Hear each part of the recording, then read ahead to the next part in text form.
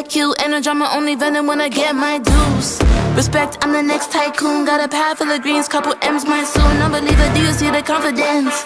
Got some people waiting for me on the fence. I live it but never see me on the fence. Best believe that when I win it's common sense. I'm designed to fly, defeat all demise. The best me, no fear, no compromise. 100 degrees, I breathe more to life. You should disconnect and throw in the wires. And the hand that's in this, gotta back it up a high percentage. Got a heart in my sleep non-stop. Stepping up to the seat, more shots. Getting those I'm alive, unleashed in the fire. Out in the wild, you can never stop me. Watch me dive and free, and it's my time. Up in the stars, you'll never forget me. We're not holding back on the side. Only get better with time. Ready to own what is mine tonight. I'm alive, unleashed in the fire. Out in the wild, you can never stop me. Yeah, I never wait up. Flowers say so they coming on the way up. A true fighter's what they always been afraid of. Cards had a close on my circle when I lay up. Switch the game every quarter like a time zone. Aim for the bus, tryna build up to this mind zone. Pave the way with only items that I might own. Imagine what I'm about to do, be an icon. Ain't a problem, just the haters that I might know. It's a night show, the way I'm about to make a movie with these lights. No, they wanna be like me, they can try. All gold, everything when I write. Come and pity, every legend gotta fight. A new world, when I flip, make it tight. Ain't nobody doing minutes how I like. Seat buckled up, going up like a bike. I'm alive, unleashed in the fire. Out in the wild, up in the sky, into the light. Watch me dive and free, and it's my time. Up in the stars, with every stride, our future's bright. Cause I'm on to the next. The way I shape shifts makes them call me a threat. Running on this path, never done, no regrets. There is nothing you can do when my face on the set. You're in front of the best. Different league if you wanna get to me. I game and pedigree. Yeah, I only got a picture on the centerpiece. I'm alive, unleashed in the fire. Out in the wild, you can never stop me. Watch me dive and free, and it's my time. Up in the stars, you'll never forget me. We're not holding back on the side. Only get better with time. Ready to own what is mine tonight. I'm alive, unleashed in the fire. Out in the wild, you can never stop me.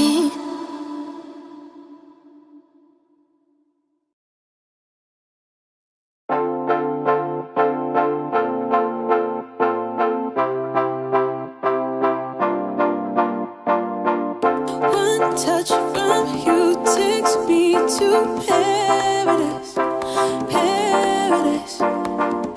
One look from you and I fall in your arms, in your arms. Baby don't stop, baby don't stop, baby don't stop it. And give me your love, give me your love, give me your loving. Say that you want, say that you want, say that you want it. Cause this is my love, this is my love. Something about you feels like heaven came along. Baby, can you feel it? Can you feel it? Something that you do makes me feel like we belong. Baby, can you feel it? Can you feel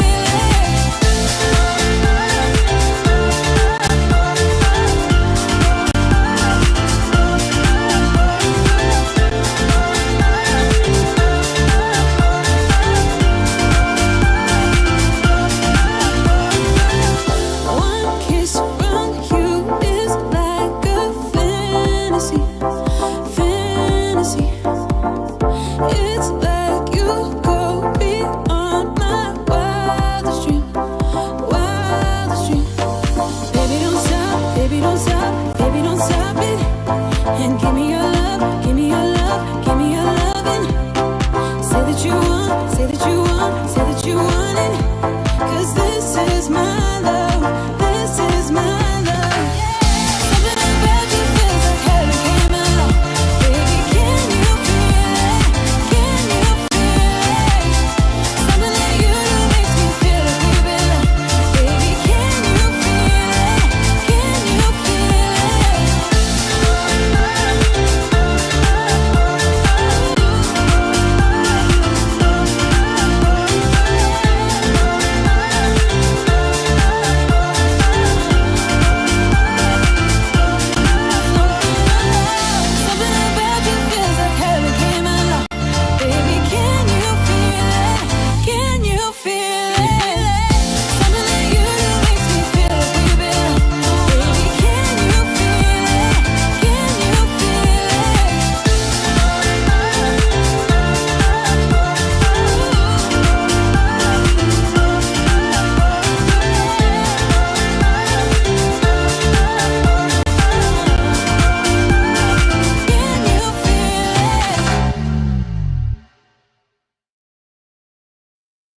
I didn't know why we parted.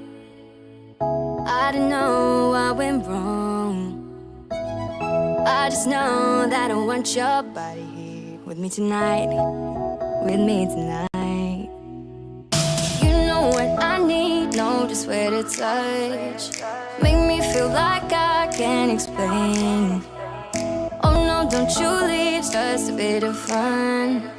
You know how to drive me insane. I know it shouldn't feel right, but baby, don't go. Just love me all night. Just love me all night. All night. Just love me all night. All night. Just love me all night. All night. Just love me all night. All night.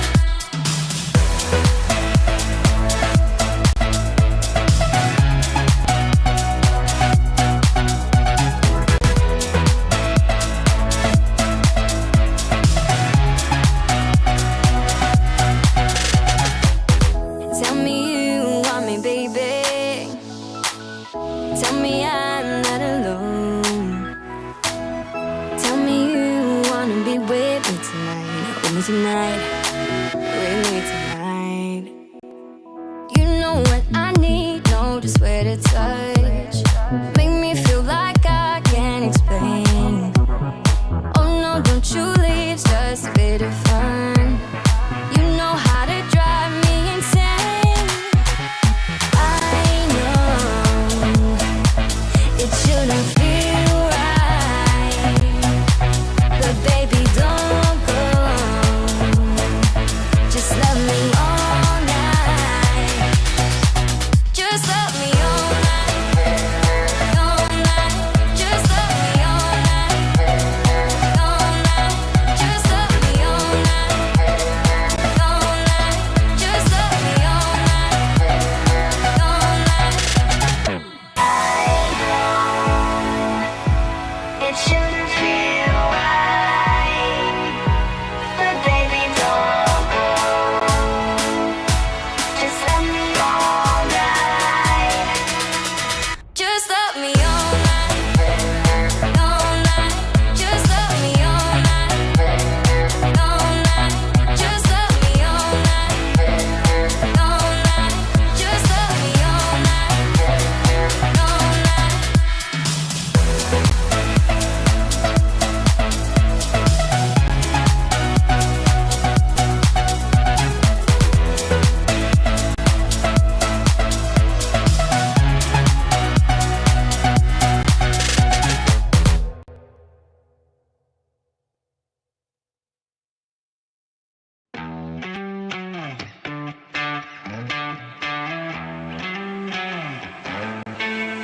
Don't need no thing. Ain't into bling. Just use enough. You fill me up. I don't care for diamond rings. I just crave the simple things, 'cause that's what I want. That's what I want. I don't need no fancy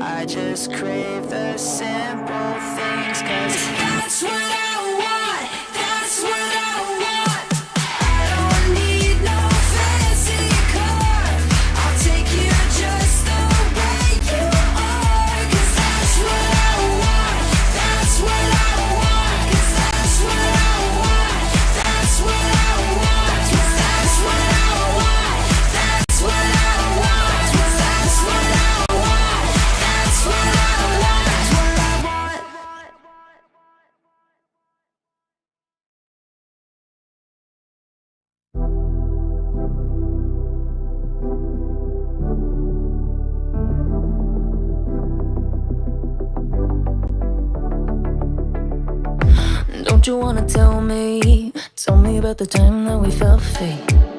Turn your eye on the halo that you give yourself daily.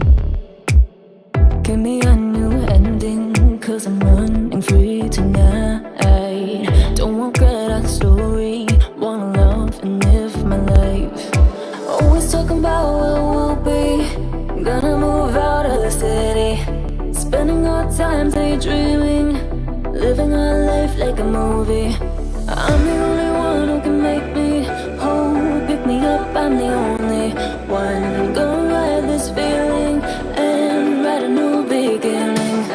I don't wanna pretend that everything I wanted was gone in the end. And I don't wanna pretend again. And I don't need to pretend I'm living in this moment, I'm living my best. Cause I don't need to pretend and pretend and pretend and pretend.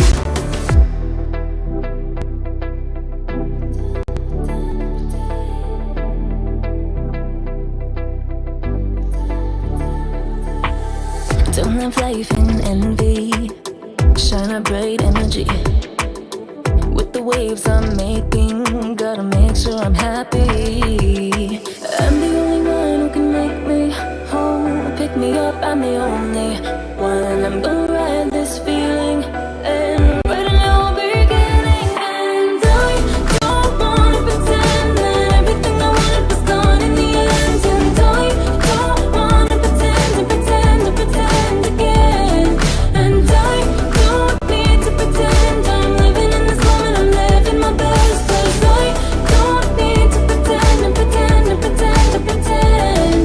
And I don't wanna pretend that everything I wanted was gone in the end. And I don't wanna pretend and pretend and pretend again. And I don't need to pretend I'm living in this moment, I'm living my best. Cause I don't need to pretend and pretend and pretend and pretend.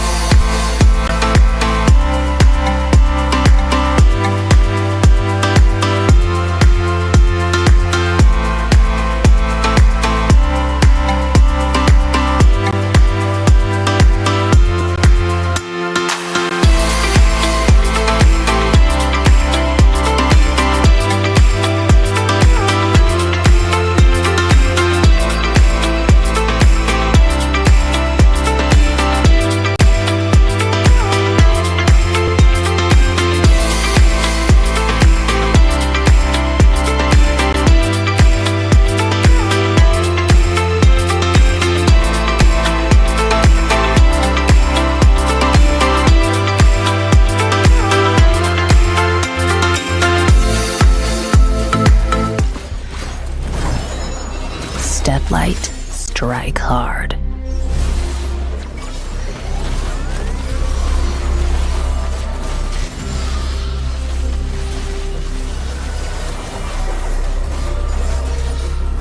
Crack 'em like a tomb.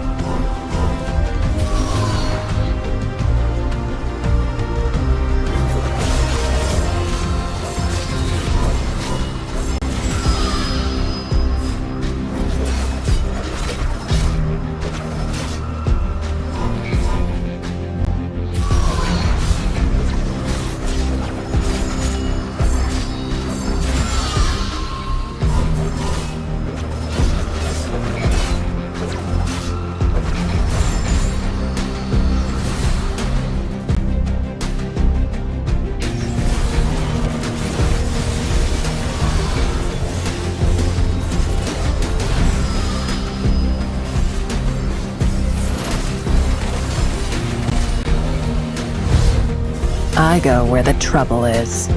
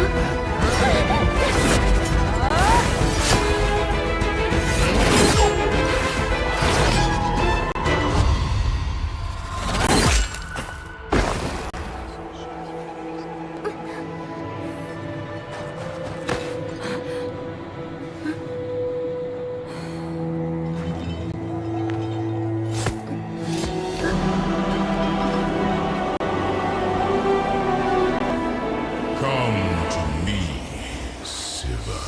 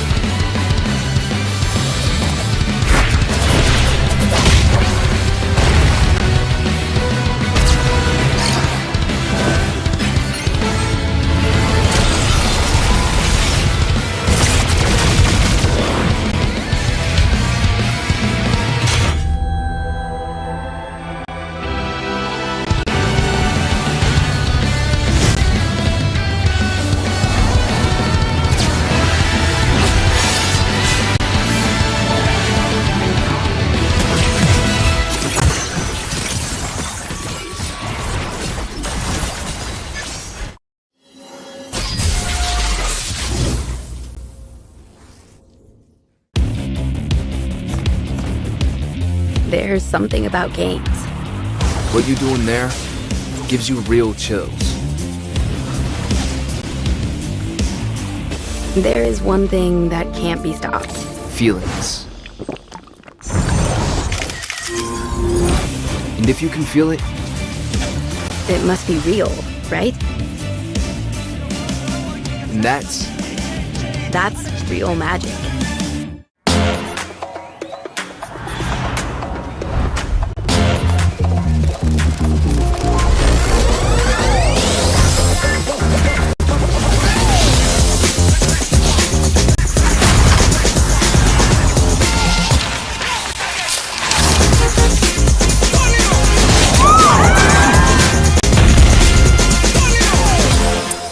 你小子骨骼惊奇呀！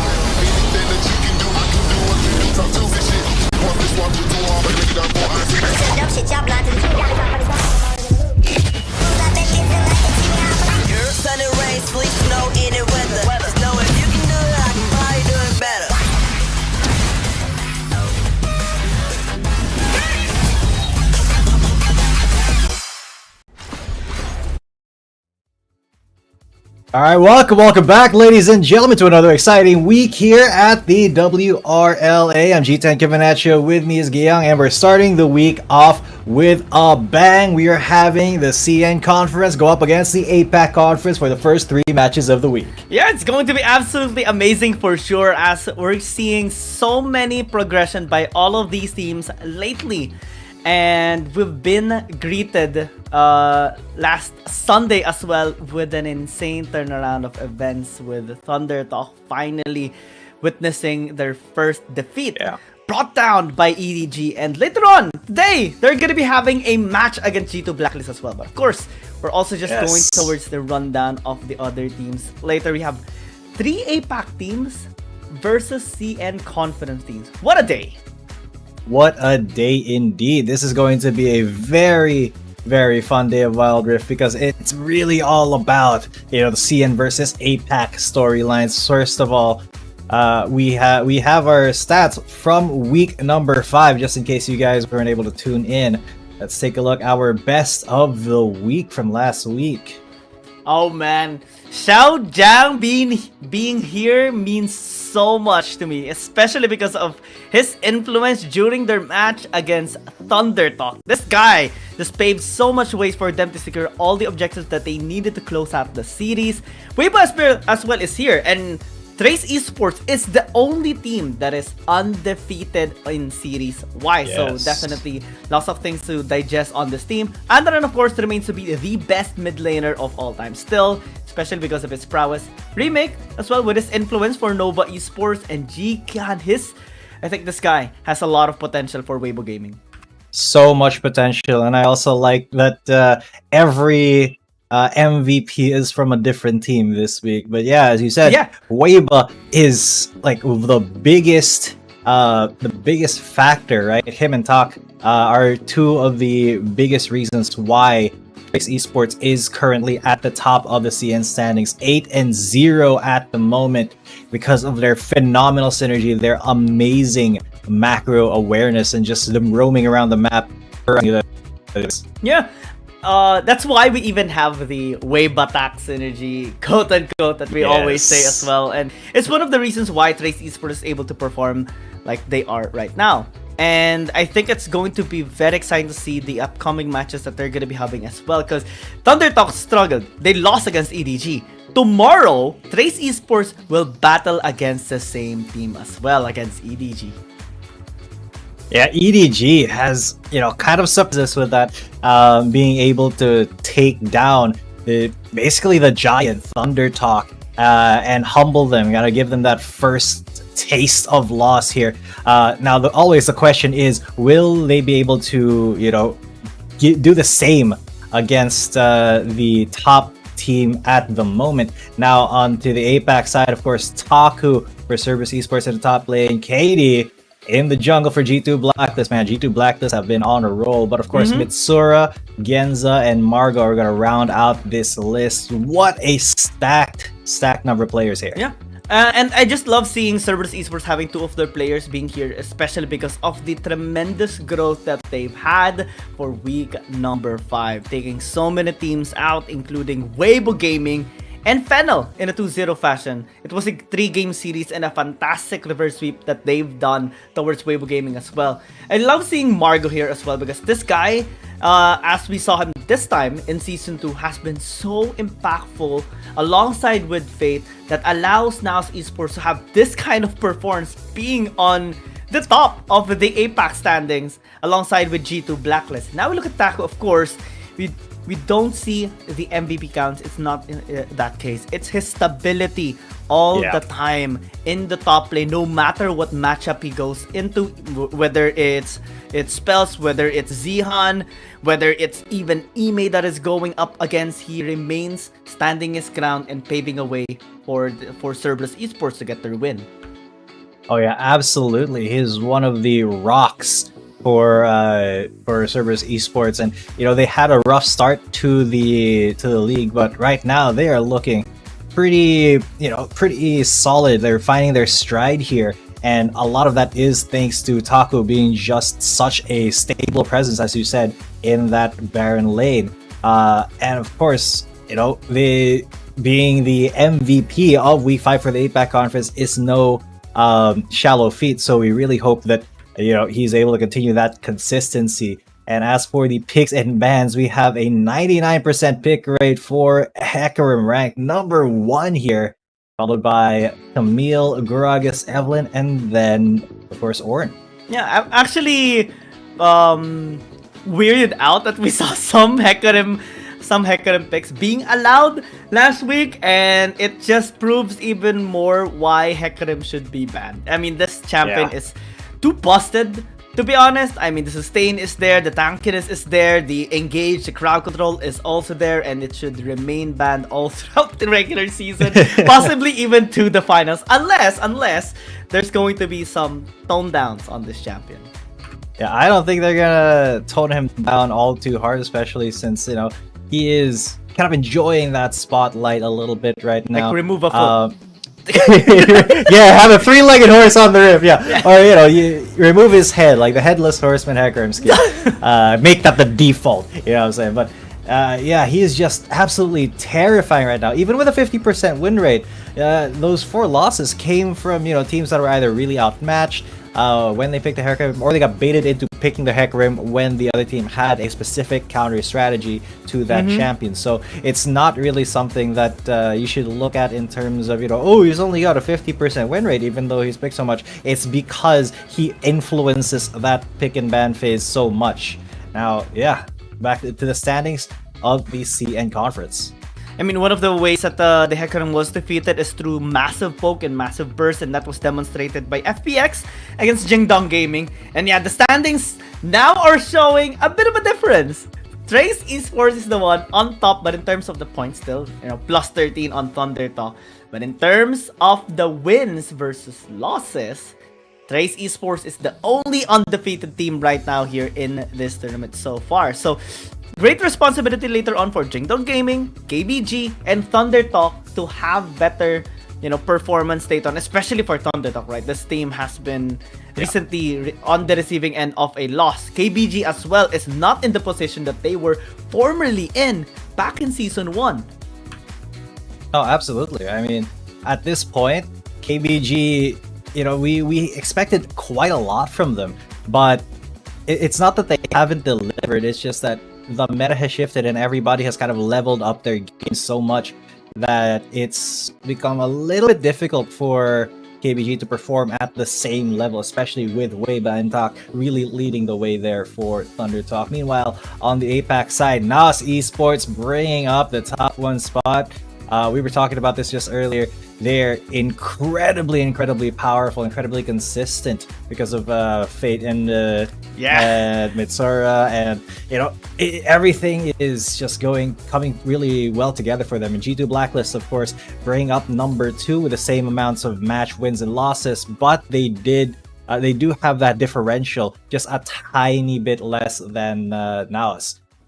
Fennel, though, is the one that is so far on the receiving end of a couple of losses, actually. And now they have a match against the formerly number 1 team in the world, the champion of Wild Rift League Asia Season 1, Keep Best Gaming. But of course, that's going to be on the second match. First match is going to be Jingdong Gaming versus Cerberus Esports, especially that JDG so far is on a 3-game lose streak. So this is going to be a bit of a redemption story for them with regards to them trying to secure another win versus Cerberus Esports that is on a 2-series win streak so far. Yeah, I mean, what a surprise from Cerberus Esports to really pull themselves up basically from their bootstraps and get some really amazing wins against Fennel the last time we saw them, and I forget who it was their last win, but a very surprise. Yeah, Invade Esports. So very good wins for them, even though it is the APAC side of things. Now, will they be able to stand up against the challenge of Jingdong Gaming? I mean, this is going to be an insane matchup. I mean, Cerberus Esports, they won against Weibo Gaming, they won against Fennel. They're on a 2-series win streak so far. JDG on a 3-series lose streak so far. And we look at the roster on both sides as well. Now we look at Cerberus Esports and see that Genza, Taku, those players have been highlighted earlier. Taku's stability in the Baron lane is going to be pivotal to match against Lemon later on, because both of them love using the Riven, and I think that's going to be heavily contested later on. I mean, Fiora, Camille, and the Jax is always used, but now we see some other champions resurfacing, like the Gwen, like the Riven, and I think that's going to be an amazing contest for them. Yeah, I feel like that's going to be a very interesting matchup to see. Speaking of Lemon and Taku, let's see the head-to-heads. Of course, just all across the board, Lemon has better stats, just slightly. That's because Jingdong, really, they have been winning a lot more. They've been in a lot more, I feel, bloody matches, especially since if we consider that Cerberus Esports had that little bit of a loss streak coming into, from the start of the season. It does make sense that Taku doesn't have that many good stats, although he has been on an uptrend this week. So very, very much a player to watch out for. Yeah. Taku as well has been really spamming out a couple of champions lately as well. You know, he has tried out the Gwen, has tried out the Camille. We will go to the stage first though to introduce the teams by the host. Hello， 各位现场以及屏幕前的召唤师们，大家晚上好！欢迎大家来到英雄联盟手游职业联赛 WRL-A 的比赛现场，我是主持人维嘉。今天是常规赛第6周的第1个比赛日，本场比赛将由 JDG 对阵到西贡 CES。CES 无疑是这赛季 APAC 赛区的强者，今天 JDG 又能否成为 CN 赛区的守门员？让我们赛场见分晓。Hi everyone, welcome to the stage of 2023 Wildlife League ASA. I'm Valora. Today is the first match day of week 6, with the first match being played by JDG and CES. CES is undoubtedly one of the strongest teams in the APAC region, and whether JDG can become the goalkeeper of CN region, let's wait and see.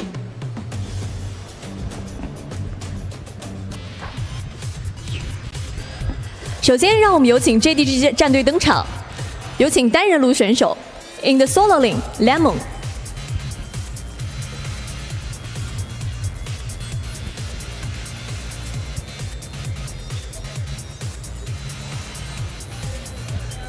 下面有请打野选手 In the jungle, Vance.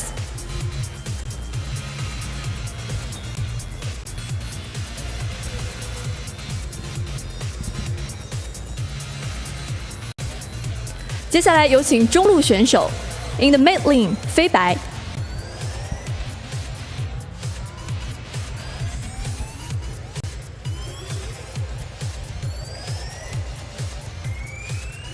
接下来有请射手 In the duel lane, Barry。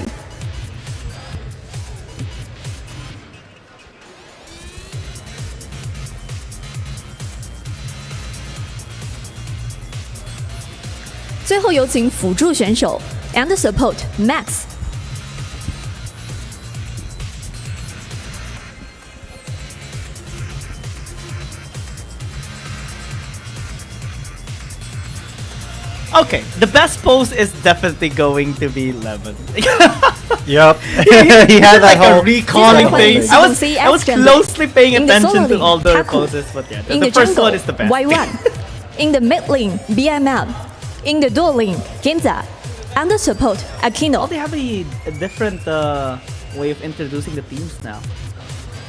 两支队伍现已集结完毕，让我们即刻进入召唤师峡谷。All the players are getting ready. Let's start into the world. Oh, I think there's not gonna be a VOD on the on the team of Cerberus Esports, unfortunately, but it's okay. I mean, we still support them all the time as well, alongside with JDG, especially with their match right now. I mean, we talked about the situation of both of these teams so far. JDG so far not really in a good state. Overall, they're also struggling to be on the placement spot of the CN conference. Meanwhile, Cerberus Esports are sitting at 3rd, so it's not really a big deal for them, at least that much, especially that they've won as well against many teams. Yeah, I mean, JDG, they are definitely kind of not sweating at the moment. I feel like they still would, they are still treating Cerberus with respect, but they are just not as worried as, say, if they were facing up against Thunder Talk or Trace Esports, even though, they're 3-6, and, Cerberus Esports, they don't have the best record either. It really just comes to whether or not Cerberus is able to continue their momentum if they were able to learn from the couple of wins that they were coming out from, because they are 4-4. They have more wins than JDG technically, but JDG are, they want to come back and get to that playoffs contention spot, and to do that they have to get through the gatekeepers here, which is Cerberus Esports. Yeah, especially 9 games or 9 matches already has been gone through by JDG. It's definitely a struggle, only being able to secure 3. Meanwhile, Cerberus Esports able to win 4 out of the 8 games they've had so far. Definitely, we are going to be seeing Cerberus Esports attempt to increase that furthermore. But of course, we'll just go to the fight for a side. And we're going to be having a Lilia. Very interesting that we do have a little, but we do have a skirmish already. Y1 getting taken very low and is the first casualty. I'm sorry, Thresh, but you are not welcome here apparently. Keno with 1 HP. Oh, once was not able to get the auto attack. He wasn't able to get range, and that is going to be the Vayne greeting for the death. And Lemon greeted for it as well, but at least he got that. So Keno does go down, but he's got the zombie mode and passive to make him get back, or at least do a little bit more damage after his death. A very action-packed start already, and they are still scrapping as Lemon comes back into lane immediately. Yep, 3 ADCs on the side of JDG might be kind of scary, but let's see, because they do have their front lines, especially Lemon on the burst on the Rengar. It's gonna be scary. Yeah, because that's already the burst coming in, and look at those health bars start depleting as Akeno is the next one to go down. Genza did go already as BMM incredibly low. The zombie was not able to bite anybody and convert them with any punches or anything. So pretty low Cerberus Esports. Oh my god, this Rengar is so greedy, but it works. Gets shut down by the Thresh though. So with that being said, we are in a little bit more calm of a state for this particular moment. Faba actually making this misfortune work! Oh no! Oh my god! Never mind, I that jinxed misfortune it. did not work. You cast your curse it, Sorry, I'm sorry, Faba. Oh, very unfortunate, but now someone else is caught, and that is going to be Lemon. He's gone, and already the tower dive coming in. Of course, the Scion goes in first because he's the one who can die, and once gets charmed, and he's able to actually kite it out and get that kill onto Taku. There's the bullet time. Feibai grabs one as JDG fight back, even with 100 health left on their tower. It doesn't go down. Max comes in and gets a knockup onto BMM. But can Lemon catch up? All he has to do is go in and roar. And look at those health bars just get decimated by the kitty scream here. And will they? Oh my god. What? Feibai is looking for one more HP, one more damage onto BMM, but he doesn't get it. But it is okay because Lemon gets it, and that's a 3 kills already for JDG. Charm. Lemon does go down, but at the very least, they were able to get a lot of stuff for themselves here. Yeah, the charm actually was able to connect onto Lemon, and then the follow-up was there by Genza as well. So far, it's actually pretty good here for JDG. Despite having 3 marksman champions, they're actually making it work. Yeah, I mean, it's because the Rengar is there. Yeah. He's usually one attacking, but look at that bullet time. And then the Ornn Horde into 3. Taku is incredibly low, but Y1 got blown up immediately, even though the Ornn has been punished once. He's inside. Oh, he's not. He's outside. He's gone now. But look at Lemon just decimating everything. He just got a triple kill in 0.3 seconds. Akeno, the last man standing, because he's the tankiest, will be able to get away from there. This time, JDG is looking to push once again here into the tower. Keno's the only one to actually stand and try to defend. It's being ignored. Oh! Okay, execute. Oh, good execute. Yeah, good execute. Feibai not noticing Akeno because he knows that Lemon will just help him take that man down very easily. And that is going to be all she wrote for that. This time, with the tower down, Cerberus Esports needs to be a lot more careful. Lemon's just gonna be falling down. And we'll be able to buy items as well. And speaking of, look at how much gold efficiency they have. And oh my god, inside the box there's 3 champions. Max has to get out of there quickly, had to flash out. as Genza is the next one, but a very fatal mispositioning for once will spell his demise. Very unfortunate, but Cerberus Esports, they are fighting back. They're gonna get this tower. Just one auto attack, he'll do it. Look at those bars once again. Just Lemon. Whenever you do not go near a bush. You do not know if he's going to be in there. Just don't do it, because look, even without his, well, that was his empowered kitty scream. He just one-shot Taku on that Ahri. Rengar is one of the deadliest champions we've seen in this entire fight for side meta. Yeah, and if you disregard him, if you ignore his strength, you're just gonna regret it every single time. Lemon's even overextending there, will finally fall down. But JDG threatening for another tower takedown. Cerberus Esports needs to be able to pick the pace up, especially for Y1. Yes, his death sentence has been connecting. Okay, good kill. That's a good connect. And with that being said, Y1, oh my god, Barry, I thought that he was actually gonna get that, but apparently not. A little bit unfortunate there, but you know, it is what it is, it happens. Now though, let's see if they can finally get a kill here, because Y1 is just taunting them at this point. I mean, Cerberus Esports, they can still come back to this. The only thing they need to do is provide Genza the peel, because he's the main damage dealer here. Taco as well is dealing damage, but I mean, they have more front lines, and BMM hasn't skilled up just yet. That's why we don't really see any plays coming in from the Lily just yet. JDG, they're fully aware of this as well. That's why they're pushing their limits. Yeah, they know, they are aware. And there is the train coming in as Akeno is in the front, and immediately Lemon one-shots Taku as Akeno tries to get a little bit of revenge. Y1 is going to be very low. That's an incredible call for shot onto 4 just to delay the push from Cerberus Esports, but finally they're able to shut down Lemon. They're able to shut down Feibai and Max and everybody. The Barry is the last man standing here. BMM very hard chasing him right into the base. Akeno going for the execute. Oh, he actually was able to get it. Oh man, that was a good final kill onto Barry. They just suicide into the fountain. Actually was still able to execute himself. I thought once or Feibai will be getting the gold onto Y1, but this time they will be able to at least push in the wave. Taku's gonna be here though. Sneak into Feibai. No! Oh, missed the nice charm. Unlucky, but NT. That's a good try. NT.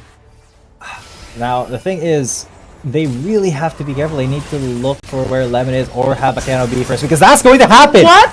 You just get one shot. You get just instantly evaporated when Lemon has his cooldowns up. And when he gets his ultimate, it doesn't even matter. He doesn't even have to be in bush. Now he's going to try to go for a kill onto Akeno, but Y1 is the one who receives it. He gets knocked up, and there's the bullet time to take that man out. No, it was actually the silver bolts from the vein. So now another one shot coming in, and he gets a double kill with that. Akeno's gone as well as Taku.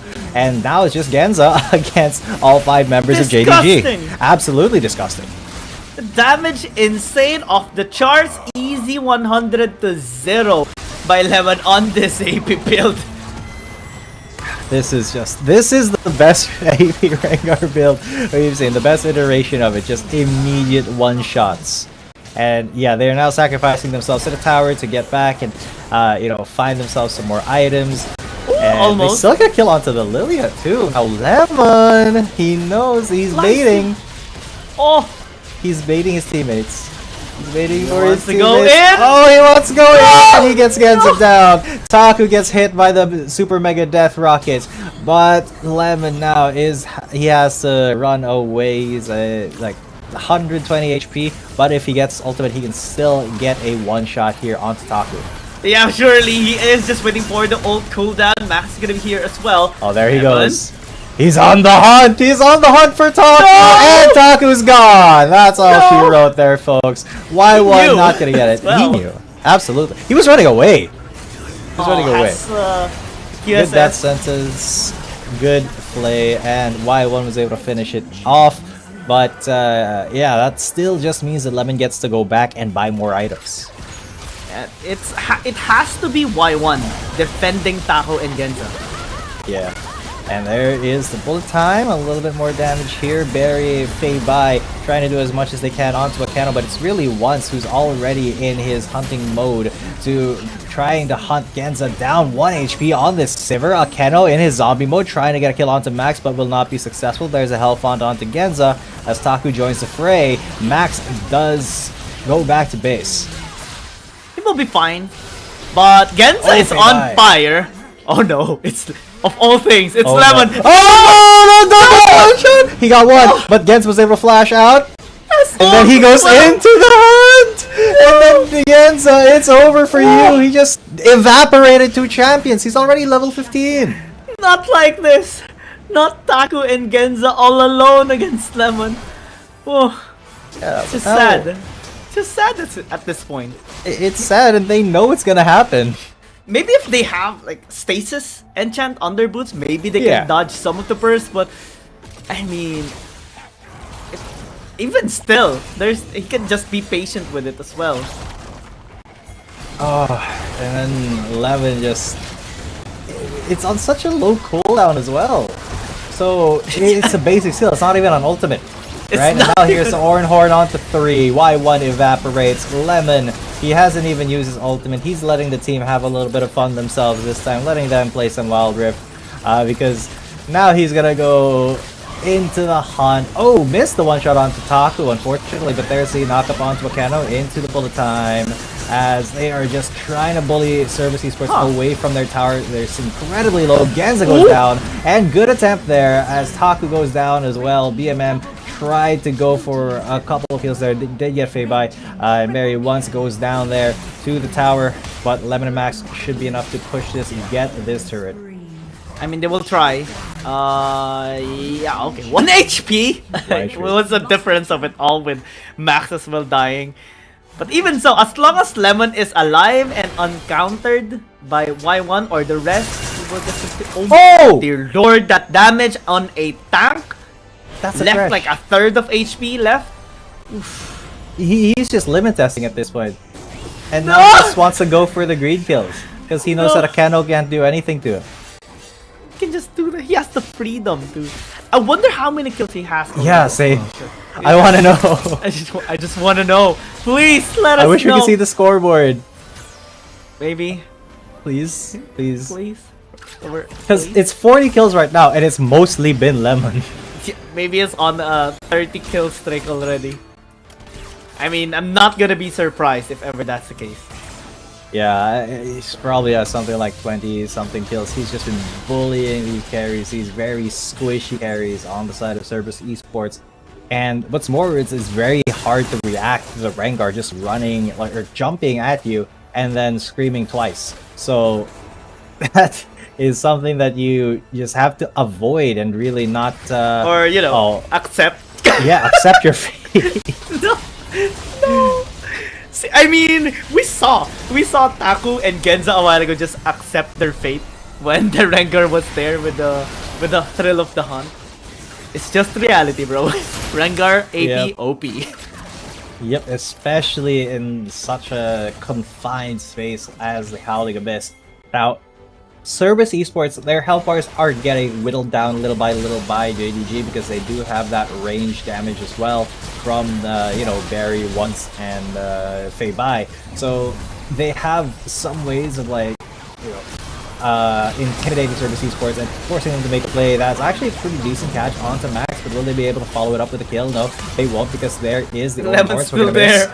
Lemon, he's waiting for his opportunity. No! He goes into the thrill of the hunt. Taco immediately dies, evaporated and incinerated there. Akeno still holding on for dear life, but he gets shot by a rocket here by Barry, who is in rocket mode. BMM trying to get at least a little bit of damage because Genza is incredibly low. Basically 1 HP. Did you know that that with the rocket, if you shoot it at the Nexus, it can damage people around it? I bet Genza didn't know, but he's 1 HP because of that.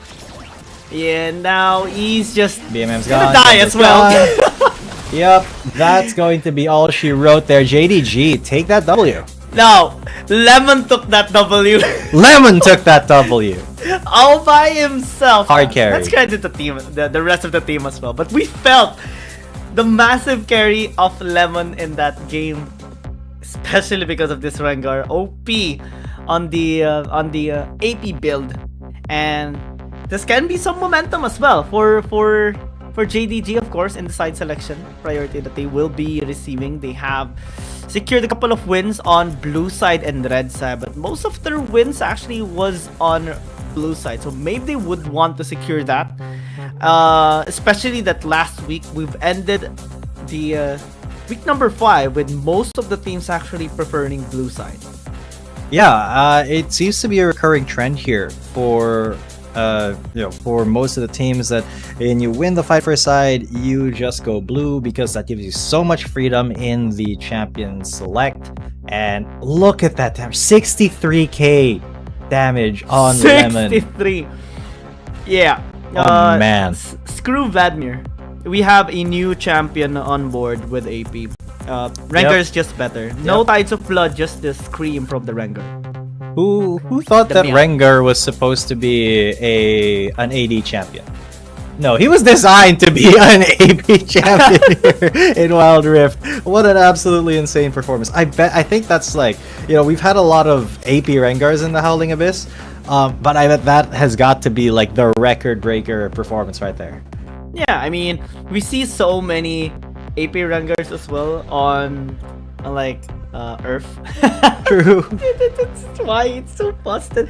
Especially if you have the gold to buy your AP items. Yeah, you're gonna hurt. But it's also difficult to just pull it off, especially that most of the slow-paced game requires auto-attack, and yeah, that's why AD is more preferred. But on these fast-paced games, it's just a sight to see, as always. But let's get down to business here with the actual series, because Cerberus Esports still is the one on a win streak. Maybe they can try to have Taco as well be prioritizing those carry champions that he has been using. Ezreal has been really great for Genza as well. So maybe on red side, they would be able to secure both. That is a very distinct possibility here, because usually what happens is a lot of the time the bans, we get the Hecarim and Evelynn on the red side, most likely. We get the target bans from the blue side, and then what usually happens is they first pick Ornn or they first pick the Baron laner, which is pretty safe. Sometimes you get some surprises, like if they first pick a dragon laner or something like that. But looking at the bans already, Ornn gonna get taken out of contention here. Zeri, Lee Sin as well, and of course, Hecarim and Eve with the Zoe in the middle. Lots of target banning here for JDG, but of course, what are they going to pick up now that Ornn has been taken out of the picture? Well, Gragas is available, but if they want to have Max be able to set things up, they can put it up. Lemon as well can pick up the Camille if they want to go for Camille Galio, but looks like it's gonna be an immediate control by Feibai. I mean, Feibai is really talented in using the Kali. We have seen his champion be banned away so many times after his amazing performance on this champion as well. Let's see what's gonna be the response of Cerberus Esports. They can still lock in the Camille and the Galio if they want. I like that. The classic combo, Camille Galio, Hextech Ultimatum, Heroes Entrance, can't beat it. It's just that at this point, Galio is not a super proactive support. He does require some kind of setup and some specific situations to be really good as a frontliner. So that's where Camille comes in, where she goes into the front line for him. She disrupts the back line, and then he comes and disrupts it even more. That does open up, the Gragas to kind of counter that. As soon as the Hextech Ultimatum drops, you can yeet the Explosive Cask into it. But we do get a Sivir. Sivir has been getting a lot popular since she first saw play last week, and for a good reason. Sivir is actually pretty good in Wild Rift. Who'd have thought? Yeah. Aatrox's gonna get followed up there by JDG. That's why we see so many of our players just spam the Sivir as well on their ranked games.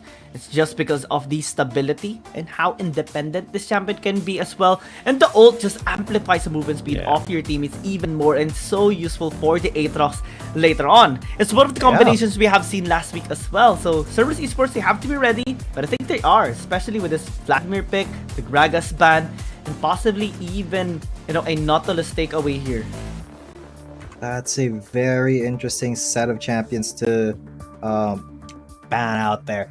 And of course, picking the Vladimir here does give BMM a lot of safety in that mid lane, gives him a lot of late game power scaling, especially once he is able to hit that point where, you know, he's got 3 items and he starts just basically blowing people up and getting away with it because of the blood pool. Jax, Saya getting banned out here as well. What is the last ban gonna be? Genza, he still has his Ezreal open. There are a lot of possibilities for him to still pick up here against the Sivir, but whatever it is, he basically is going to be just playing in that lane. There's not going to be what I'm trying to say is there's not going to be a lot of action in that lane. It's going to be a farm fest just because of the nature of the Sivir. But when the mid to late game comes out, Genza's talent really shines on this Ezreal. I mean, we mentioned the Ezreal a while ago, right? Camille and Ezreal, now both of it has been picked up. Fjordo is going to be the response here of Lemon, of course, to establish side lane control later on against Cerberus Esports.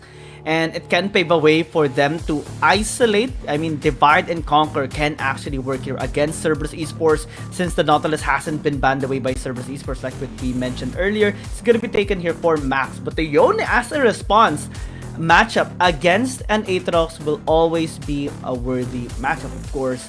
And Cerberus Esports looking to have the better scaling here, but they have to take watch, of course. Keep an eye on the Akali later on of Fei Bai, because this is going to be their counter for Cerberus Esports. Yeah, the scaling is really good here for Cerberus Esports, I agree. But just looking at how many avenues JDG has to engage and even disengage, this is going to be very tough for Cerberus Esports to dictate the pace of the match, right? I think the early game is going to be a little bit slow. The mid game is going to be where JDG, you know, starts to push a little bit harder, starts to really try to go for some aggressive skirmishes because they have so many champions that rely on getting a little bit ahead, or rely on getting some good fights in, so that they can actually take over the game. So can Cerberus Esports really turtle back and prevent that is the question. It will be answered later on as we go into this first game of this best of 3 series. Again, it's just the first match. JDG and Cerberus Esports has decent scaling and also early game pressure as well. Let's see who is going to be coming on top of this, especially with the Severe and the Akali picked up for both Barry and Fei Bai. Yeah, a really good matchup here in the mid lane. Can't wait to see how this comes out. As Fei Bai, an incredible Akali versus BMM, who's picking a champion that, you know, kind of counters Akali, but is just really safe overall. The late game is really where they will be shining. Now, Yone in the jungle, I like, because it is kind of a comeback mechanic, especially when you can get that the perfect Fate Seal. But because of that ward Lemon will, that Lemon put down there, they know exactly where he's gonna be. Max already almost getting the kill. He does give the kill over on again. So that was Barry with the first blood as Akeno has to run for his life. I thought he already flashed. Oh, that dredge line almost hit too. That could have been a 2-for-1. Barry with the level 1. I said the early game was gonna be slow. I was completely wrong. Yeah, and most of our first blood actually in the bottom lane always involves an Ezreal, but this time we have been seeing Ezreals being the one to get picked off, especially as they overextended. That was the case there for Genza. He got too overzealous, was too deep into the lane in the bottom one, and got caught by Max and Barry. And since this is a Severe with an auto attack reset basically on his Ricochet, that paved the way for them to just get the first blood. Yeah, that was something that I don't think Cerberus Esports was expecting. Now, that does put Genza in a little bit of a compromising position, especially in that early game, because now, not only can Sivir, bully him in terms of just damage, she can just push the lane constantly over and over and keep him consistently under tower so that, you know, he's always pressed, always trying to get that farm under tower, you know, as they hit level 4, level 5. But Genza, to his credit, is doing really well at trying to get back into the game. Akenos will be spotting out once, and I mean, he will be fine. There's going to be a big responsibility for Genza to be able to be stable in the bottom lane. BMM is having a great time against Data, of course, because the Akali doesn't deal that much damage just yet. Top side is okay as well. Cerberus Esports not really trailing that much behind despite that first blood. Yeah, it really was just that little bit of lane advantage that they needed. But JDG, Lemon already pushing up, getting a turret plate up in the top lane because of the back of Taku. I assume that's because of a duel that went a little bit wrong for Taku. Now, once is putting a lot of pressure up there in the top lane, that's for sure. He wants to kind of gap Taku because the Camille versus Fiora matchup is a skill matchup, and he also wants to gap Y1 here, who is actually going to go for gank onto Lemon. But Lemon is able to get away. Great disengage coming in from Lemon, especially with the pressure of this Yone. I mean, damage not really felt just yet because no items has been picked up by Y1 just yet, so it will take some time. Just like the Akali, just like the Fiora and the Camille, that's one of the disadvantages of picking up scaling champions, but it will be useful later on at 5-minute mark, in which why we see them not really going too hard onto each other. At most, it's just the bottom lane, simply because they have the poke and the burst. Yeah, this is a very difficult situation to kind of get out of if you do not have to answer to that poker burst. But Akeno is going to get engaged on the dredge line, finding his mark. Max, what an insane player, finding those little avenues to get that dredge line in. And Genza, of course, had to come back from where he was warding and assist, but now that means that he's left under tower here, and Barry can just go hog wild on the tower, as Genza will be shooting him down with some mystic shots. I mean, interesting how we see JDG almost getting 2,000 gold lead with just the first blood, but also because of the waves that they have been able to crash and denied from their matchup as well. It's mostly felt in the bottom lane too, because Genza hasn't really been able to safely farm. That's why we see the rotations coming in pretty early for Cerberus Esports. It is responded as well by JDG, simply because 4.5-minute mark means rotation and prio for mid so that they can prep up for the objectives as well. But since we see also the influence of Barry having better wave gear, the pressure of Max, this can be problematic for Cerberus Esports. It is going to be a problem for Cerberus Esports if they're not able to respond to this movement of JDG going towards that Rift Herald. They really want that, but I feel like they really should just trade objectives once they do pop up. But Taku is looking to be maybe a little bit of a target here, a little bit of a target on his back. But JDG, they do want to go for the Rift Herald first and extend their early game lead by getting some of those towers. Of course, the scaling option is for Cerberus Esports.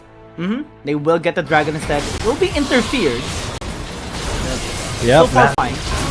That's a good contest, but they won't be able to get the dragon. Barry and Max doing a lot of damage. Even with just the two of them versus 4, Cerberus Esports had some mad respect there. Now the RA is going to be spawned into the mid lane to take this tower down early as possible to again just allow JDG to have the better gold. And now it's massively impacting this game pressure as well towards Cerberus Esports. 3,000 gold lead. He will be going back to the base as well to cash in for their items. Lemon not really having that much of a problem, but Hextech ultimatum onto Lemon, and then he goes for the grand challenge, but Akeno's there. Lemon has the flash out. He was able to defend during the Hextech ultimatum, and he keeps his life. yeah, that's the power of a Fiora, especially with the repose, with the launch. You can just slither your way out of harm's way. Y1 is going to be here as well. Just full investment. Yeah, they're putting a lot of resources into this top tower here on Cerberus Esports side, and to his credit, Lemon is doing a really decent job of keeping it held down, especially with Max there. But now into the bot lane, Feibai doing a little bit of damage to BMM, but remember that is a Vladimir, and he had a Honey Fruit, so he'll be completely fine to just take that damage. Feibai, I think, really has to look for opportunities elsewhere. I mean, we're starting to see the potential of Feibai though, because early into the game, first 5 minutes, we see BMM actually be the one to shove up the waves towards the tower of Feibai. But now, as we see, with just almost one item influence, one is going to be here as well. Yeah, this is going to be an orchestrated dive if BMM does not sniff it out, but lucky for him, he had a ward there. There is a true shot barrage to clear the wave basically, and Cerberus Esports, they are just kind of trying to play the farming game right now. They don't want to go for any big engages unless they have the overwhelming advantage, like in that attempted dive in the top lane. I mean, it's working as well so far. Barely 5.9 thousand compared to 5,000 of Genza. I mean, 1,000 gold isn't really too much of a big deal, but with both of them scaling, it's leverage still for Barry. It really is, and then you think about how, you know, 800, 900 gold, it may not seem like a lot, but that is like a whole item component that you need. So if you're up an item component, that just means that, you know, in terms of raw power, raw stats, you are ahead, and that is nothing to scoff at. So Cerberus Esports, they have to start looking for different opportunities to get in, but there's Max with a flash in onto the Ezreal, and then Genza gets knocked up as well, just immediately evaporated and piled onto as once is now onto Akeno, who was not able to do anything to save his Ezreal, and that's 2 kills there for JDG. Man, the damage and engage, the follow-up as well by once, the time that he had the best possible opportunity, just did it without hesitation. That's the power of the Ezreal. Or the power of the Severe rather. Just a movement speed buff towards the World Ender movement speed buff. You have no way to escape. To add in, of course, Nautilus, single target, CC, of course, will just lock you down. That's why Genza on the Ezreal wasn't able to escape. Despite the hero's entrance, it's been able to, and that's the prowess of this composition of JDG. Yeah, that death charge was just insane. I mean, he didn't even get the auto attack off, right? Because Genza was able to move out of the way, but then the death charge caught him as he was trying to SM shift across the jungle wall there into the Raptor pit. That might have even actually been a flash, I'm not sure. But yeah, just a lot of things went wrong there for Genza, and that means that Cerberus Esports have a little bit of a window here to get a little bit of revenge onto Max. He's incredibly tanky, but not tanky enough to survive 3 members just full wailing at him. That's just great gold funneling and Genza getting the kill. Unfortunately though, Cerberus Esports wasn't able to bash in this tower down. So now JDG still remains strong in this momentum that they have so far. 3 kills to 1, 2 towers to nothing, and Cerberus Esports are scrambling so far. They are looking for a solution. You're right, the word is scrambling. They're scrambling for one as Taku tries to get a little bit onto Feibai, but you can see the chokehold that JDG has on these lanes. They're so good at this lane control. They have completely chased Cerberus Esports away from this Drake. They're not even dreaming of contesting this dragon. Now what will be the response of Cerberus Esports? Yes, they have initiated this game getting a mountain dragon, but that succeeding dragons has been taken by JDG so far. So the soul has been denied. Baron might be on the table in 2 minutes for JDG, and so far Cerberus Esports has no answers. We saw the potential of this composition a while ago during the pick and bans, especially because of the Camille, Vladimir, and the Galio combination. But so far it's not. Whoa! Oh, Flash! BMM so close to death. So close. So close to death. I really thought he was gonna bite the dust there, but man, he barely clung on to life, and that is really good for Cerberus Esports because those are resources taken away from JDG, resources that they can use for this dive onto Lemon. What a ambitious plan here if Cerberus Esports wants to go for it, because Max is going to be there. Ooh. Yeah. Ignite is gonna take. I mean, Max just Ignite. Oh! Good duel side, there. GG says Feibai as he takes the life of Taku, which very unfortunate, but he didn't have the resistances there. Unfortunate. I mean, now we're seeing why JDG picked up the Akali first in the blue side. It's because of this. How strong Feibai can just utilize it despite the mechanics of the Camille. When you get hit by a shuriken, you're just gonna be done. Yep. that is all she wrote if you get hit. But the Camille, she does need a little bit more juice in her before she starts being incredibly useful, and that has not happened yet for Taku, unfortunately. He just kind of went even in lane, and then when things started going around, Akali went up there, and then he just can't compete now in a 1v1. Yeah, that's incredibly scary. This Genza recalling right in front of the Aatrox. Fortunately, wasn't been cancelled, or else that would have been a kill. But so far, we just the kills, the towers, JDG just accelerating the lead and becoming more and more stable as they scale up. 12 minutes into the game, we already see a 7,000 gold lead by JDG. Baron definitely is going to be on the table. They're already setting up Vision on the top side. Split push by Lemon in the bottom lane as Feva is pushing top lane. And Cerberus Esports so far without answers, still just scrambling around, trying to scale up. Taku. Oh, I think this could be a little bit of an answer, but that's a good flash from BMM to keep Lemon off of his toe. He does hurt quite a lot, but he still goes down. What? Lemon is alive. He keeps alive, and Taku goes down. Somehow, Lemon survived with 1 HP and all that. Rockets was able to heal out and wait for the homies. So JDG will be grabbing a couple of free kills for themselves. Yeah, free kills, and Lemon is the one to stand his ground, pick up a kill as well along the way, despite that 2 versus 1. Yeah, but now, man, that was just a little surprising. I would say now Y1 though, this is going to be a big surprise when he realized that he's being chased by like 3 people. But they have kind of found Barry inside the jungle. At least he is able to dodge on that true shot barrage. But it is a 1-for-0 for JDG as they're looking to try to get Cerberus Esports away from their jungle at this moment. Yes, Cerberus Esports have been trying. Flash in. Oh, good flash in. But Max, can he do it? That's a triple depth charge there. He knocked up 3 people. Oh, no. Oh, here we go. Now once is going to be coming in once upon a time. Good damage. That is a good hero's entrance, but unfortunately, he just was he once was not able to get inside the fight there. Hey, bye from the side. They know that he's there. They know he's an Akali. I mean, despite their Galio falling down, Akano getting taken up after not being able to be followed up as soon as he went in, still injected some gold towards Genza, especially with him getting a shutdown onto one. So I think that's going to be very pivotal here for Cerberus Esports.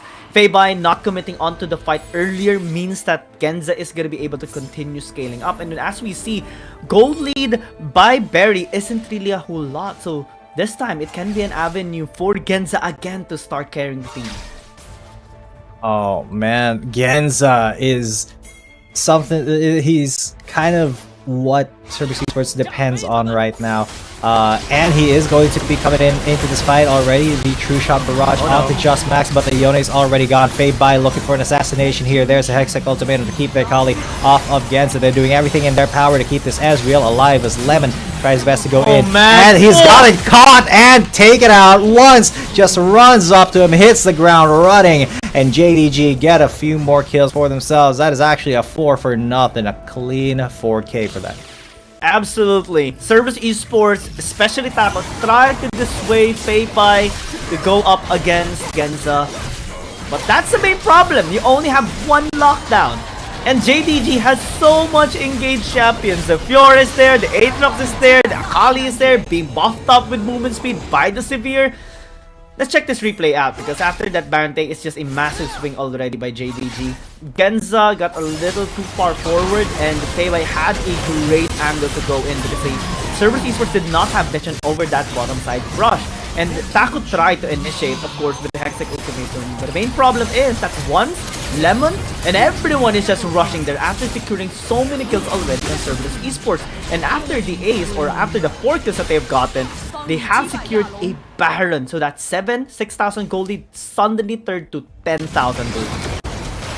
That just ballooned immediately. JDG accelerated the pace of the game so much that Cerberus Esports, even if Genza is able to stay safe, I don't think he's going to be able to tear through, you know, all of this meat that is on Max, that is on Once, and even Lemon with his damage. So he's really good in extended fights, but can Cerberus Esports even survive an extended fight long enough for Genza to be able to do his damage is the question. Let's see. They're going to be able to successfully defend. The Baron is going to be very difficult to push through. There's the stasis already on the galley. Wakena is able to get out of there. Ooh, Max almost. just had the stasis because he was BMM! and then the blood explosion coming in from BMM to take at least one kill for themselves. But remember, there's a Fiora in their bot lane taking their inhib turret, and that means that their Nexus is exposed, already less than full health. Cerberus Esports able to stand their ground. This was one of our questions a while ago, especially with the team fight win of JDG a while ago with the Baron secured as well. Cerberus Esports still able to stand their ground. They only lost a couple of their towers. Still, the game is withstandable at the very least.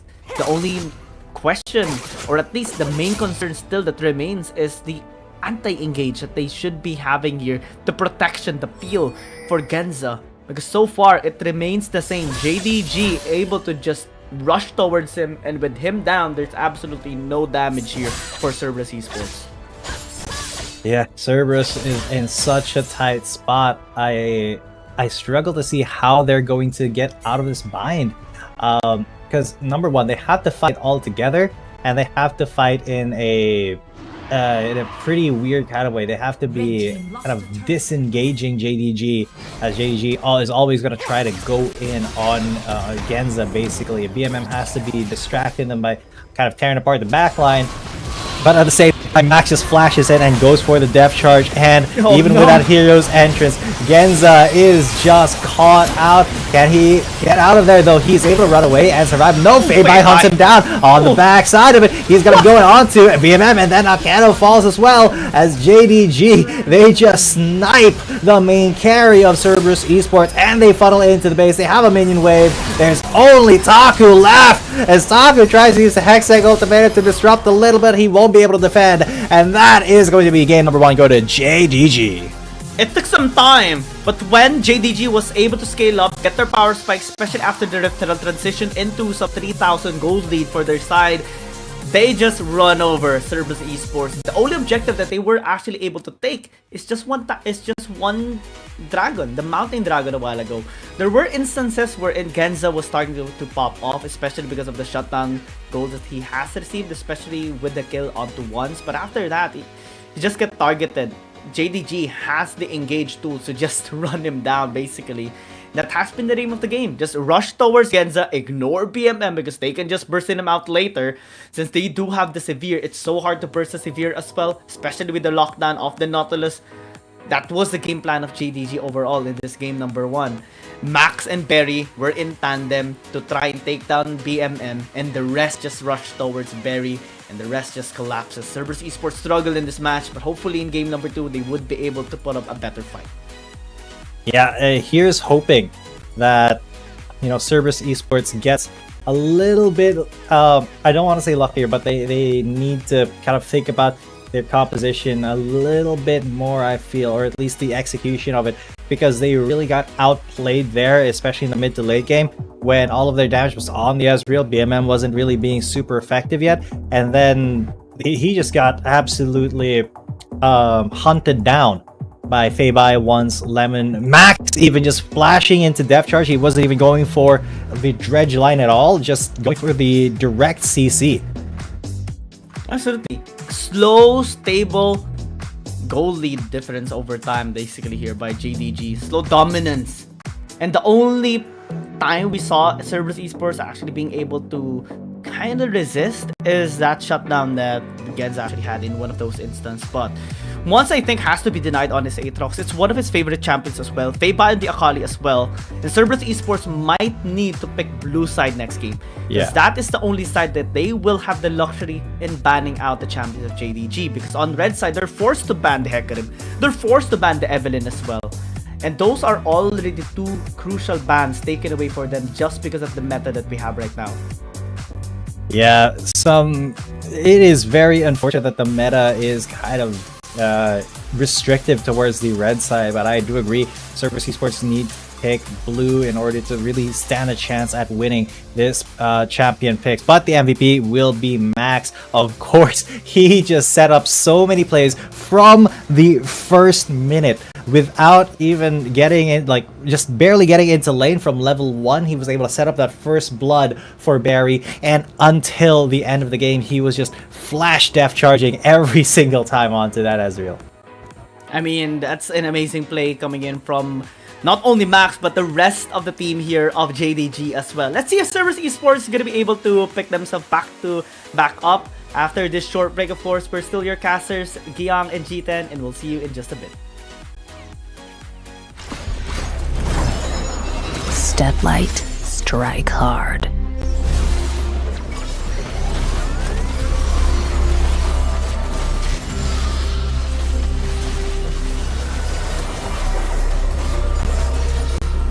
Crack 'em like a tomb.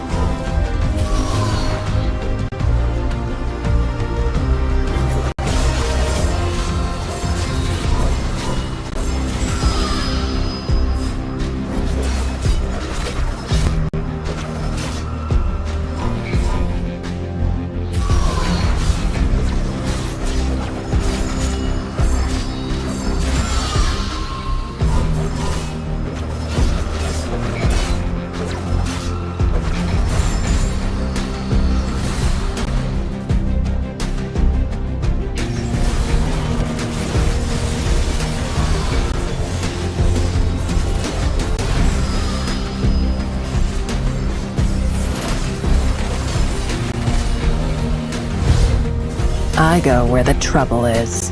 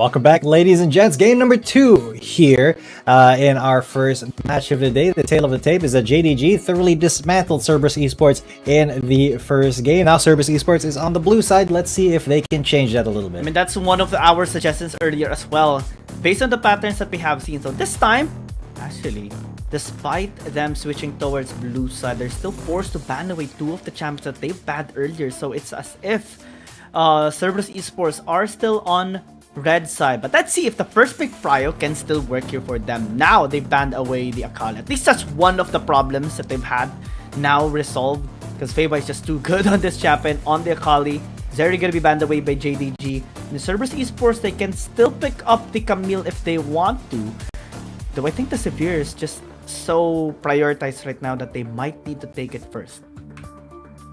Sliver first pick. That is a very interesting possibility. Is Genza really going to prioritize that? Apparently not. They're gonna go for the Aatrox first, most likely for Y1. Yeah. I mean, this way they are able to at least deny some of the champions here of JDG, especially for ones. Severe gonna be picked up here, of course, for Barry, and that has been the name of the game. Give away the Severe, we'll take it without hesitation. Vladimir as well is gonna be taken by JDG for Fei this time around, since the Zoe has been taken out. And Cerberus Esports, they can still go, of course, with the Ezreal for Genza. I mean, despite the early mishap from the early games, was still able to pick himself up and secure some kills. For Cerberus Esports, Kassadin can be a good counter, though we have seen some Corgis and Oriana's being used against the Vladimir. They will still go with the late game scaling of a Kassadin. Yeah, Cerberus Esports seems to be really big fans of late game scaling. And against the Vladimir, you know, that's pretty decent. He does have that magic damage shield. He scales along the same timeline-ish as a Vladimir, but Max on that Nautilus is a menace, and I'm very scared for Cerberus Esports if JDG get an early lead, because Max is just going to pretty much try to do the same thing from level 1. Cerberus Esports has to be aware that they cannot play standard lane in the bot lane. They have to be very cautious, have to be very ready for Max to just go in and try to get Barry that first blood. Great catch on the Ezreal as well, alongside with Zaya. So those champions that can reposition can be safe in the back line to poke out, and just free hit is going to be denied by JDG. That leaves out possibly the Lucian still here for Genza. It does serve really well in the early game as well, and can deal some damage towards the late game too, but it's not as safe as the Ezreal and the Zaya. Let's see if they're gonna pick it up later on. Yeah, and for that, it does look like JDG is hiding their jungler for now.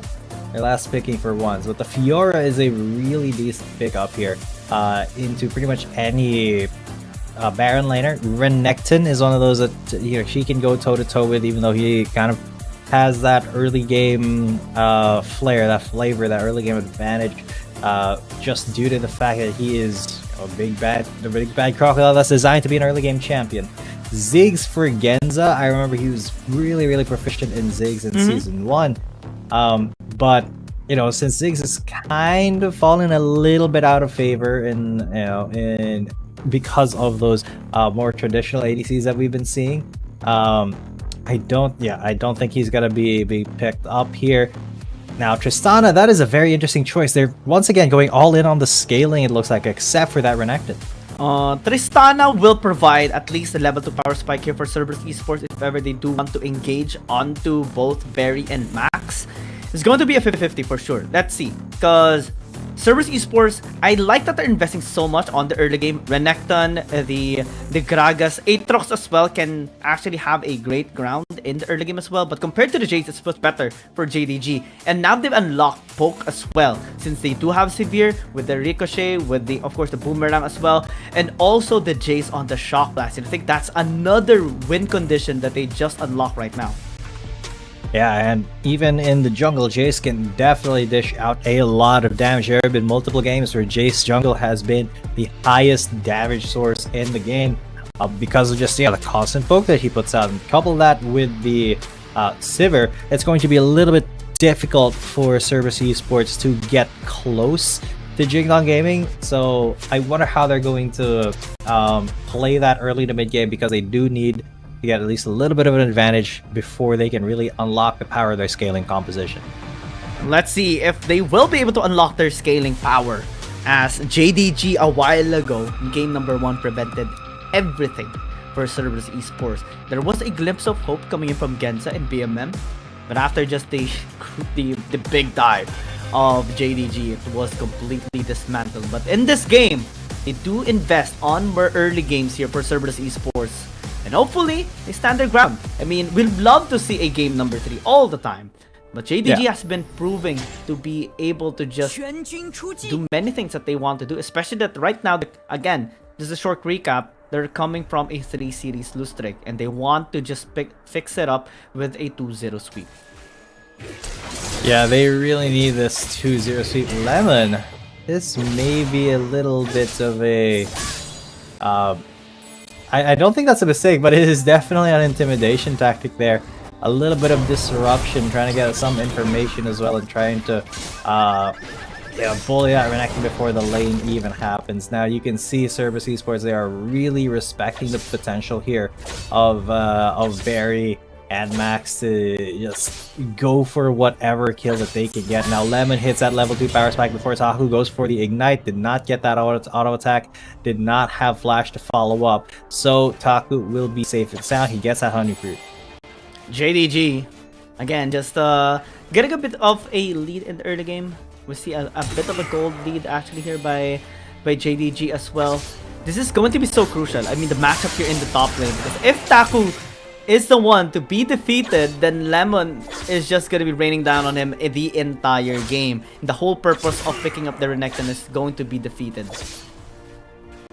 Yeah, I mean, Taku really has to step up immediately and really make this thing his own, which he is starting to do now because he has that little bit of a health lead. Oh, that is a good head body slot flash, as Barry had to flash out to get out of there. It didn't even have a spell shield. But there is the dredge line. Careful, we did see a little bit of damage going on to Genza, because Barry still has quite a lot of health comparatively.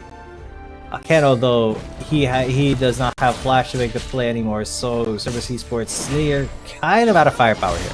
Cerberus Esports still fighting back. That is a good sign. They just need to be very careful of the counter engage here of JDG, because that is their prowess. That's their main strength, especially that they do have the Nautilus to just CC lock someone down. And later on, when once visits in the bottom lane, it's going to be very difficult for them to counter engage, especially if the Aatrox isn't skilled up just yet. So right now, I think it's just a great time for Cerberus Esports to just focus on scaling in mid lane and in bottom lane. Top side, I think, is much more needing a gank coming in from Y1, because if this Renekton wins against the Fiora, then that can be snowball lead for Cerberus Esports. Yeah, it really needs to happen soon if it's going to happen, because Taku, a lot is kind of hinging on him being able to win the lane, or at least being able to go toe to toe. So Cerberus Esports, they really must have some sort of game plan if Taku does not win that lane, and if they're not able to really match up and scale with the power levels of JDG from the mid to the late game, it's going to be a hard time. But look at that half health onto Fade by from one combo. Yeah, just some folks coming in the mid lane, not too entirely threatening just yet for either side. Bottom lane though. Yep, once again, Max is the kind of catalyst here. Keno a little bit low, but Max definitely has the potential to just go for that big dredge line, as Taku in the top lane has that dominance up. Lemon has been chased away but is not killed. Now we can see this is a very good time for Taku, a good time power-wise with that dominance. But once that runs out, he's now got to be even more careful. Especially because cast! Oh, that is a huge pass, and that separates pretty much everybody. JDG, though, they are already fighting back. They've lost one, but Max is still in the middle.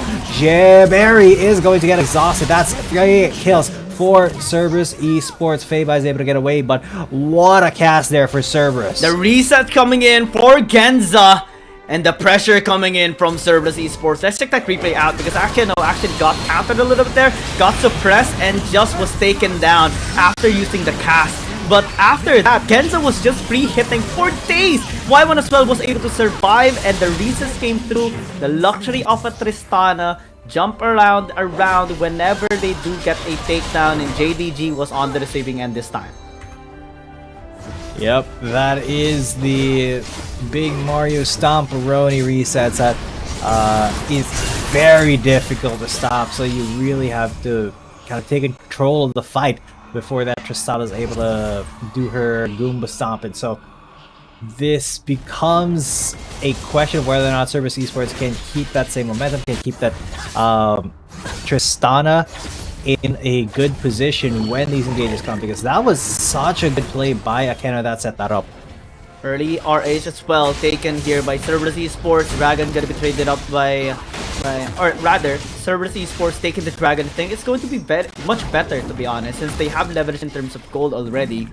And since they have the Tristana, they can easily take a tower later on if they can deny this push with the Herald.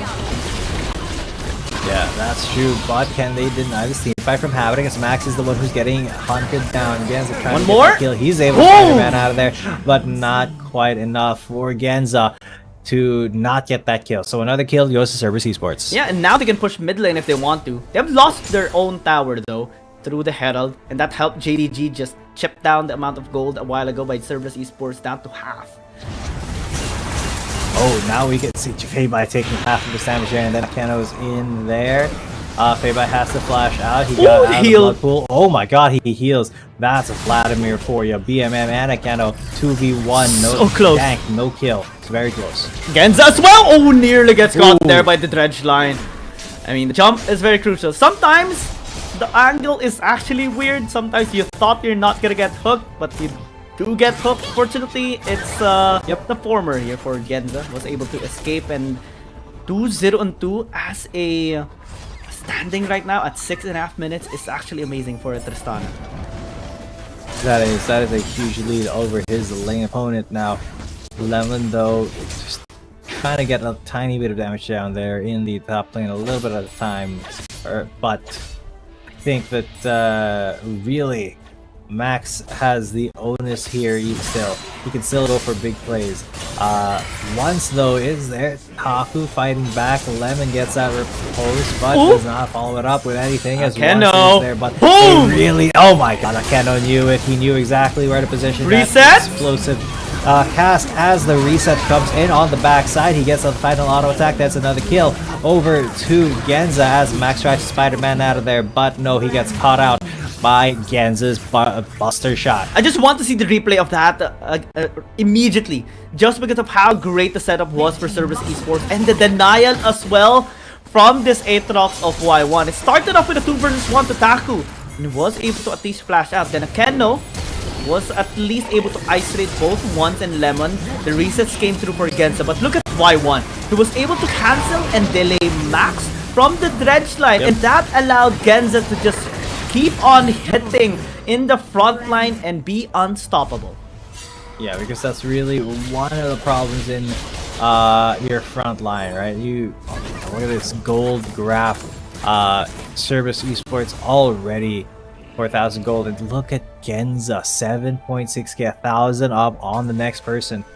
You really cannot afford to let your guard down when there is that Tristana. You need to focus a lot of CC on her, which in this composition is really just one guy. It is just Max on the Nautilus that provides the CC. But Genza, if he's able to position correctly, oh man, Feibai, he's gonna get low. No, he's not, as Once comes to his rescue. I thought he is gonna be investing the cast right there, but I think it's already okay for them to just secure this tower in the bottom lane. Akeno's gonna be the one to do it. Top side river, we see a bit of a fight coming in from Taku and Max, but it's gonna be fine. It should be completely fine, even though Max and Taku are going to be meeting very soon unless Max changes his mind, which he does seem to right now. I don't know, but I think Cerberus Esports is starting to really look for kills because they have forecast. They have a lot of things to work still. 7-1. lot of ways for this to go wrong for JDG, but Cerberus Esports just need to cross their T's, dot their I's, and keep going. Genza is incredibly fed. I mean, the only way for them to accelerate this game even better and scale up better than JDG is to keep on applying the pressure, like what you mentioned earlier. Cerberus Esports having 6,000 gold lead is definitely a better sign than game number 1. And we see even Taco having a great time in the side lane. This time around, 2 members of JDG is going to be there to push up this tower, at least secure a bit of gold here for their side as well. But with the second dragon spawning up, Y1 is not gonna hesitate at all taking this for Cerberus Esports. And now with Soul Point Prio an advantage, this is looking good for Cerberus Esports. It's looking good indeed. They are now the ones in the driver's seat, and Max can't flash Depth Charge to get them, and he actually tries to dredge line onto Y1, but he hit a minion, and with that explosive cast, they will just take that tower away from Jingdong Gaming. I mean, the main priority there of Cerberus Esports is to just take the tower, and they invested a Keno's cast to be able to prevent JDG from following up. Very... Oh, wow. That is very, very low for Barry. Very low. Yeah, he really had to get out of there uber quickly, but this is the point in the game where you can't even chill in your own jungle anymore without any wards. You can't chill under your own tower. See, Max is just trying to relax under his tower, has to go for a dredge line, did not hit a Keno. Yeah, fortunately there for Akeno, it was not been in range for that dredge line for Max. Taku as well is able to just recall in that rush. Unfortunately for Feibai, I was able to spot him out and had no vision in there as well. And Cerberus Esports is getting everything that they need and want here in this game without being contested. In seeing them be able to contest the rotations and positions here of JDG, just looks so good right now in their position, in their attempt to push this to game number 3. I feel like Cerberus Esports, they are attempting, yes, it's technically not over, but they are very, very powerful. All it'll take for them to lose this, though, is a mistake on their part. JDG, they are just clearing waves, they're going for you know, a stall kind of thing so they can start to scale up as well. But if you pressure them by bringing everybody to the mid lane or one side lane, then it becomes much easier to leverage that that pressure that JDG feel. And JDG needs to have a better answer this time around, better target selection as well. We saw the potential of Max earlier in game number 1 on the Nautilus, even had the MVP performance in game number 1, but this time around we're not seeing the single target lockdown of this Nautilus of Max. He needs to find ways for them to pin down Genza, pin down Y1 before BMM becomes unstoppable. Yes, because they've already pinned down Max, and he is going to get ignited. All of the CC has been thrown, but he is not going to die, not at all. As the rest of the Cerberus Esports gang, they make it towards the Baron Pit. Oh, Max is still looking for something. Engage! Very big engage there. As they're fixed down, and it is going to be the Baron secured by Cerberus Esports. They sacrifice one man for it, but that should be enough. Yeah, they will back away. They have taken what they want already, and this can serve really well for Cerberus Esports to enable side lane priority for everyone. The 1-3-1 is very possible. We look into this replay and how it was orchestrated perfectly by Cerberus Esports as well. Great lockdown, great denial by Akeno and Taco working alongside each other to just prevent everyone from JDG from entering the Baron Pit. No one was able to contest and even damage the Baron! Oh god, that is going to be lemon down already. Genza just Goomba stomping every Barry. Barry took 3 hits, and then he goes into stasis. Feibai at least is going to finish him off as BMM. Look at all that damage by Feibai. Good shutdown onto Genza, but is it too little too late at this point? I mean, JDG having a shutdown is good. Once will get taken down immediately. Cask as well. Oh god, that was just so deadly for JDG, and then the fadeaway there from Taku. They're gonna get 1 inhib turret, but they're not gonna push forward the Nexus. And they're just waiting for a wave in the mid lane, bottom lane as well as being pushed by Y1. They should fall down.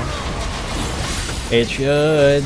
very soon. It's only 1100. You can see all of the lanes are now in control of Cerberus Esports. They have nowhere that isn't their property. Even the enemy jungle is looking like it's theirs.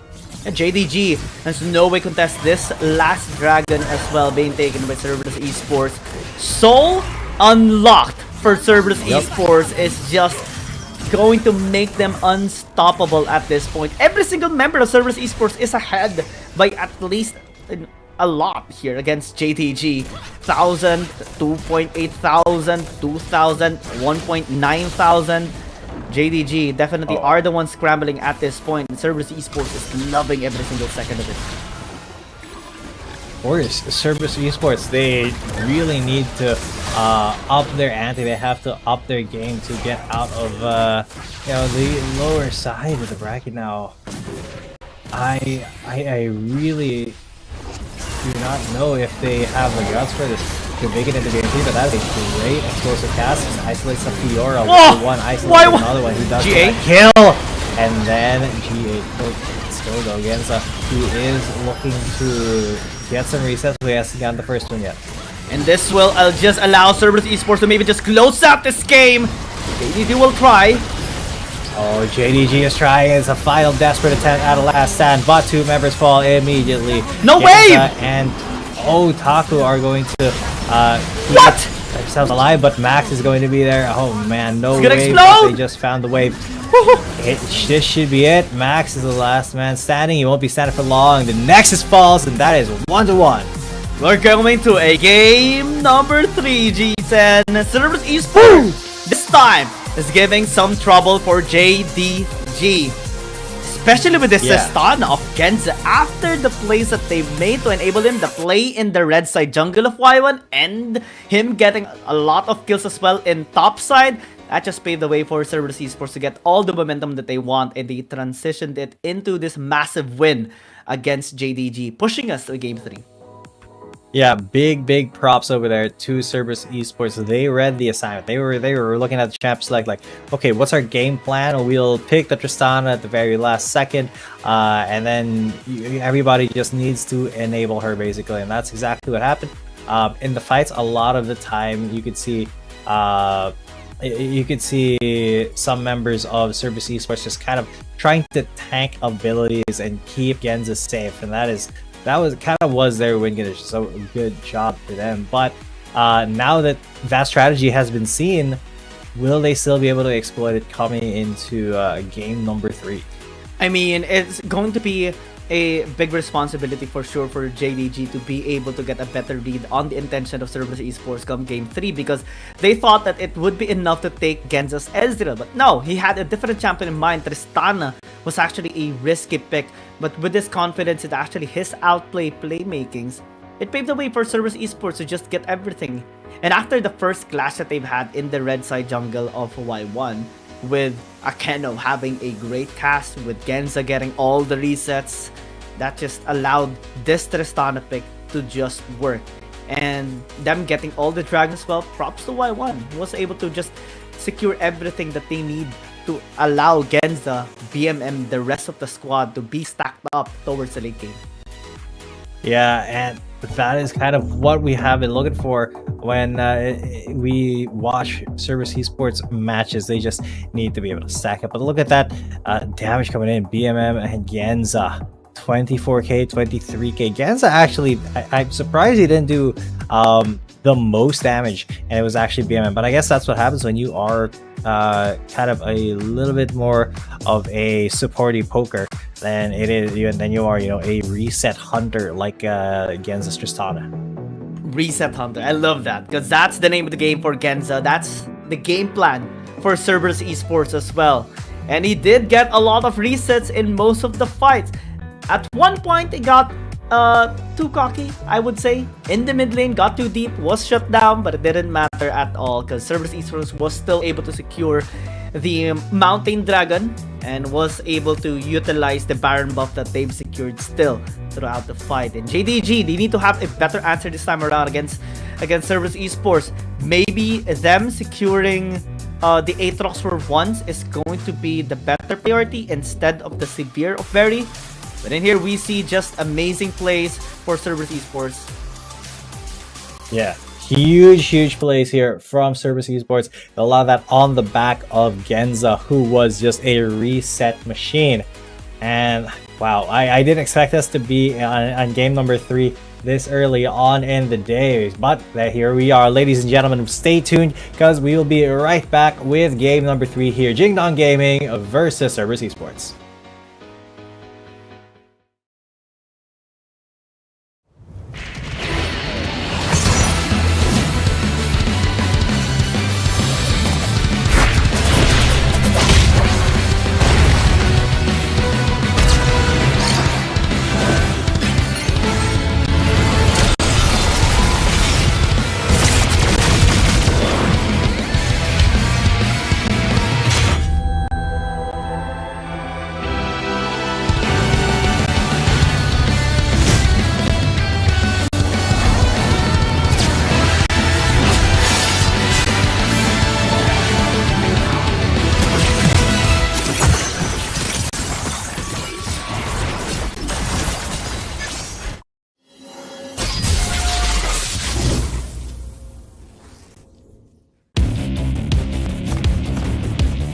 There's something about games.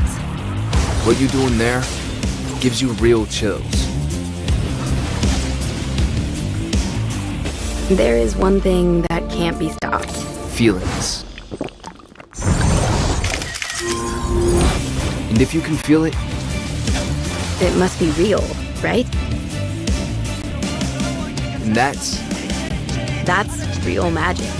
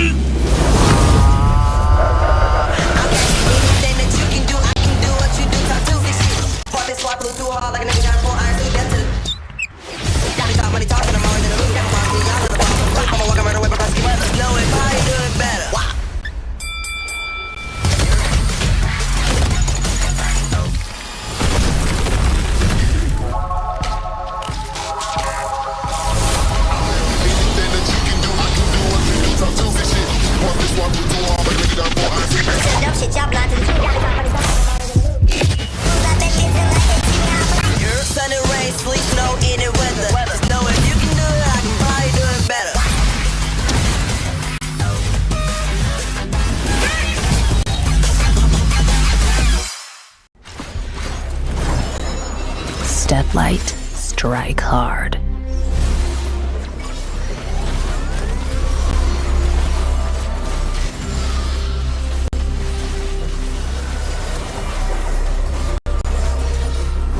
Crack like a tomb.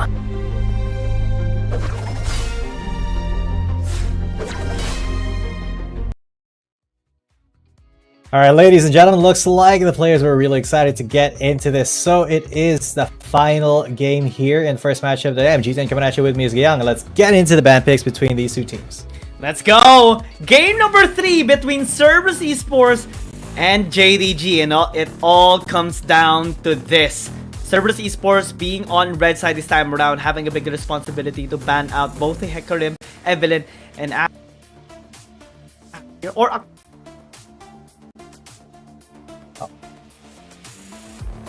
those are pretty decent bans, but yeah, already we can see JDG with the priority. They are going to be banning some really key champions here for Service Esports, namely that Kassadin that we saw in the last game. The Zeri also getting saved off there, will not be available, but Fade by picks the Akali once again. yeah, I actually thought that Service Esports would be banning away the Akali instead of the Aatrox. But let's see if they haven't proper answered this time around, because Lee Sin is one of those matchups against the Akali. Not really matchup, but a great counter because of the burst, because of the reveal, and just the overall kit of the Lee Sin, plus the Camille as well as a lockdown. Can be great here against JDG. But a Jax that has been banned away in the first game, in the second rotation, is going to be picked up early this time around for Lemon. That is going to be Lemon really putting a lot of emphasis on, I guess, not winning the lane, but staying even and being able to farm up and scale up and, you know, not be a nuisance to his team. Now, Y1 picking up the Lee Sin, that is the thing that will make people nuisances to JDG. He can reposition and isolate somebody really hard. Now, will that be effective against the composition of JDG? It remains to be seen, but we do have a Vladimir next up on their roster. So it's quite similar to game number 1. However, the only changes so far in the first 3 picks is the Jax, of course, and the Lee Sin. This is no longer going to be a Yone in the jungle here for Service Esports, but this is actually much more deadly because they don't really rely too much on late game. Now they can actually fight against JDG, and look at the respect by JDG on Genza. And this is something that we just know that's going to happen. Of course, Tristana and Ezreal might just be banned away here in the second rotation by JDG just because of how good Genza is on both of them. Yeah, but they really need to target down Genza because he has a pretty decently sized champion pool. And they do love putting him in last so they can get the counter picks here, which is pretty decent by... like that's pretty decent in any standard, but really Genza is running out of options here. He still has an Ezreal available. I don't know if he's gonna go for that though. Last pick for Genza, like what you mentioned, is going to be a high profile priority here for Genza. Gragas is gonna serve really well here for Cerberus Esports, especially with Akeno on game number 2. He paved the way for Genza to be online early into the game. Nautilus of Max, back to back is going to be key as well. And finally, this is something that I have been looking forward to seeing whenever I see an Akali. It wasn't used in game number 1, but this time around it will be locked in. The Shen to combo in with the Akali to prevent all follow-ups and denial. Yeah, the Shen and the Akali, and then the Sivir. Alright, I am into it. Lemon with the Jax at the top lane. Very good support. Supportive top laner, I should say, because he does have that option to go split push and really terrorize the map in a different location than the rest of the team. So how will they execute this team composition? It remains to be seen as we head on to the last game of this series. Let's see. It will be answered by both JDG and Cerberus Esports for sure, but I love the combination of both of these squads. Of course, the Shen Akali combination, the Lee Sin, Vladimir, Camille, and Genza on the Ezreal, Barry on the Severe. This comp is just top-notch right now for both of these teams. Only one can prevail. Only one can win here in this series. Let's see who will stand their ground this better. This is for all the marbles here in the series. Can Genza's Ezreal compete? Can he stop Barry Sivir here in their tracks? Because I'm kind of getting a lot of the vibes from game number 1 from these compositions, really. There's a lot of champions on the side of JDG who can just hunt down Genza. Yep. Just run him down. The Jax, the Shen, everyone, to be honest, except for the Severe, but Severe can stand his ground against the Entity, especially because of the spell shield. And they don't have the reset option this time around for Cerberus Esports. What they have though is burst. Oh no. Oh man, that burst, speaking of burst, Genza already take a while on damage, but he bursted down Max quite a bit more. A very worthy trade there, as Barry did miss a tiny bit of CS, but that does mean that Cerberus Esports, they have that advantage for a while. Genza can continue poking out in the bottom lane as well. We see Y1 actually being here on the blue side jungle of Cerberus Esports. He can go in a cheeky gank in the bottom lane if he wants to, but that hasn't been really the case usually for our junglers. Normally they go for full clear, of course, to reach level 5 and then gank. Yeah, that is something that is on the cards. That's a game plan for either of these teams, especially Cerberus Esports, because they have a champion that's super reliant on ganks going well. Right, he needs to be in the right position. He needs to be the one initiating, and when it all works out, it's beautiful. But if it doesn't, it could spell disaster. Now you see BMM taking a huge chunk of the health bar here. Now, these junglers, they could maybe see each other here. Y1, maybe he just wants to go for this as he lands a Sonic Wave and grabs that first blood. A very clean, very smooth kill right The there. moment we saw the timing and the Sonic Wave connecting, we know the favor is going to be done. And this Lee Sin pick is now proving to be a great adjustment for Y1.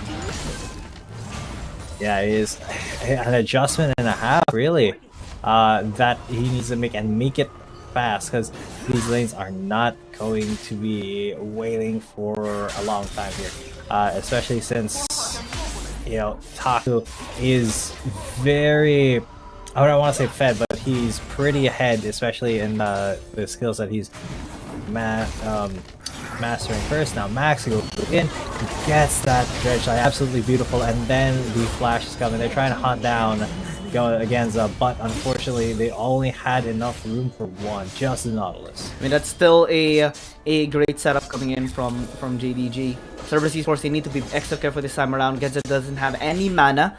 Mid lane is being pushed by BMM though, so that's a good sign that after the kill of Y1, he's now establishing better control of this Akali. Feibai is playing more passively as well, actually going in onto BMM just because of this pressure that Y1 is doing, now invading as well alongside with Akeno. Yeah, it is really just a difficult proposition here, but Akeno, he goes in real quick, and there's the true shot barrage, swing and miss right there. Oh no! Looking for the opportunity, but that is going to be a Dragon's Rage right there, not able to really get anything other than just disengage from himself as Akeno goes down. A bit of a miscommunication coming in from Cerberus Esports as well as we look into this replay, because I actually thought that they would go in onto Max and maybe try to go in onto Feibai. But we saw Y1 just recalling, maybe since they saw Barry and the rest of JDG having a numbers advantage, they called off the gank and just let Akeno die.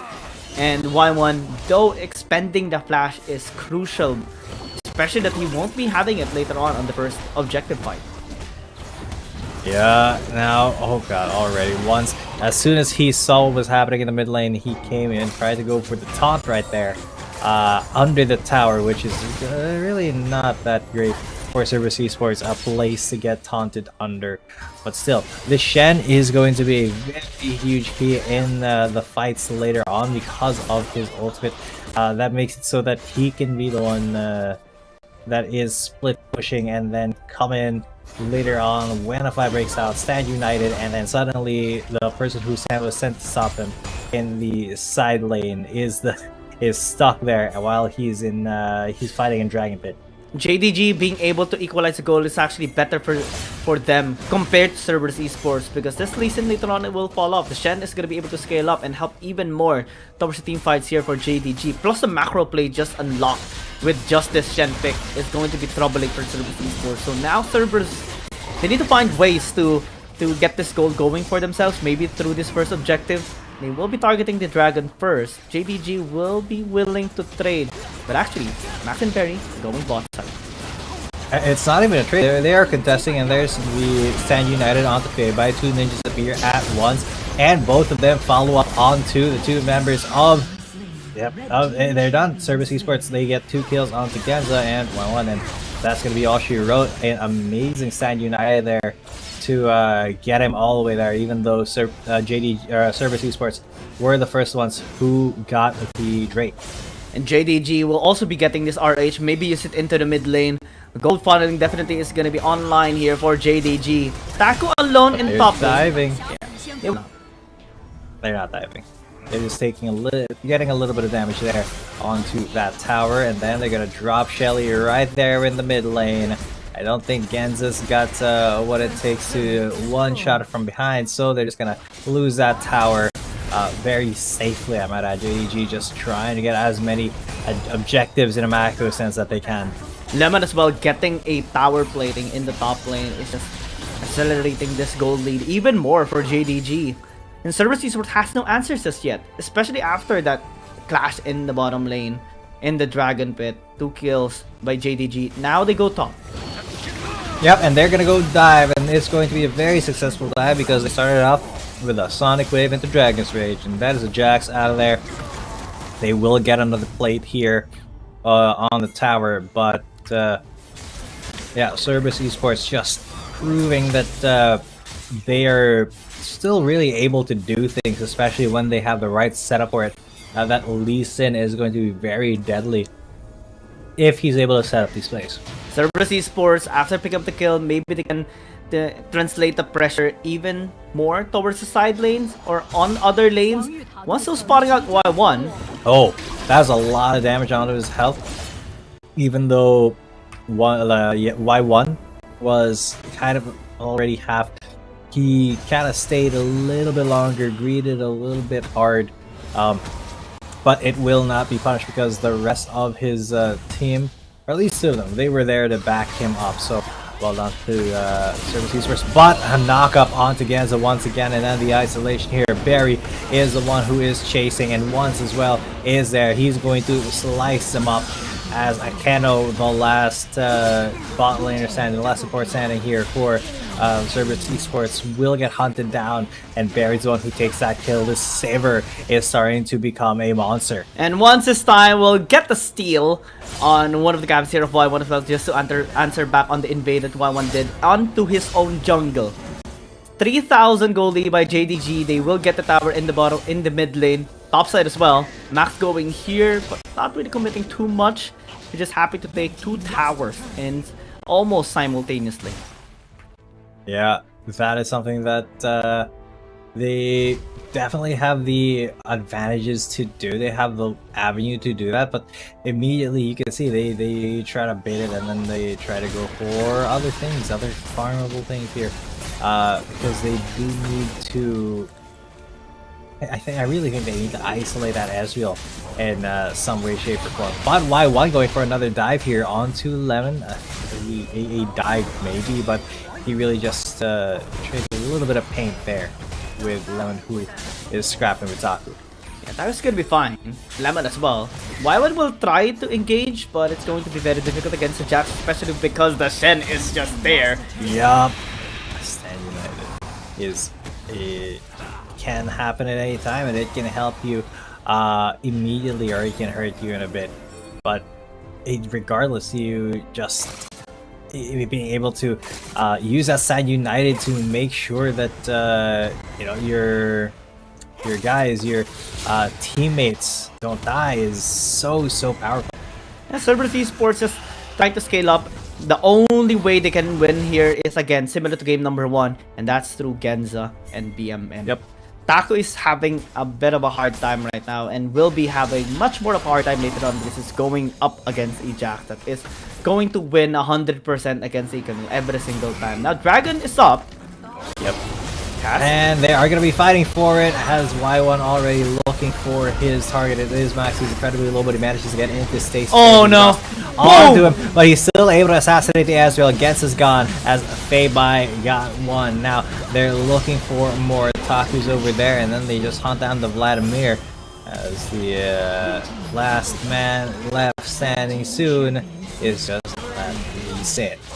JDG getting a great engage there towards Cerberus Esports, especially with Max just baiting everyone up to commit their ults onto him. The cast, the kick, and the Hexic Ultimatum. And what's the answer? Stasis.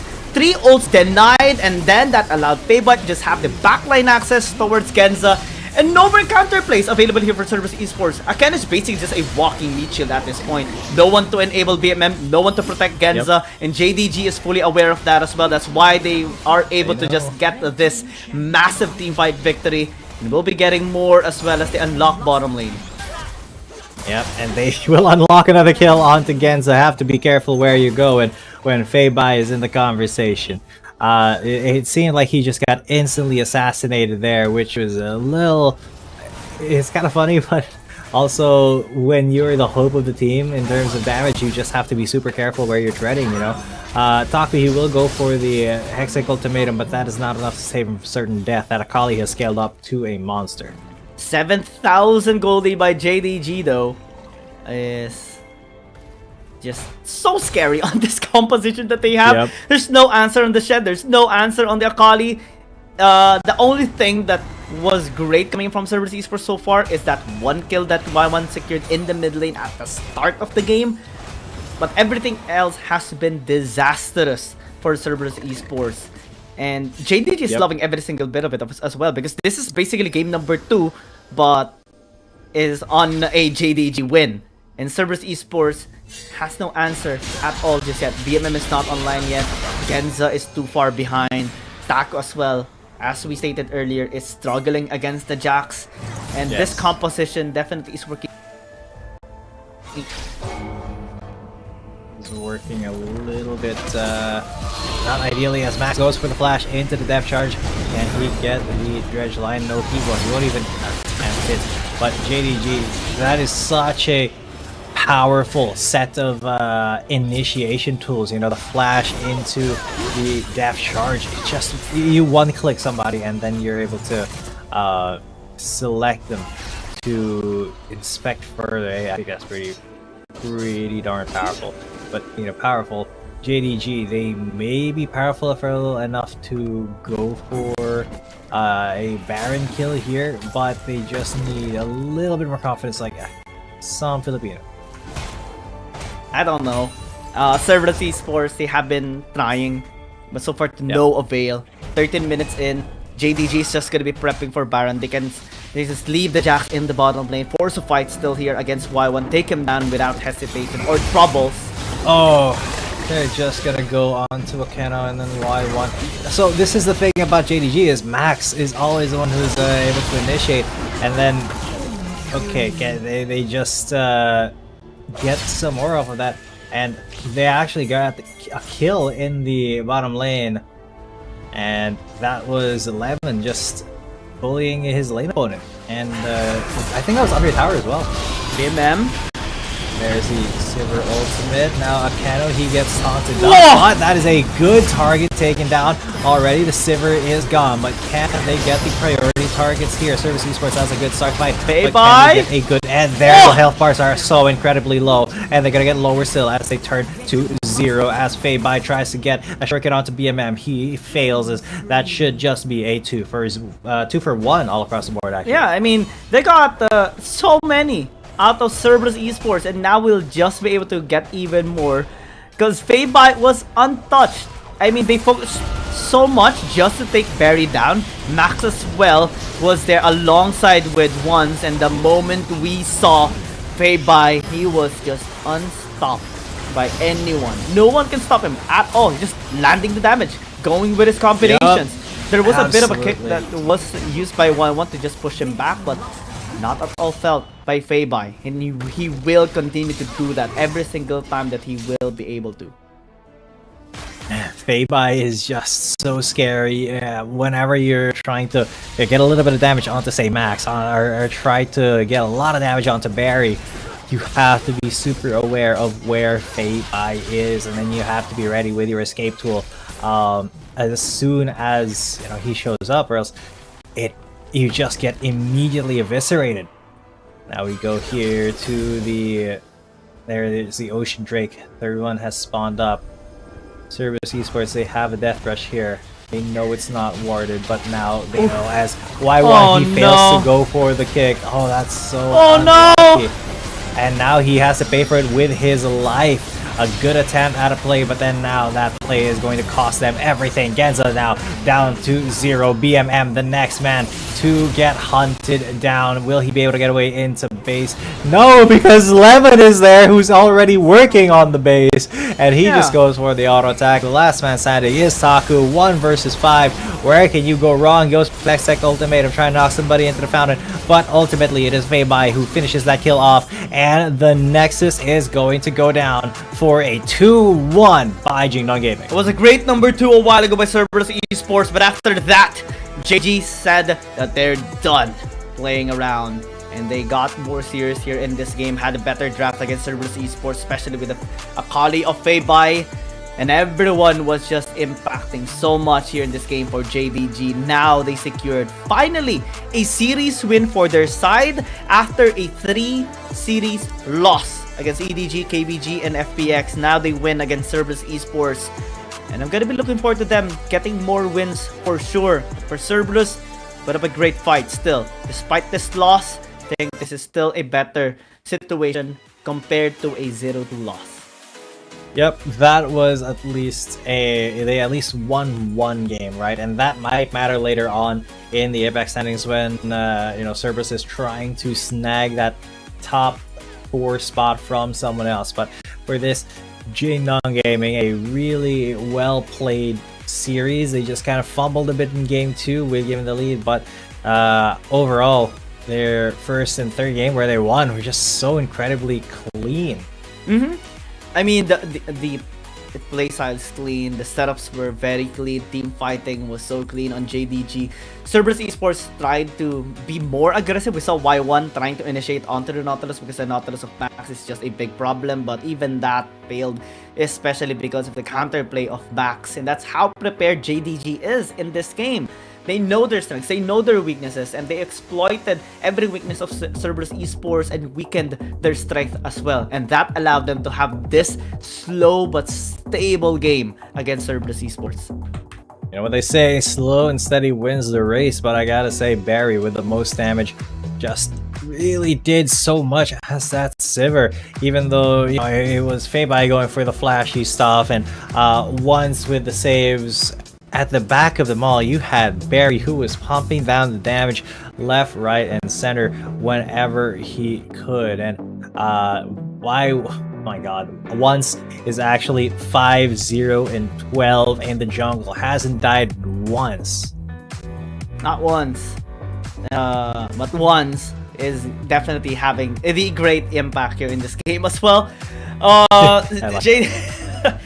JDG loved having this Shen for once as well to help out Feibai and Barry as well.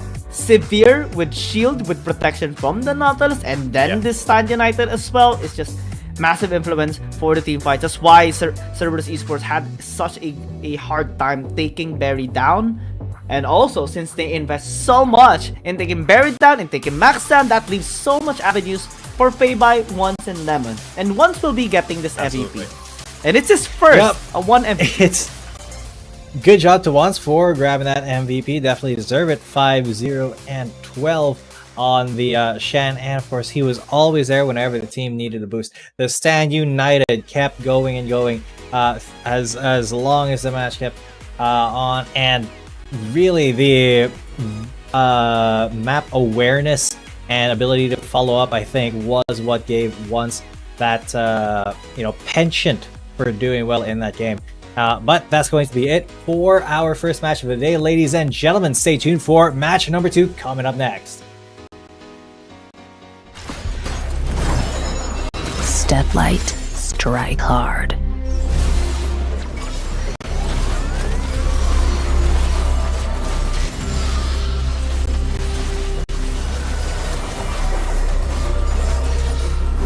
Crack 'em like a tomb.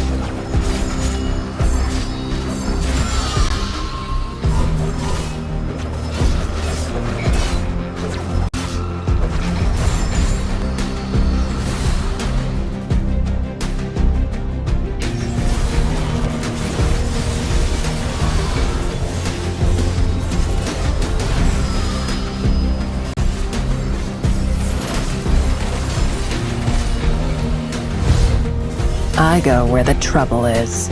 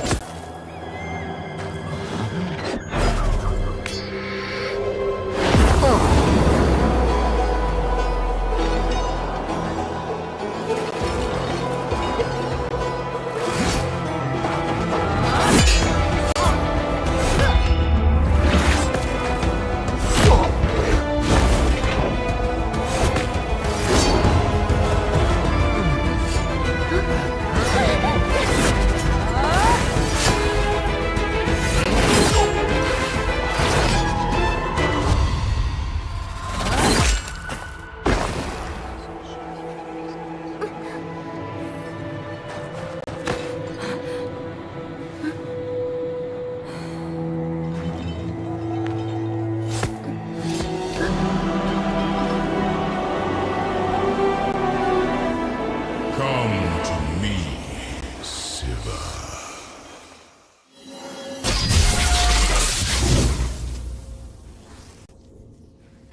解说老师，欢迎大家来到赛后采访。让我们再次恭喜 JDG 赢下了这场比赛的胜利。我们也是请到了中国选手飞白来接受我们的采访，先和大家打个招呼吧。大家好，我是 JDG 中单飞白。迫不及待先和大家打一个招呼。那也是很漂亮的一场比赛。第一个问题可能想问到你，因为今天感觉你们的几局 BP 看下来嘛，做了很多的针对班，对面的奥恩泽利啊，然后包括你们也做了很多的以选代班，感觉这个阵容选择也是非常有讲究的。那赛前是不是也针对对方做了一些特殊的准备呢？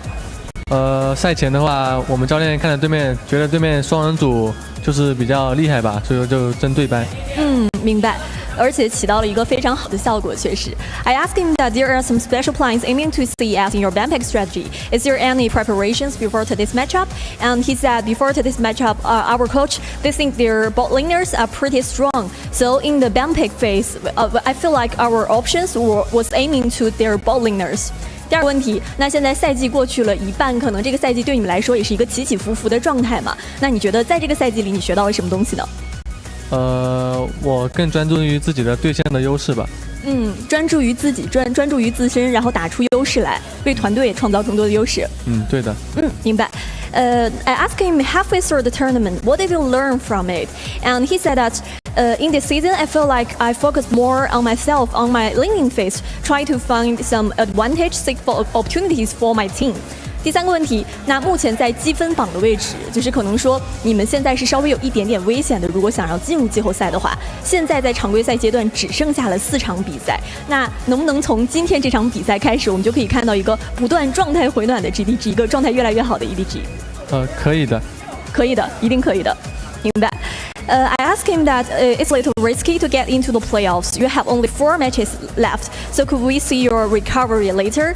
And he said that sure, you'll see it. 那我们的赛后采访到这里就先结束了，再一次恭喜 JDG， 也感谢飞白来接受我们的采访。接下来让我们稍事休息，精彩比赛马上回来。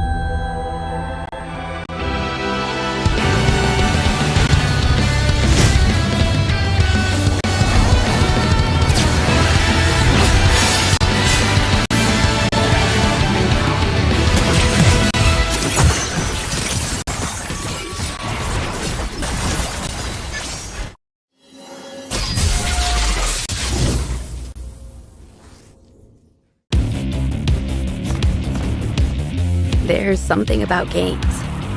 What you doing there gives you real chills. There is one thing that can't be stopped. Feelings. And if you can feel it, it must be real, right? And that's real magic.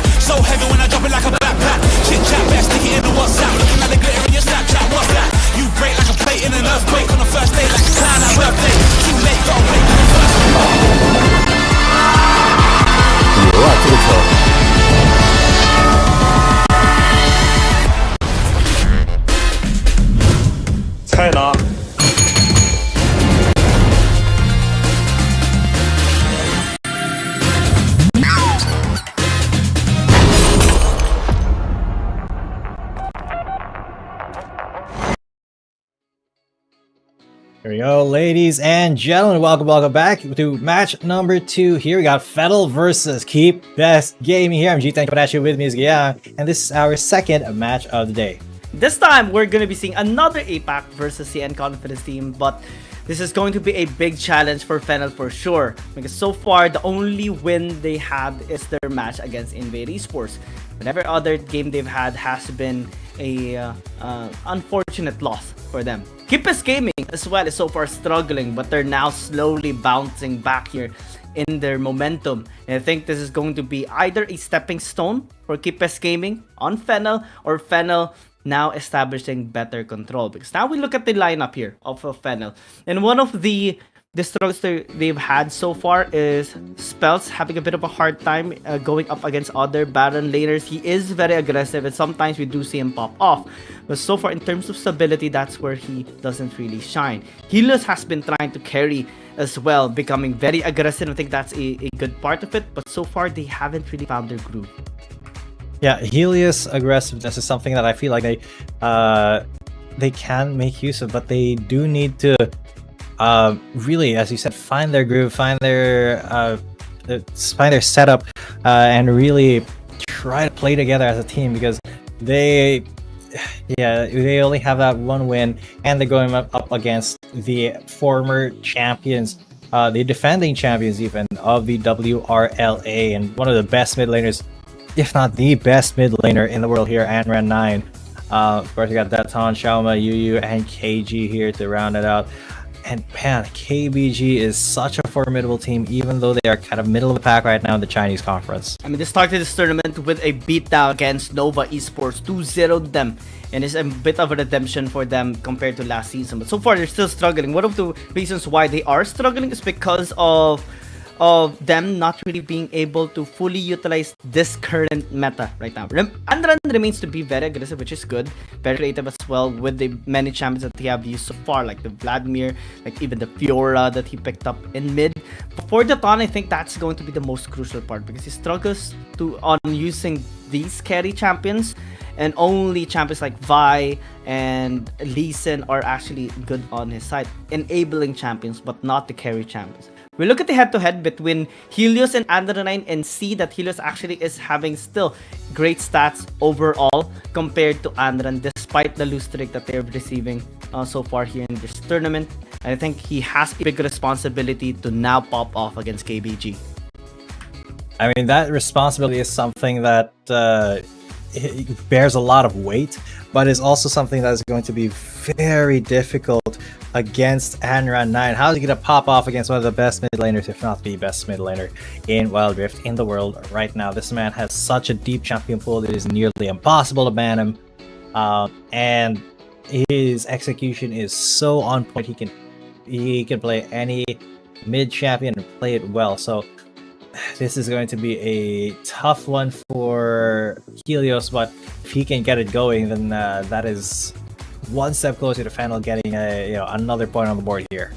I mean, Helios can still pop up for sure. He is very comfortable in using various champions like Vladimir, like Zeri even. But the only difference is KBG, like what you mentioned, having a better champion pool so far. He even picked up the Fiora into the mid lane. I think that's going to be quite a bit of problem here for Fennel in general in their attempt to ban him out, or at least his champions. Danny, though, I think is one of the our creative dragon laners on the side of Fennel, and one of the best champions we have seen on him so far is the Kaisa and the Corki. But going up against Chama is going to be really difficult because this is a very stable dragon laner.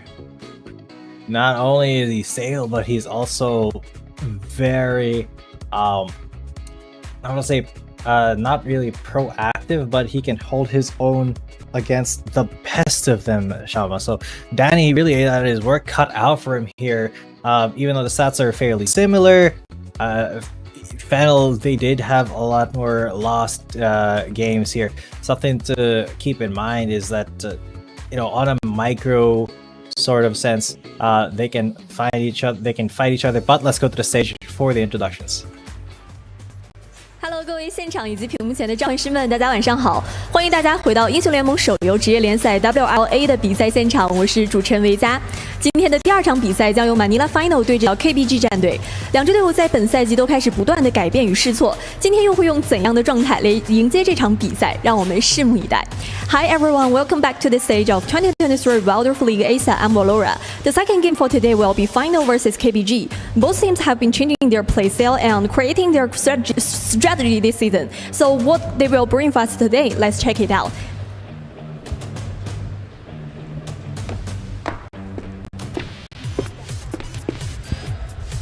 First, 让我们有请 KBG 战队登场，有请单人路选手 In the solo lane, KG。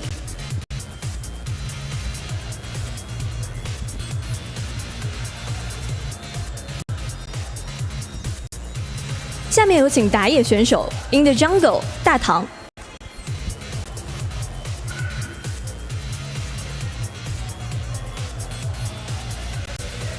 哇 ，Shades， 哎，下面有请中路选手 In the mid lane Iron Knight。I wonder what the text means there, with one on his lens. Oh, is that cool? 接下来让我们有请射手 In the duel lane 小马。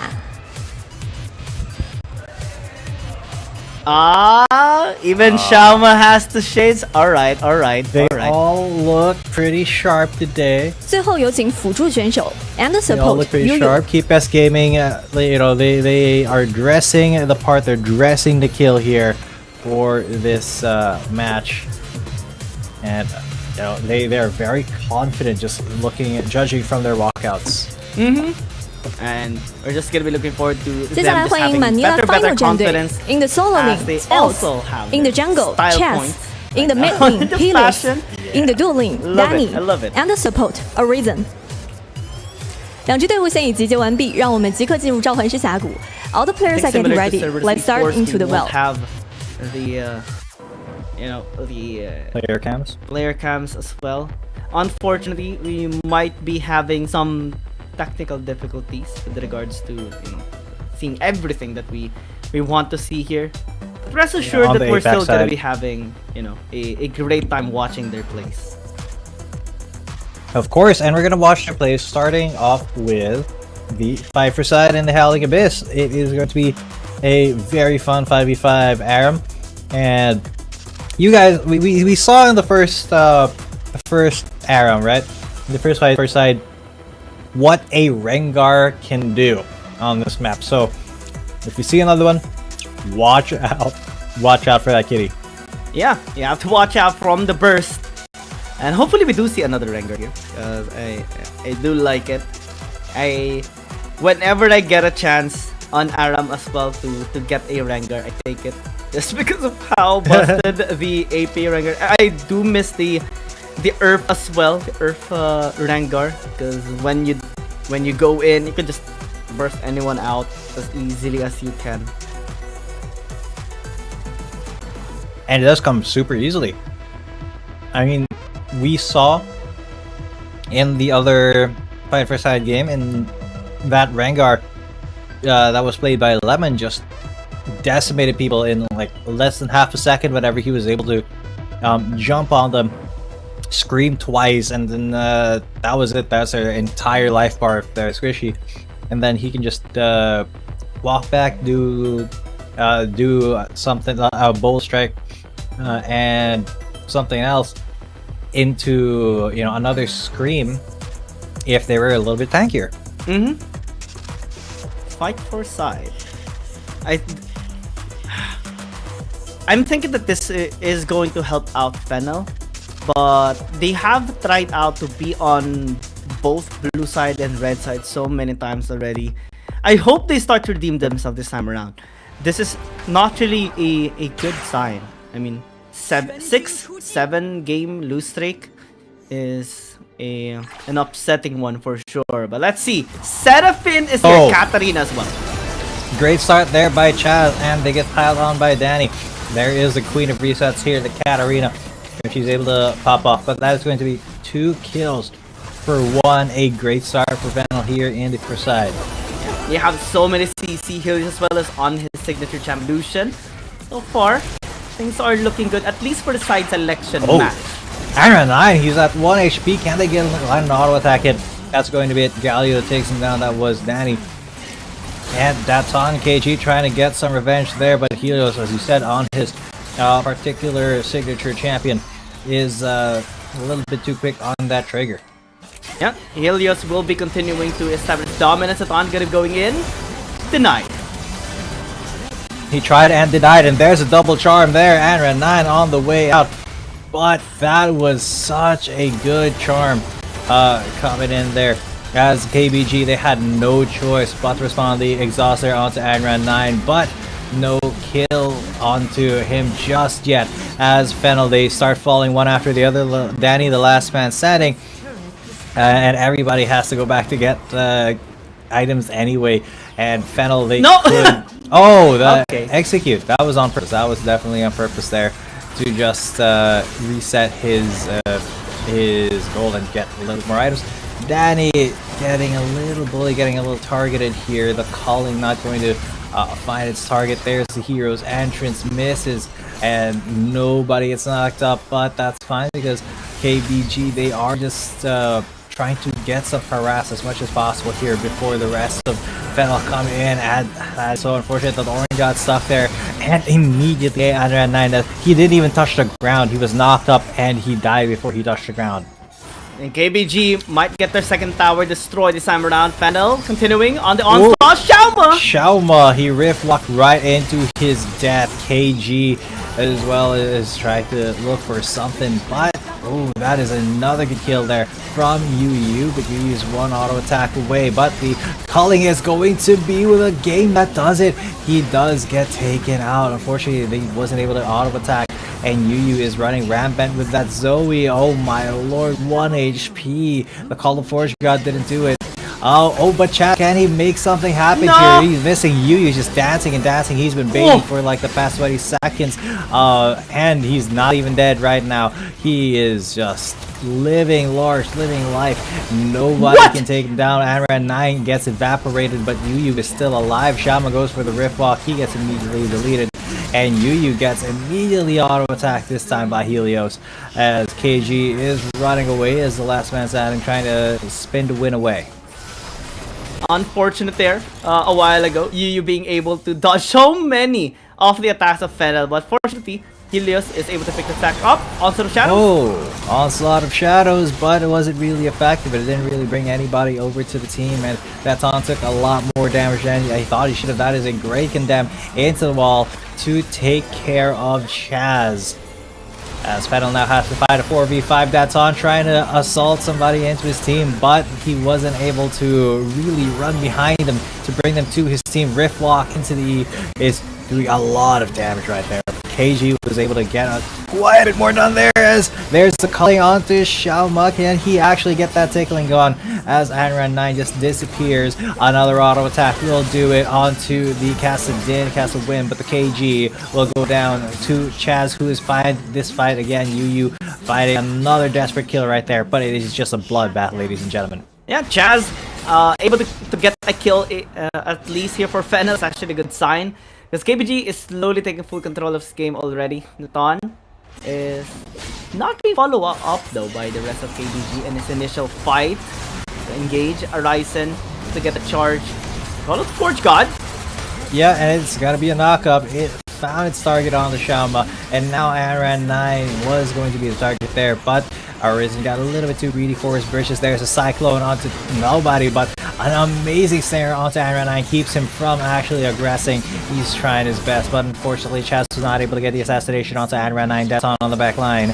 He is going to try to look for something. Helios, he went for the Hextech Protobell, but at least Spells, he found one kill for himself on the very deep Catan, or Anran 9, sorry, as why did he just flash right there? I'm not certain, but unfortunately that was going to be a kill there for Fennel, but they weren't able to finish off Yu. That's gonna finish off Yu, that tower shot, because the rest of them didn't really have a lot of damage.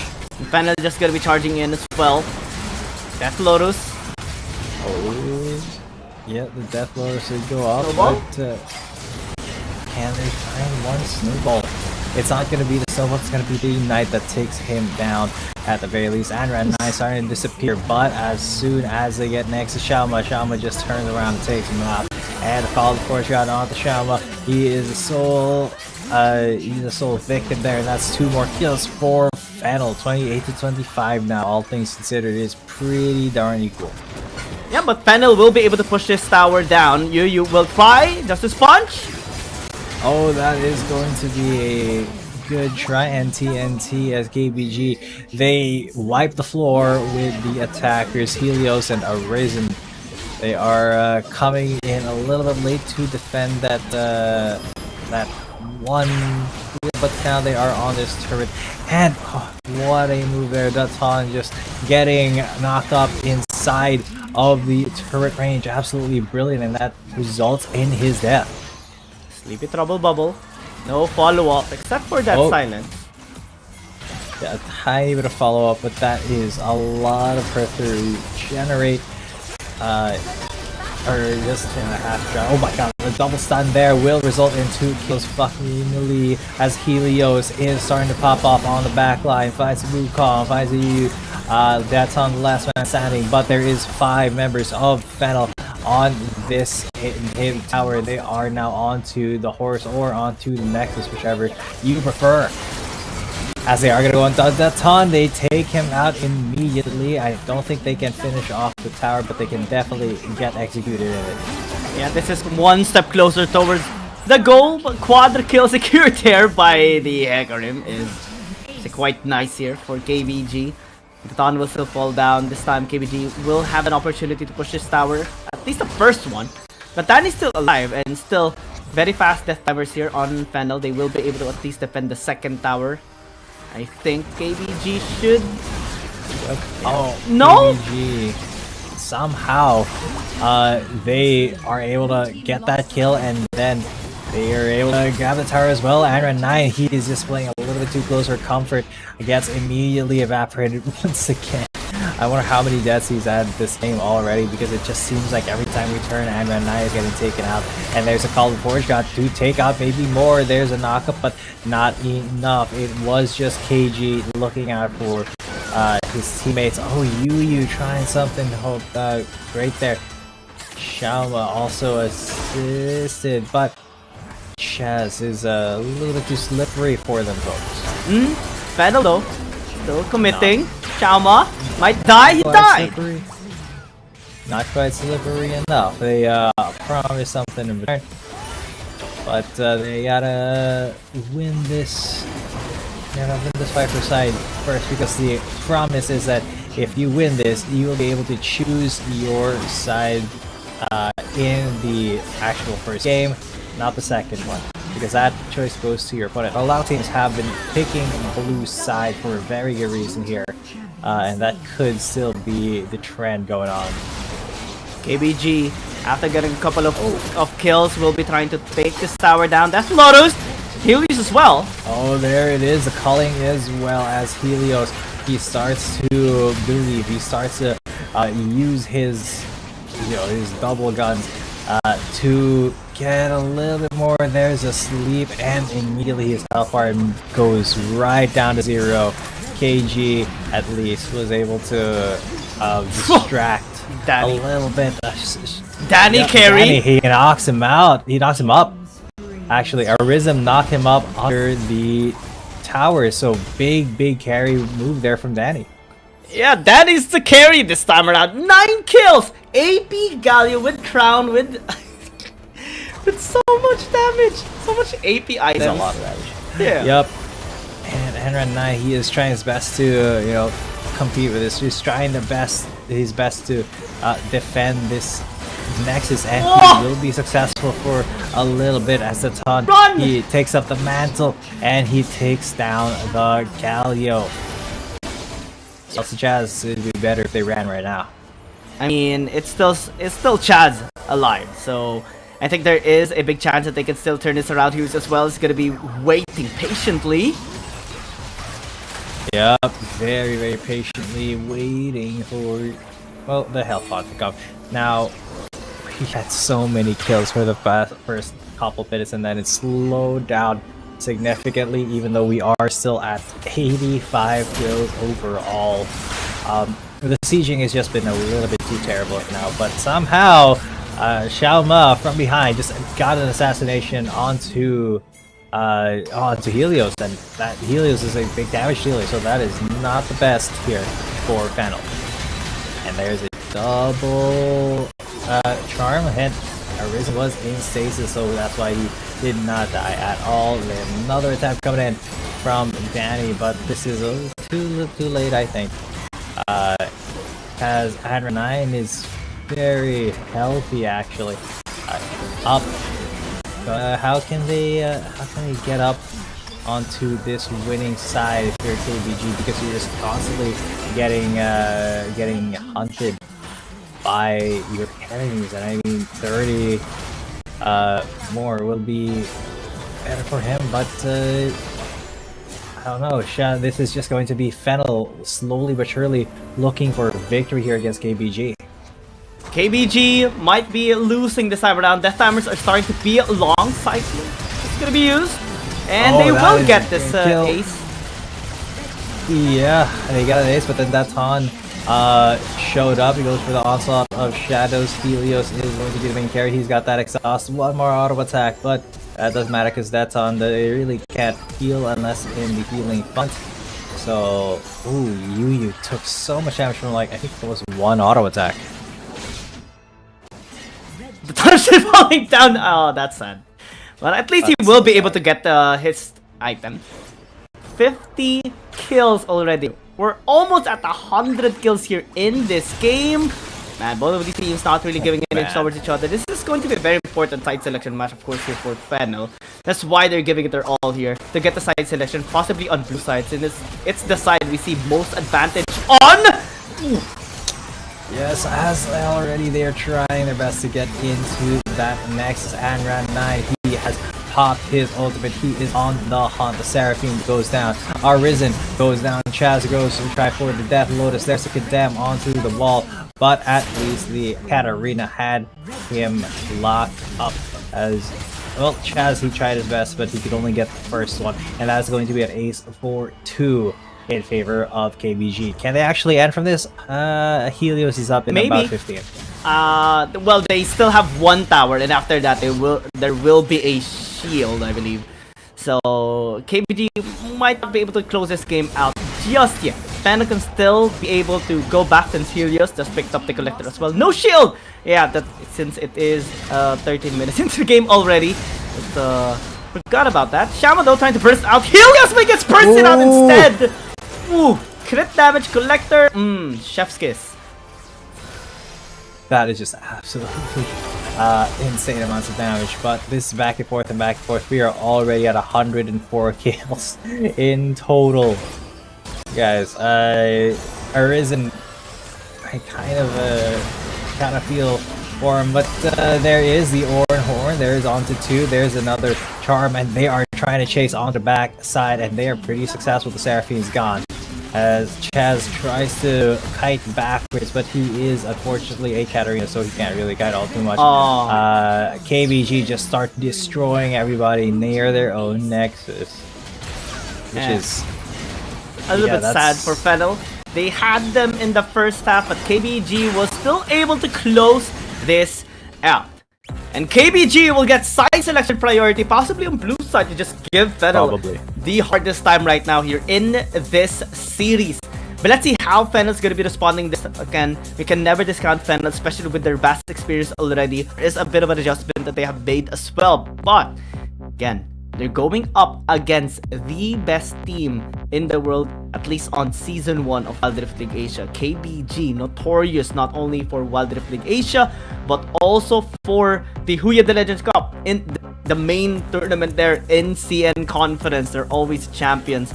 Right now, they're after, coming back from a slump, or a bit of a chip off on their win streak. They're now trying to get more wins on their side. They've had the fastest game so far in this tournament as well when they battled against Invade Esports. 10 minutes and 51 seconds. This time around, after winning against JDG last Thursday, they're looking to establish more control here in this tournament. Yeah, so much control as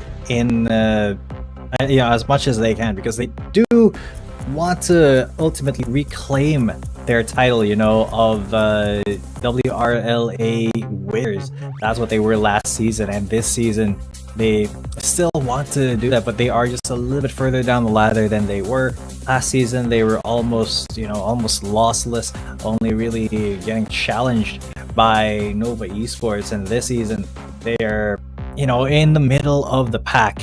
So it's something that really kind of, I think, plays on the psyche of KBG. They want to go back to where they were. They want to be the greats again. They want to prove that Ran9 is the best mid laner in the world.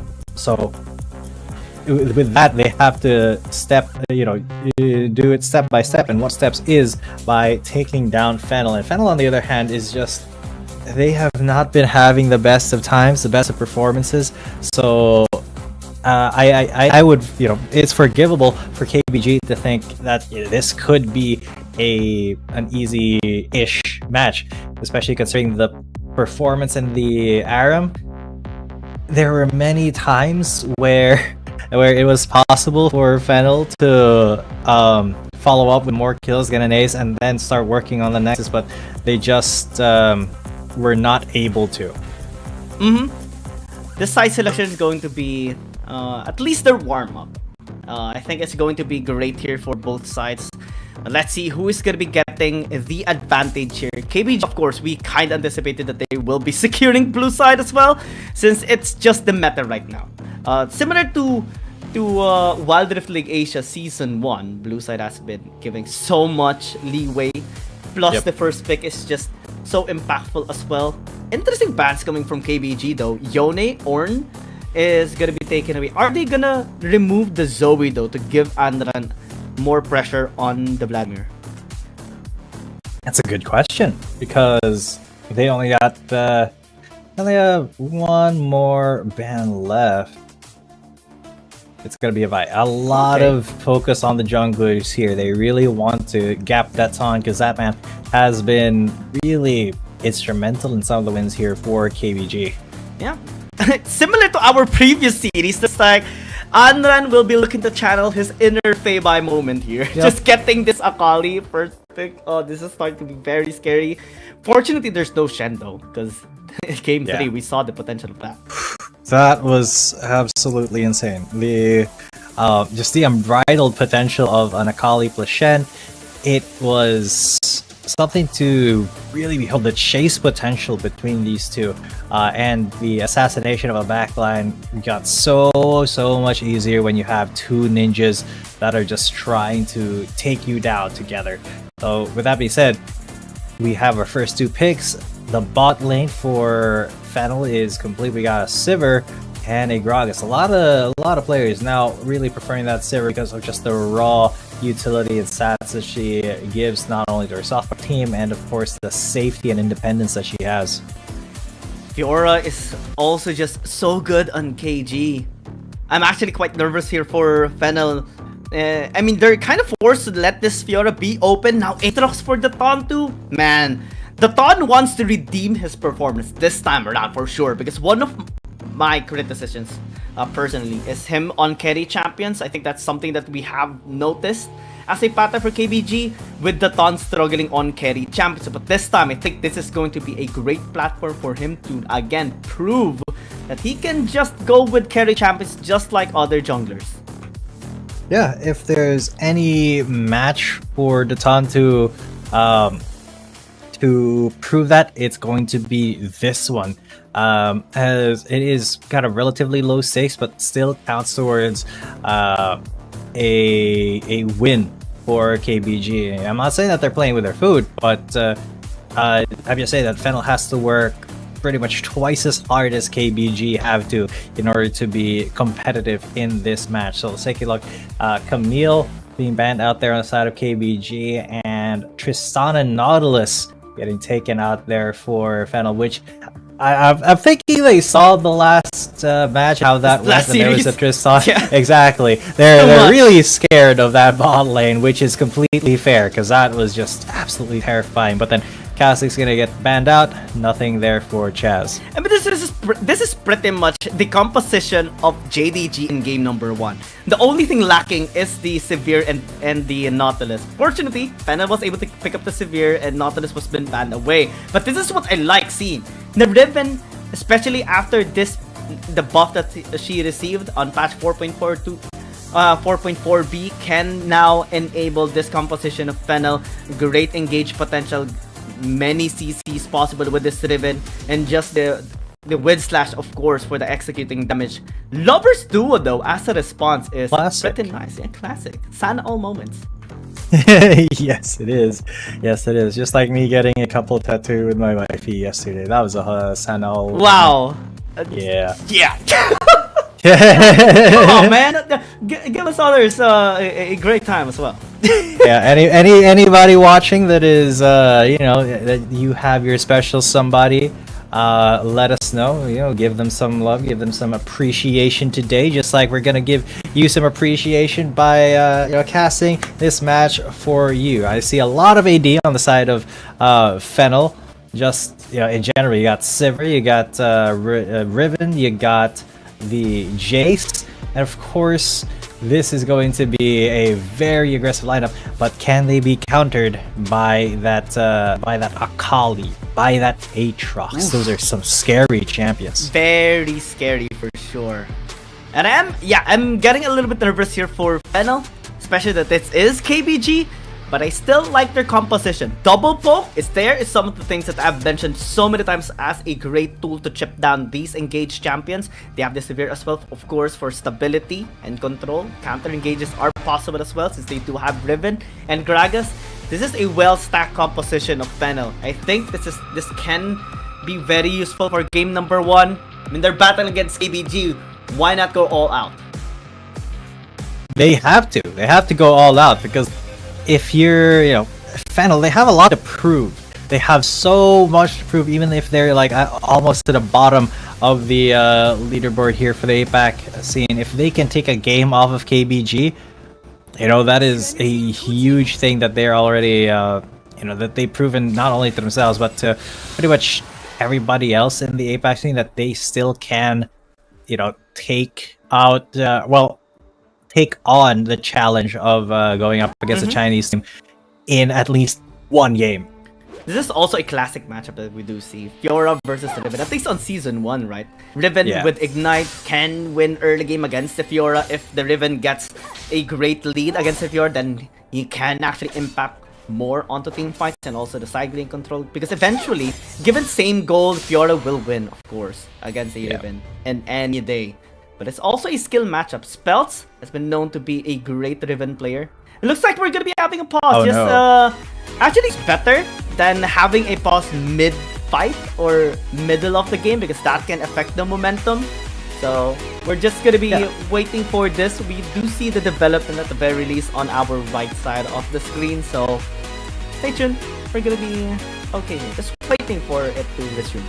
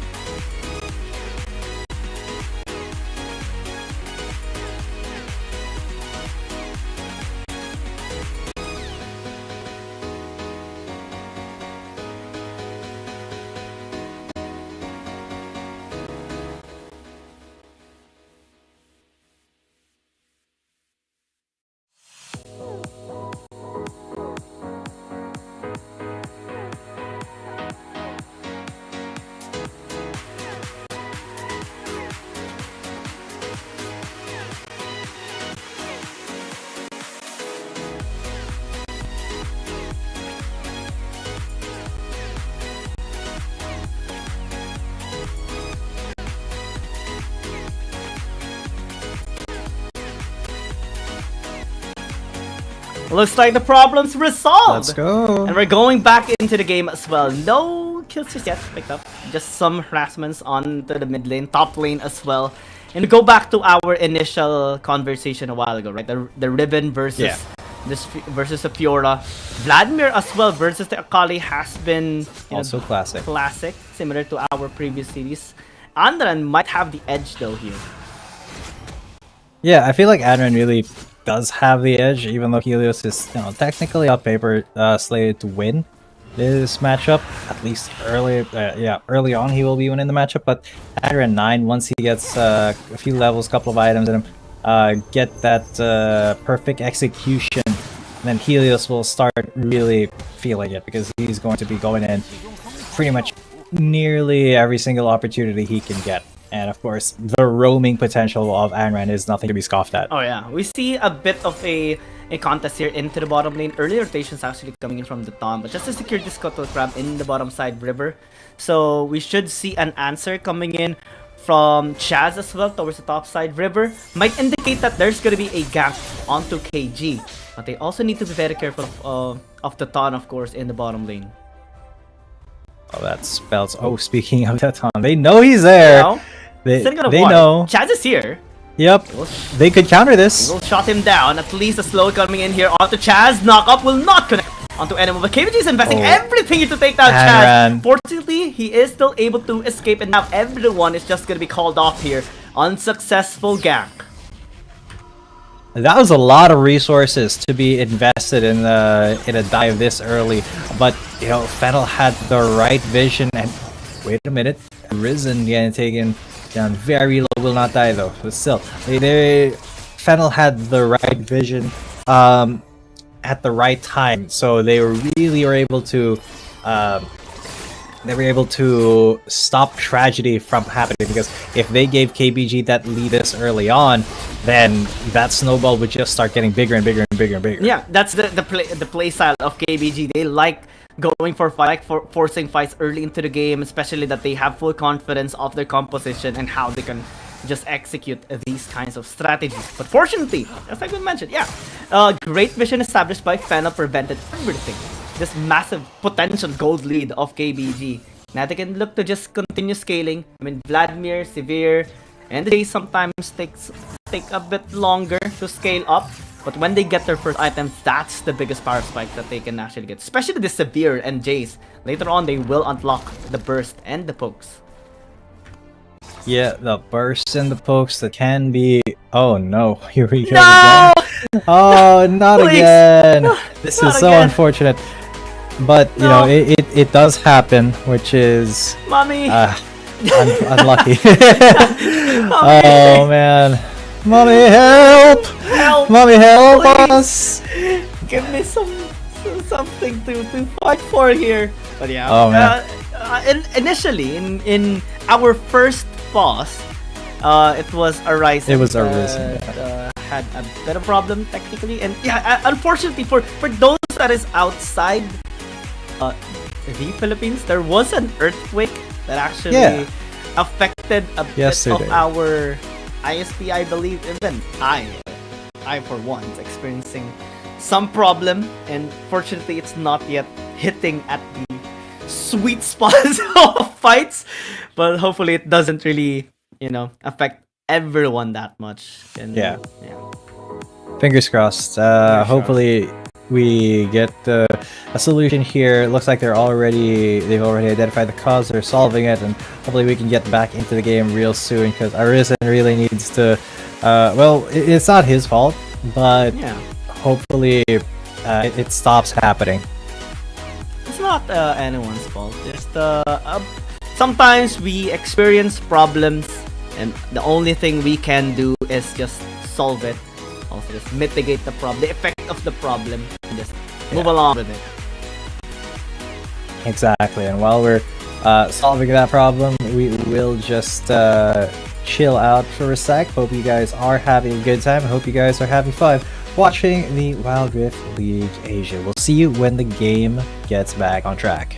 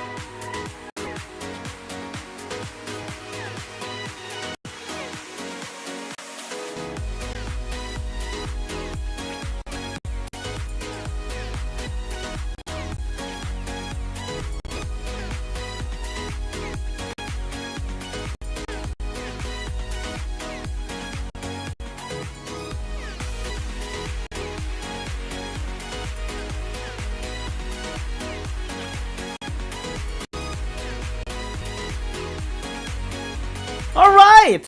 Yes, finally! Finally. Please, for the last, this just should be the last time. Fingers please. crossed. Fingers crossed. I wanna see action more than, you know, just us chilling. I mean, we can chill. I mean, we're just here sitting and just talking. But we also want That's to talk not and see exciting. yeah, you want to see clashes, you want to see fights, you want to see Dragon, RH, Baron, Elder Dragon fights. Yeah, exactly. And we want to see how this early game would go, because already we see KBG want to get some early dominance, man. They attempted a dive to catch Chaz earlier on in the game. That didn't work out so well. Good avoidance there by Fel, but now they're going to be going on to Arisen, who was able to get out quickly. RH is going to be the priority here of KBG, maybe to unlock the mid lane already, but Fennel is not going to be giving this with a fight. There is a battle already between KG and Spells. Grand Challenge is going to be used already. RH is going to be initiated, as well as Arisen is going to be entering onto the pit. Helios might actually be in a lot of trouble. Thought it's going to be here, commit onto the RH as KG is trying to burst him out, but he's going to be in a lot of trouble as well as they do damage. The steal's not going to come through. Spells is going to be dashing out, trying to escape, but fortunately Fennel, though they haven't been able to get the steal onto the RH, they still are complete as 5. Yeah, pretty much, but they are very low. Battle has to back out right now. Shauma could have done something cheeky, tried to go for a recall interruption there.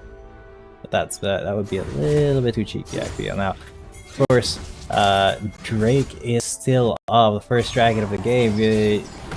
Now, even with the Rift Herald gone, I'm surprised that Fennel didn't, they didn't trade objectives instead of just, sitting there and looking to take the fight for Dragon instead.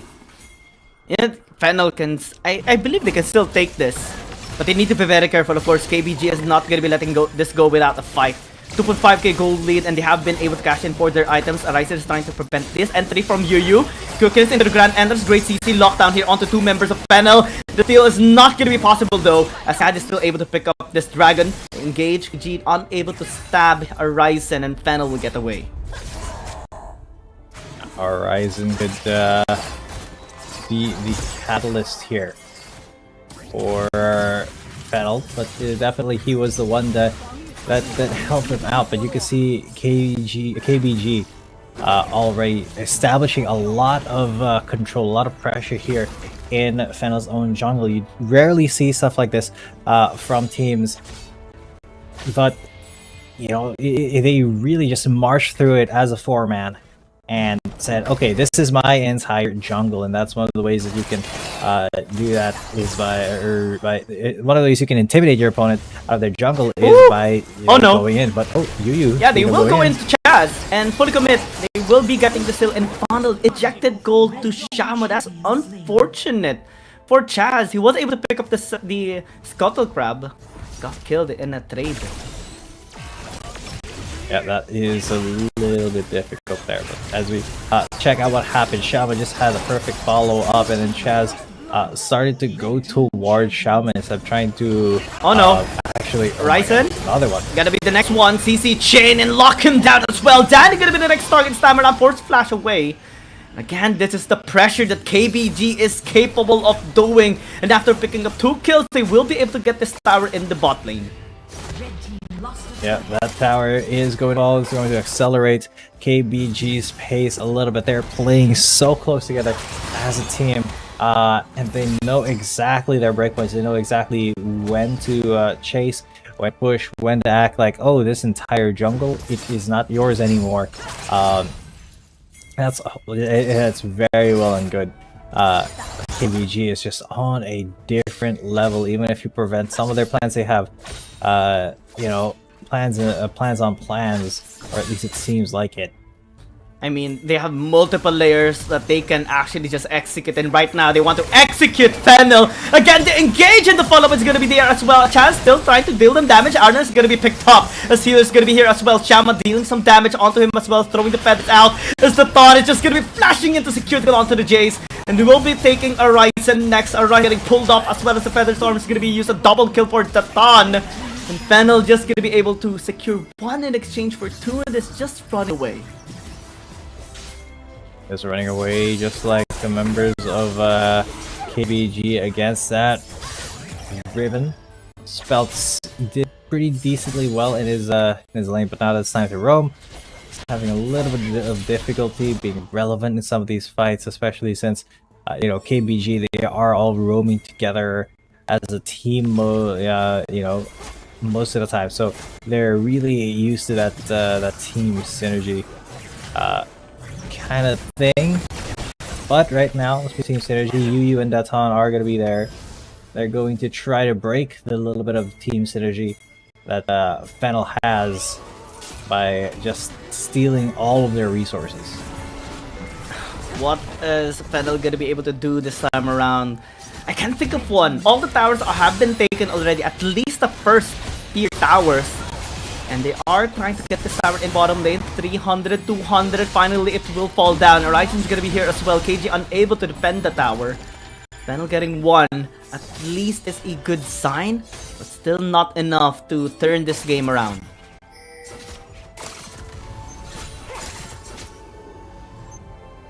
And they actually turn it around is a really difficult question here, because as much as we want to believe that Fennel has the tools in their toolbox or toolkit to bring this to that game number 3, or even to win this first game, KBG has just so much more control. They're really just giving so much of their medicine here. Yeah, Yu's gonna be here chasing down Danny, but still able to use the spell shield to get away, and now they punish Yu. Yu will be getting the kill! And then gonna be going in, trying to get the damage here onto Spell Twins. That's gonna be used, and initially was good, but after the perfect execution, they get the 1-1 trade. Featherstorm gonna be used to dissuade some of the member Fennel out. Still, they are gonna go in here, trying to chase down, trying to close the distance out. And Shama gonna be forced to use the flash. KG is gonna be in a lot of trouble in a 2-for-1 trade for Fennel. You are completely right. As Fennel, they are starting to fight back a little bit. The goal lead is not, it's not insignificant, but let's take a look at how that happened again, because this was a pretty good fight. It all started from that Feather Recall not really getting anybody. That stunned even one person there from Fennel. That would have been a really good way to stall this entire fight. They were able to grab one kill and a dip out. What will be the next step though? This is already a great start for Fennel. Able to pick up a couple of kills, able to mitigate the goal from 6,000 to 3,000. It's not enough. Daton is actually quite fed. 2-0-2 on the scoreboard. Sham as well has the same score and is being injected a lot of gold. And to think that this is a scaling composition is actually pretty scary as well.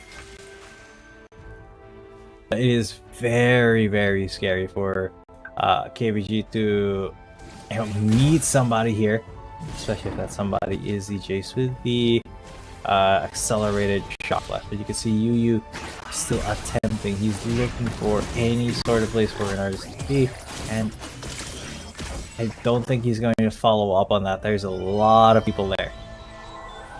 No follow-up. Yeah.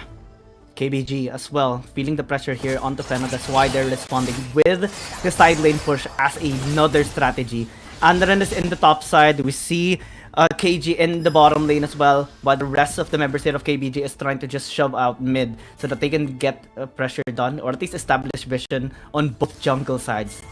Dawn also checking out if ever Fennel is going to be overextending, or at least trying to catch them on their rotations. But so far the traps are not being taken here by Fennel. Yeah, take these things a little bit more seriously, I think. But look at KBG once again. Their control is immaculate. They now are going to, well, they're faking the Baron, but that is a good knock up onto Arisen. A little bit of a touch and go. Oh! Spell Twin Slash! Ooh, that was so close, but close to KG as well. KG doesn't have any mana anymore. Fennel right now will be using this advantage in the bottom lane to maybe get some pressure going towards his top side river.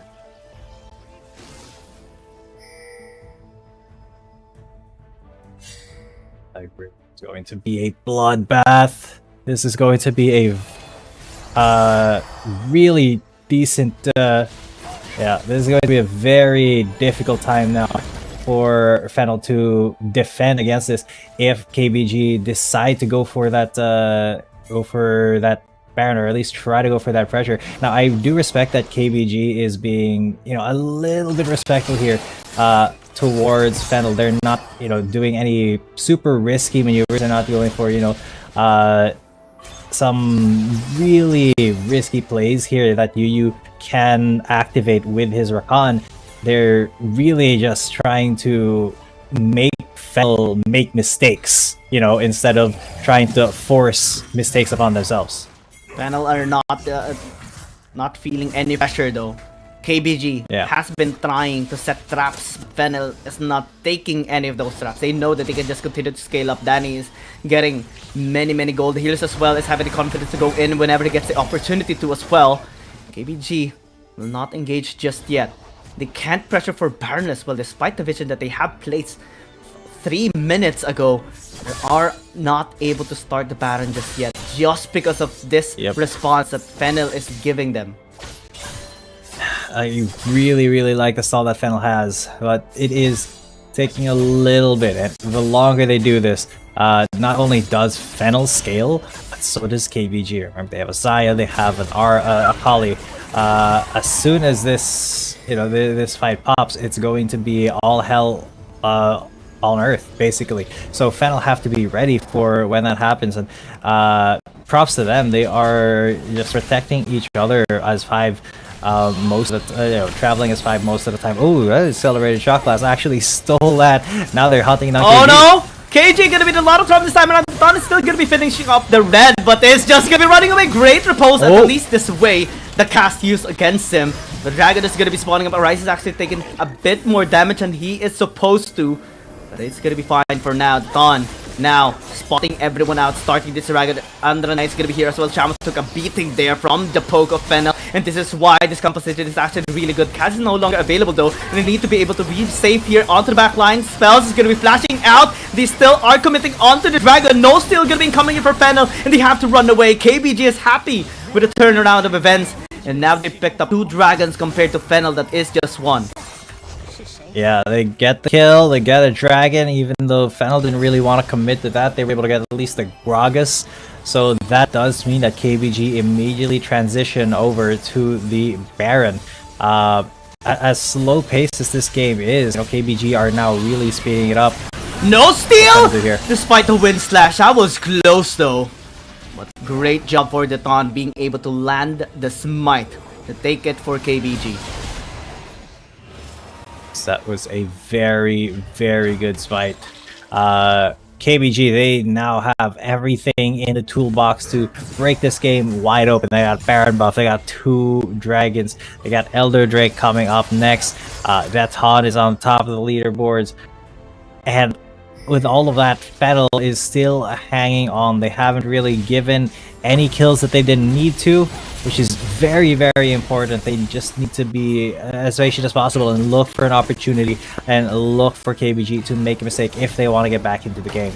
And Fennel can still come back here in this game. Elder Dragon is available if they have the tools that they need, especially the Cask of Arisen. It was used too early into the fight earlier to try and catch KG, and because of that, they couldn't really push out Andran. But they will be pushing out the mid lane before prepping for this Elder Dragon, or it's gonna be too late at all. No vision is established here. They are committing onto the Elder Dragon. Andran is gonna be going in alongside with you, with the quickness enter the grand entrance as well. KG closing the distance. Here comes Shama in the taunt, and everyone is just gonna be falling down. Fennel, Mayday, everyone is dying. KBG is loving every single bit of it. Quadra kill by Andran as well.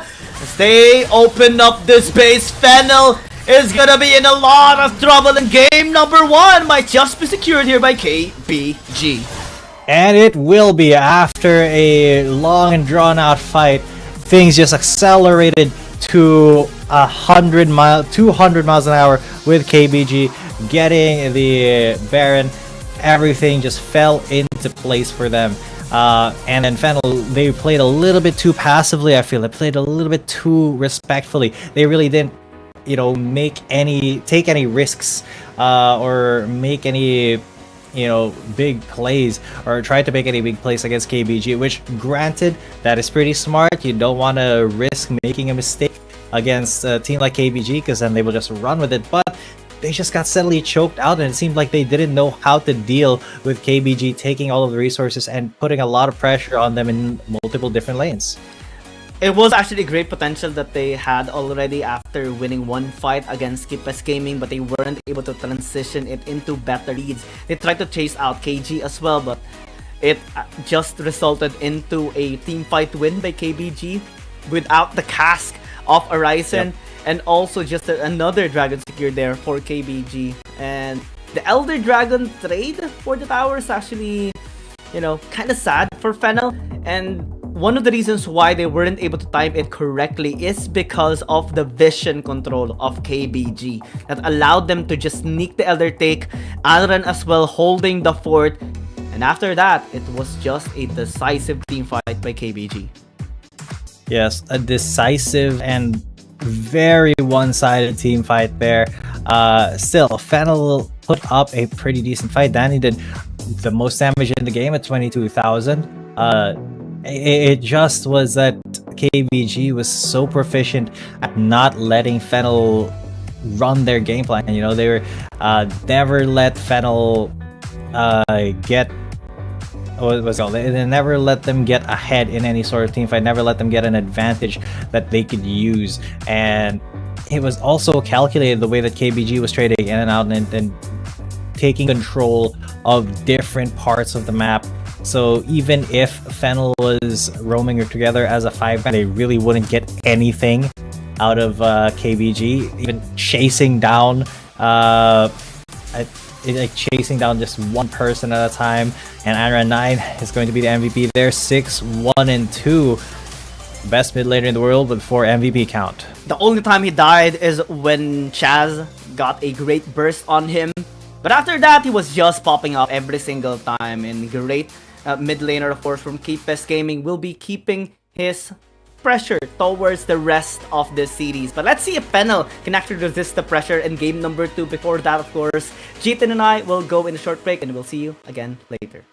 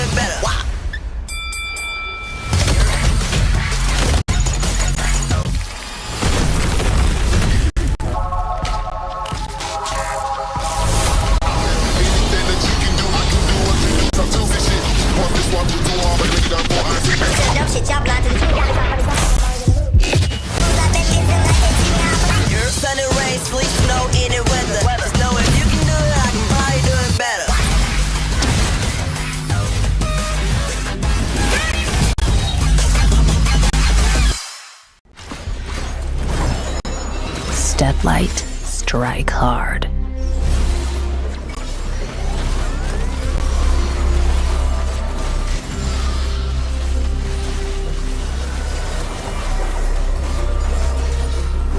Crack 'em like like a tomb.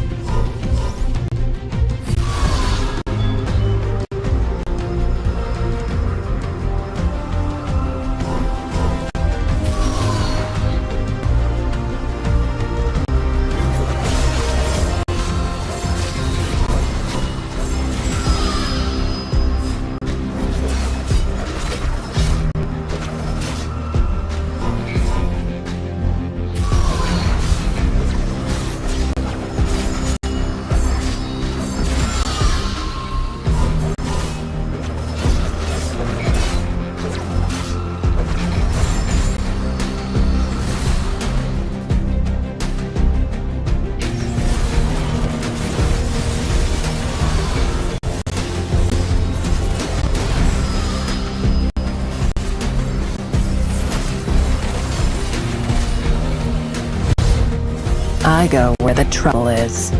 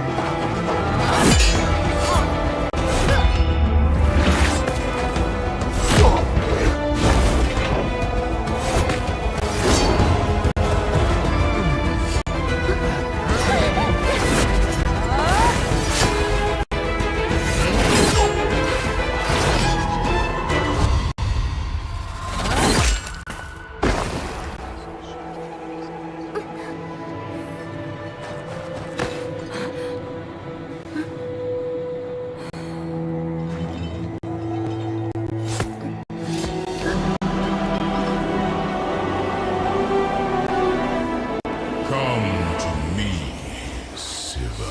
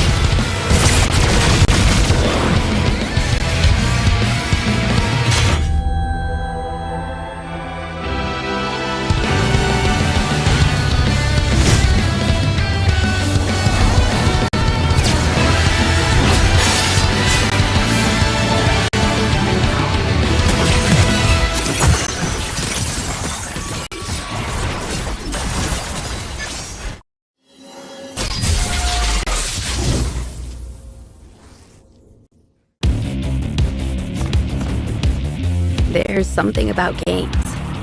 What you doing there gives you real chills. There is one thing that can't be stopped. Feelings. And if you can feel it, It must be real, right? and that's That's real magic.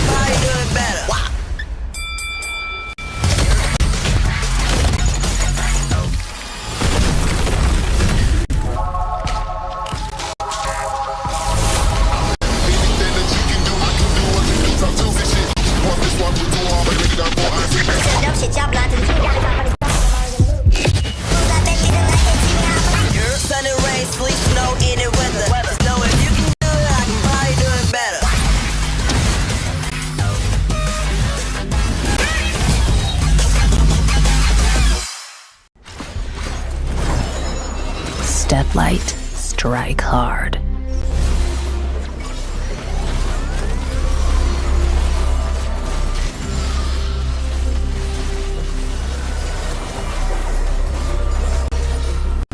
Crack 'em like a tomb.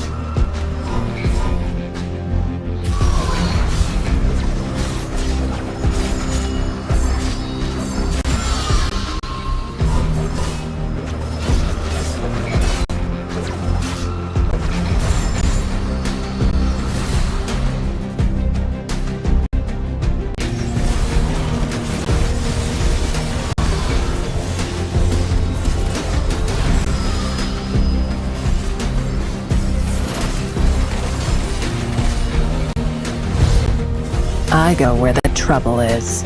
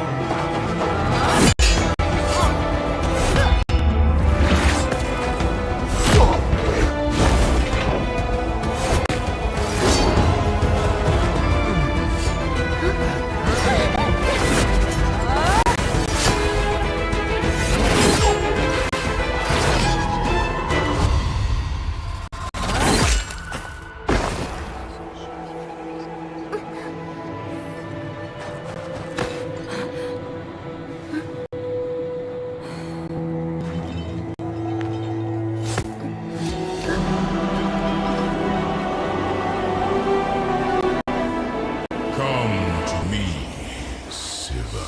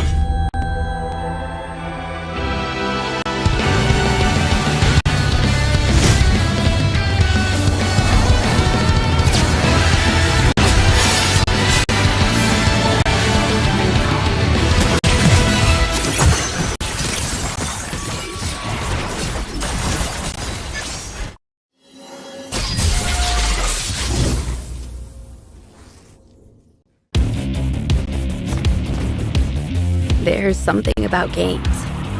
What you're doing there gives you real chills. There is one thing that can't be stopped. Feelings. And if you can feel it, It must be real, right? and that's real magic.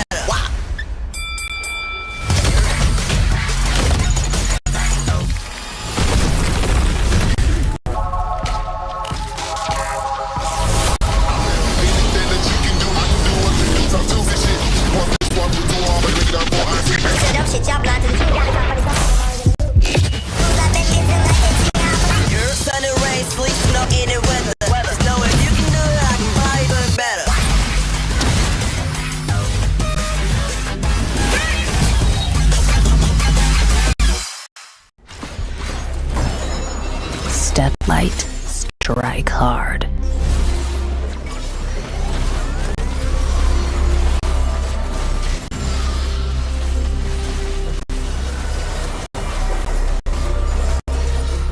Crack 'em like a tomb.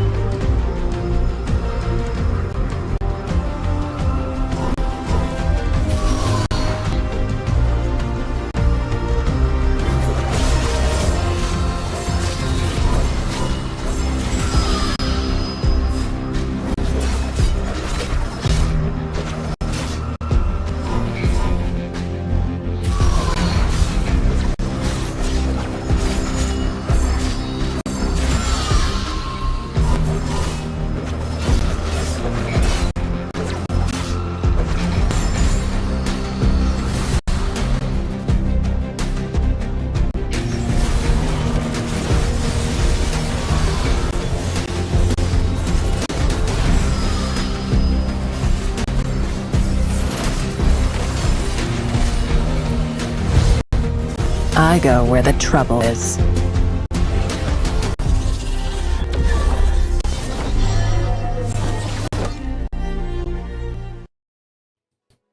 Alright, it's time. After a bit of a longer break than usual. We apologize for that, of course. Yeah, it's a bit unfortunate for the tech issue, but we're going straight to the banner phase. Yeah, that's right. This is, to remind you guys, game number 2 between Fennel and KBG, Keep Best Gaming. Keep Best, they did play a little bit of a slower game, really controlling the tempo of the match from the very start. And Fennel, they played pretty reactively. I want to see them be a little bit more proactive this way. They just need to, I think, put themselves out there a little bit more, because if not, then KBG will end up choking them out, just like in the last game, because KBG just kind of intimidated Fennel for pretty much the entire game until there was no other option for them to take a fight later on. It's also interesting that Fennel chose red side and KBG on blue side has banned away Akali of Anran 9.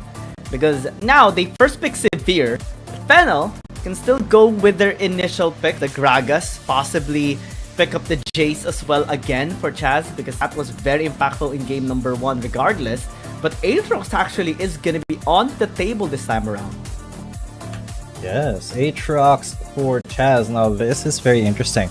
It does, it makes sense. It does contain a little bit of risk here for Chaz to be playing this Aatrox. I don't know. This is a very difficult spot for Fennel, I think, if they don't make this Aatrox big. I feel like Chaz really has to be super proactive here to make that Aatrox really have a lot of effect. But yeah, that is a nice pick for the AD. I like the Tristana, but you do need to have a pretty good, you know what I'm saying? You need to have some really reflexes and some great proactivity if you want to make full use of Tristana as well. I mean, Danny is a very talented Dragon laner. I think he will be able to fully utilize his champion. The only problem they have right now is still, I mean, great engage coming in from KBG. They have great potential in still closing the distance against this Tristana. And Fennel might need another crowd control champion possibly another Riven for spells because his performance early is actually quite good. And I believe he can fully utilize it once again. But Orianna for Helios can be quite exciting, see. That is a crowd control champion. The Shockwave is a really strong tool here. But on the other side, there's also a very classic crowd control champion, the Leona, being picked up there for UU. I feel like that is going to be a big problem for Fennel, especially for that Tristana, because that can just shut down all the mobility of a Tristana if UU manages to get onto him. But that Lee Sin Chaz is not actually going to be the Aatrox, it's going to be Spelt. Chaz is going to be jungling with the Lee Sin. A very interesting turn of events, a good mind game there with the early Aatrox pick. Yeah, this is a great adjustment coming in from Fennel. Lee Sin against the Kazakhs can work quite well too. And now they have early game pressure as well established with this slight adjustment for Fennel. KBG is going to be fully aware of that as well. Let's see what's going to be the change in performance here between these two teams, because I like the draft on both sides. KBG has scaling, KBG has team fighting, they have crowd control as well, but the only thing they don't have is disengage. Fennel has that through the cast of Horizon later on the Gragas. They have the Dragon's Rage as well, but team fighting is still going to be very great on either side too. I'm gonna give this comp an edge on Fennel, but let's see if KBG can still break this. I feel like Fennel, does have the edge in terms of composition, but I feel like KBG, if they're able to get any sort of lead early, they just snowball out of control, because look at that, they got a Sivir, they got a Jax. If they're given any sort of lead, it becomes very easy for them to really invade and start taking up more space. Even with the safety that Orianna provides, it becomes very difficult and dangerous for Fennel to contest some areas when they have to think about that Kha'Zix. I mean, yeah, the Kha'Zix is going to be quite a problem later on for sure, especially because of the isolation potential of KBG. The Jax, the Vladimir, and even the Leona is going to, they can cause the members of Fennel to just scatter around isolated. But let's see if that's going to happen, or if Fennel will be able to handle it better this time around, since the engage can be quite dangerous as well. Fennel does have massive scaling towards the late game. We have seen some games in which the Lee Sin was able to be very proactive, just like Cerberus Esports against JDG. And Chaz can be it as well, especially that it's one of his favorite champions. Yeah, so the problem with that is just, I think the mental barrier of this KBG, the winner from last season, they cannot afford to, be passive. Chaz really has to be the one to set up a lot of these plays in the early game, and set up those plays he's already going for a counter jungle here. Datan possibly could find him. Yeah, he is just able to finish up the wolves. Will be spotting out Chaz, but gets spotted as well, unable to deny the steal. And Chaz will be continuing on the grump as well. It's a little cheeky, I would say. Now Yuyu's there to sock him out. Fortunately, he will be able to escape and will just go towards the bot side. But that leaves Shama quite vulnerable here under the tower. He is getting poked out a little bit. Also with this explosive charge, Shama might be in a lot of trouble, but still is able to spell shield his way out. Yep, he should be completely fine. Yuyu, though, really getting that vision game started, and getting stunned up. That's a lot of damage on him. Yeah, great durability though on Leona. That's the perk of using the Leona, right? Just having more stats, of course, with one of your abilities to resist some of the damage. Yeah, the ability to just take as much, as much damage as you possibly can, is pretty invaluable there for that Leona, because she's not a very mobile champion. Like Gragas, he has a body slam. He can disengage with the explosive cast. With Leona, it is very She's a very not mobile champion. Yeah, oh no, Arisen might be in a lot of trouble. Will be flashing away and still heal himself back a little bit, but Ignite will be taking him down. That's first blood by KeepBest Gaming. That is a beautiful, beautiful first blood coming in from KeepBest Gaming. Yu looking for more. I think he's just waiting for Daddy to go, and he actually hits it. Will still be fine. Chaz gonna be here. The but Yu will allow him to just deny the counter engage. Yeah, Yu was like, oh, thanks for bringing me to safety with your Dragon's Rage. Now they're still hunting for Shalma here. I think Chaz is looking to hit that. Oh, he hit it. The Sonic Wave. The rest of the homies are coming. Yeah, they will be committing onto this, but still, it is gonna be very scared, of course. The Thon is gonna be here. And Adnaran is just clearing up mid before he actually rotates here into the bottom lane. Chaz still not committing onto it either. The Solar Flare is gonna pin him down and Helios will be taken out. Arisen is gonna be next as well. Sonic Wave will be connected, but to no avail. Danny jumping will be putting himself in harm's way as well. That's 3 kills to just 1. Yeah, 3 kills for KBG, and this is the start of the snowball. Let's take a look at that again. A lot of overcommitment here by Fennel, and they didn't cut their losses when they should have. And they really waited for Anran9 to get down there, but I do like the risk that Danny took here to go for that 1 kill. But unfortunately, it just didn't work out for Fennel. I like the proactivity. That's what I was looking for, but they overcommitted hard. And this time, KeepBest Gaming will be getting the leverage, the momentum here in this game as well. Fennel, they need to step back a little bit. They do have scaling. And the only thing bad a while ago is the timing, of course. KBG was more prepared, especially with Andra9 visiting there and with them being able to poke them out and get the Solar Flare done to pin down one member of Fennel. And now they're putting it into a more lead with starting this RH. Chaz is going to be here as well. Is he going to be committing onto this? Sonic Wave will be connecting. Horizon just poking him out. Helios is chunked out already, out of the picture. As the Thon is going to be committing here onto the RH. Horizon is going to be moving towards the top lane, maybe to help out Chaz secure a couple of plays. This time, again, similar to the bottom lane, they're putting themselves in the top spot. And that's going to be another kill. Yep, a beautiful Solar Flare to start that one off, and then they had, of course, the Kha'Zix to follow up if ever they needed to, or wanted to go for more. KBG already getting everything started here. Danny and Arisen, though, will they risk it against KG? They are. They will be trying to deal the damage. That's going to be used as well to try and pin KG down. It's taking a bit of a hard time, but Danny will still pick up the kill and might be able to push this tower down unless Yu can successfully defend. He don't have the explosive charge this time. Finally has it. Horizon as well is tanking a bit of damage there.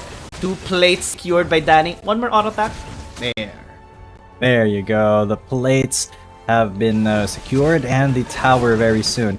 As this should be easy peasy lemon squeezy for Danny. That is the first turret of the game there, and that could be a little window of light there for Fennel as they have kind of evened up the score, even without evening up the kills. They've gotten the gold pretty much even with 2 KBG, which is no small feat, except for immediately after Shelly just says, alright, I want the lead again. Yeah, they also have taken the dragon in the bottom side river, so double objective secured here by KeepBest Gaming, and Fennel has yet to secure any as well. That initial lead a while ago denied as well with just 1 tower takedown by KeepBest Gaming. Now Fennel has to play safely again. It's all about scaling. They have many scaling champions. The only thing that is not scaling is the Lee Sin.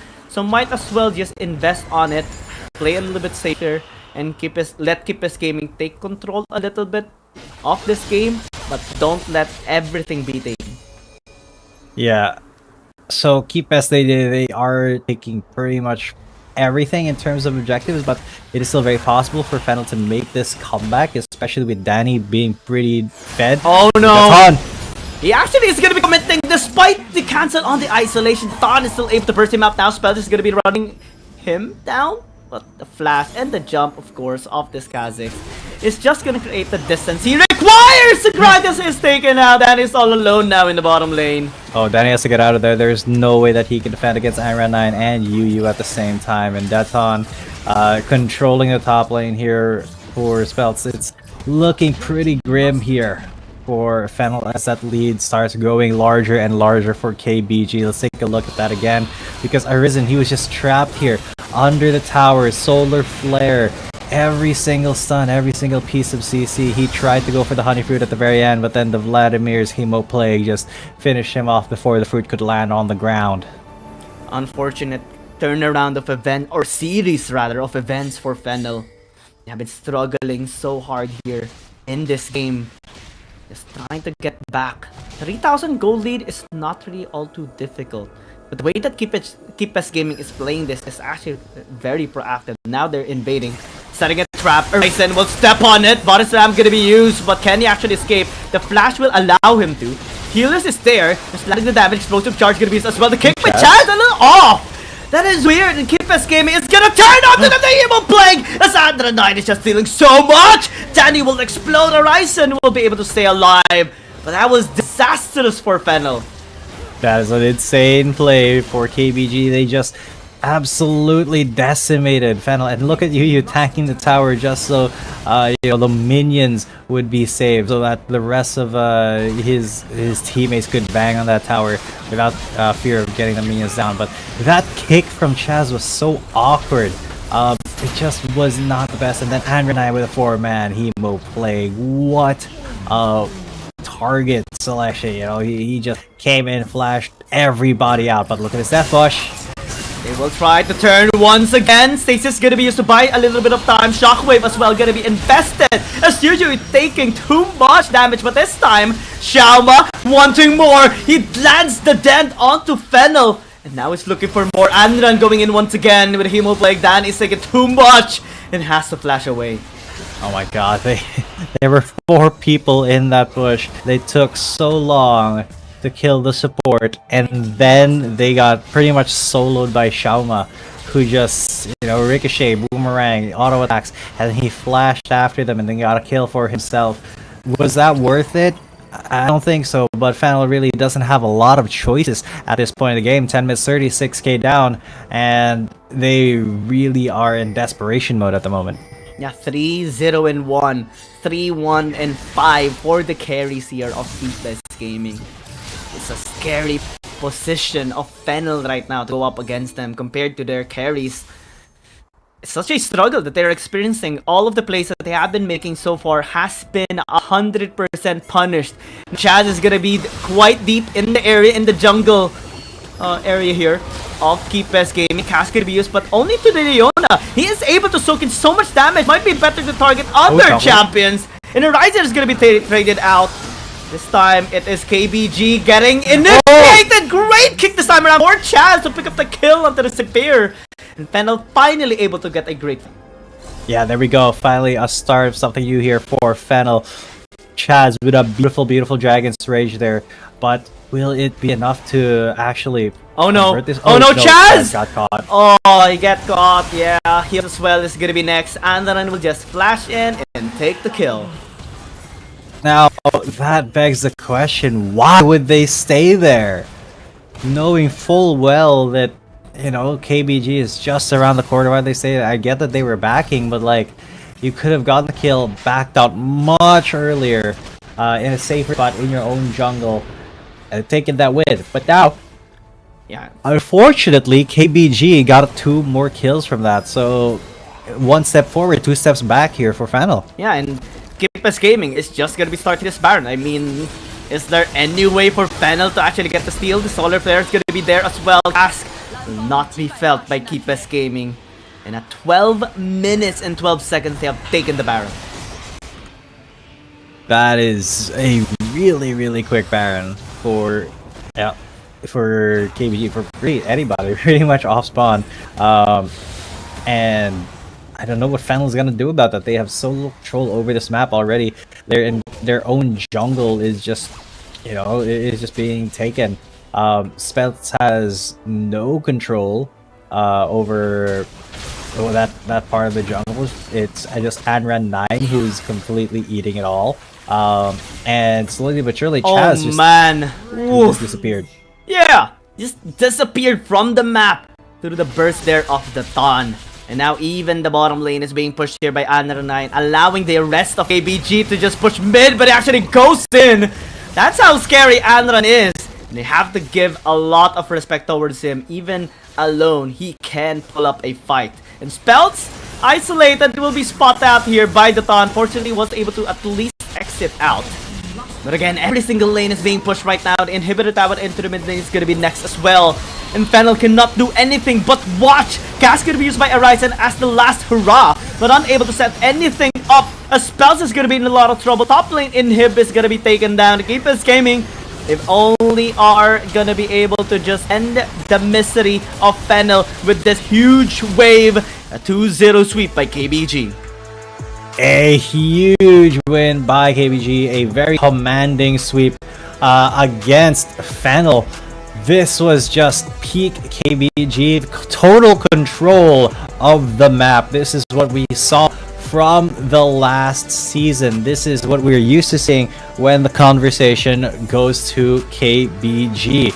Now, yes, they've been a little bit more vulnerable this season, but when it comes to those APAC matches, you know, they are just so consistent and they know exactly which buttons to press. They know exactly how to control the movements of the enemy. I still gotta give props to Fennel for being a little bit more proactive in that second game, but you know, some of those executions were lacking, and there were some questionable decisions here and there that really snowballed into a bigger and bigger lead for KBG. It's still a long journey here for Fennel in their growth. I believe this is not their peak form just yet. There's so many mistakes made there in that game that Keepes Gaming just punished heavily against them, that allowed them to just garner such a big lead, despite the attempts there of Fennel to take some of their members down.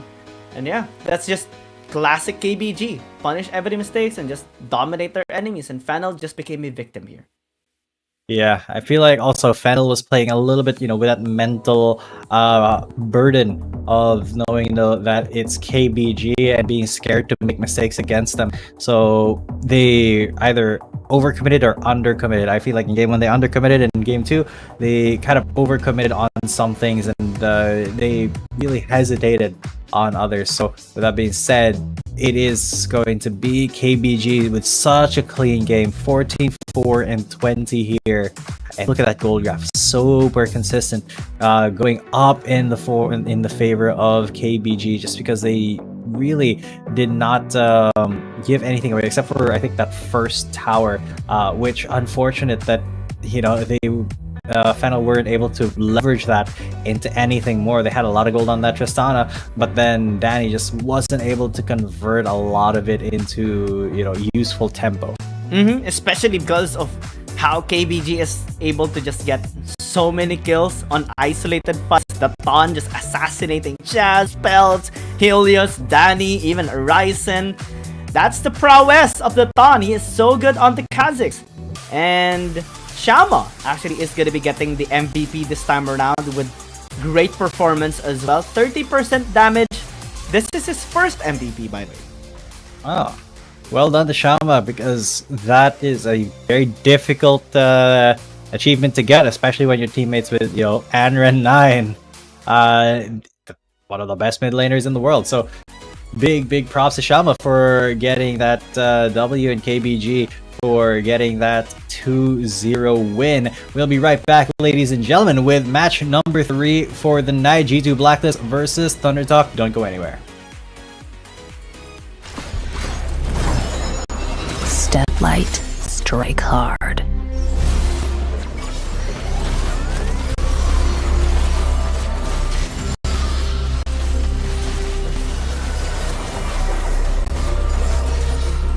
Crack 'em like a tomb.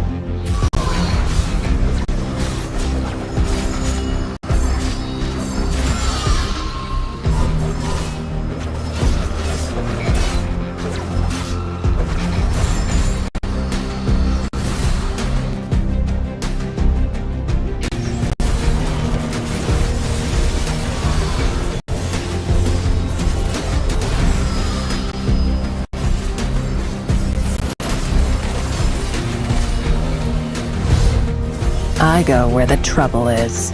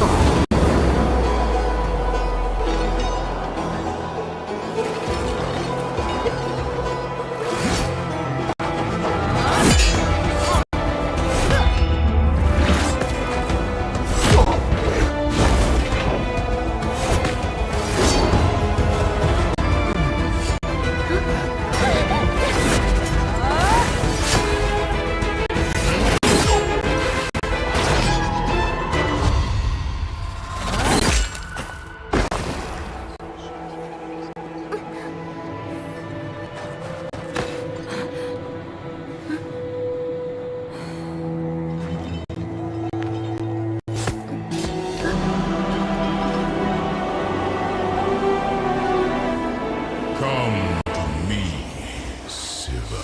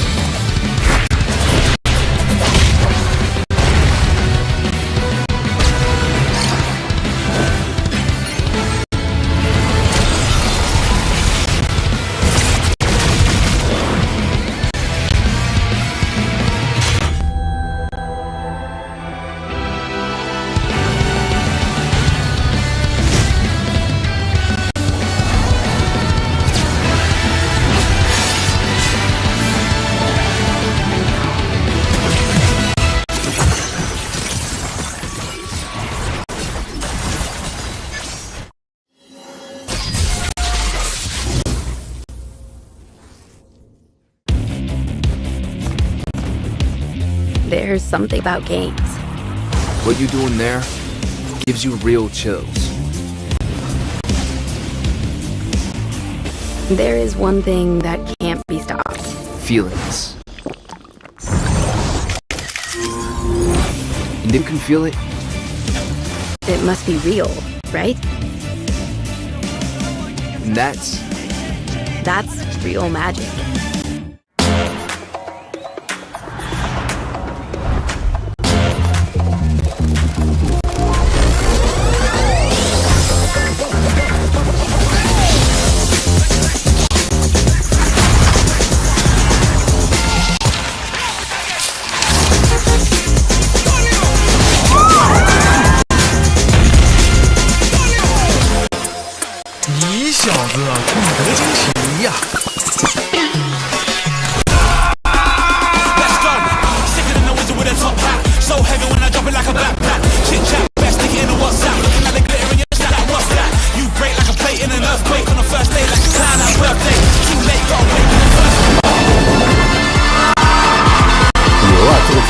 来接受我们的采访。安然9先和大家打个招呼吧。Hello， 大家好，我是 KBG 战队的中单选手安然9。欢迎你们，也恭喜你们赢下了这场比赛的胜利，一个漂亮的2-0。第一个问题，我在赛前看板子的时候看到了你们的一龙率是53%，一个非常高的比率啊。然后，但是峡谷先锋率呢只有29%，是不是也证明着你们队伍会对小龙有一个比较高的优先级呢？也不是吧，可能是我们拿不到，就拿不到，能拿到小龙就拿小龙，总是错失拿先锋的机会。I asked him, compared to the Rift Herald, do you have a high priority of Drakes? And he said that, actually, I think they're the same in our eyes, but sometimes we always lose the opportunity to get the Rift Herald. And I think the Drakes maybe are the only thing we could get during the game. 第二个问题，那下一场比赛你们即将面对到 WHG， 那现在在积分榜上，其实你们两个队伍现在积分是非常相近的，而且位置也非常相近的。那对于这比赛有没有什么期待？因为这场比赛对你们俩说都很重要。他们比较厉害嘛，期待我们的胜利吧。期待你们的胜利。I asked him what's your expectations towards the next matchup against WHG, and he said that I'm looking forward to see our victory. 那你期待你们的胜利是以一个什么样的比分呢？2-0吧。I'm looking forward to the victory with a 2-0。那第3个问题，你被评为第5周的最佳中单，这也是你在这个赛季第2次获得这个奖项了。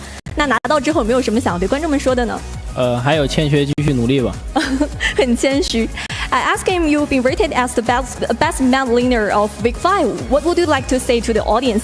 And he said that, I think there is still much room for me to improve. I'll just keep learning and keep improving. 那再一次感谢安仁九接受我们的采访，我们的赛后采访到这里就先结束了。接下来让我们收看一段即时花絮。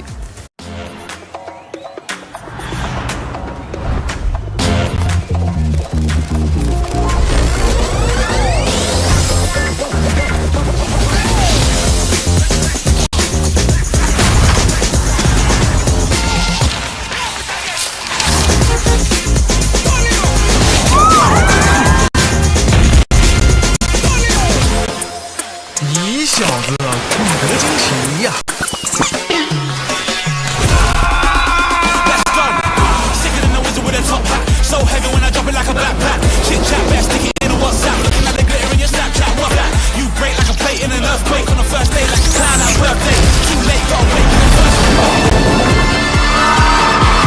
牛啊，这个球！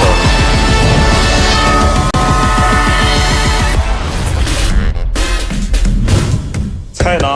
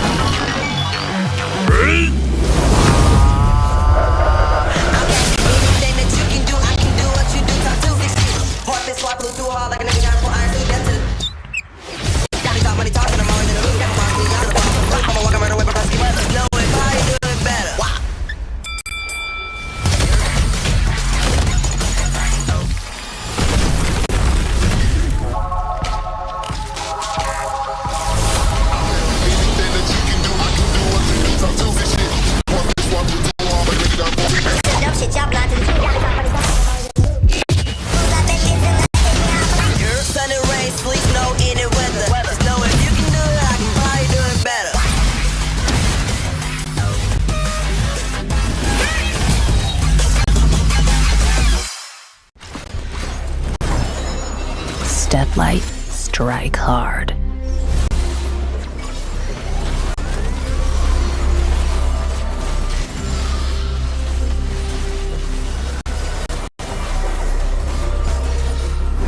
Crack 'em like a tomb.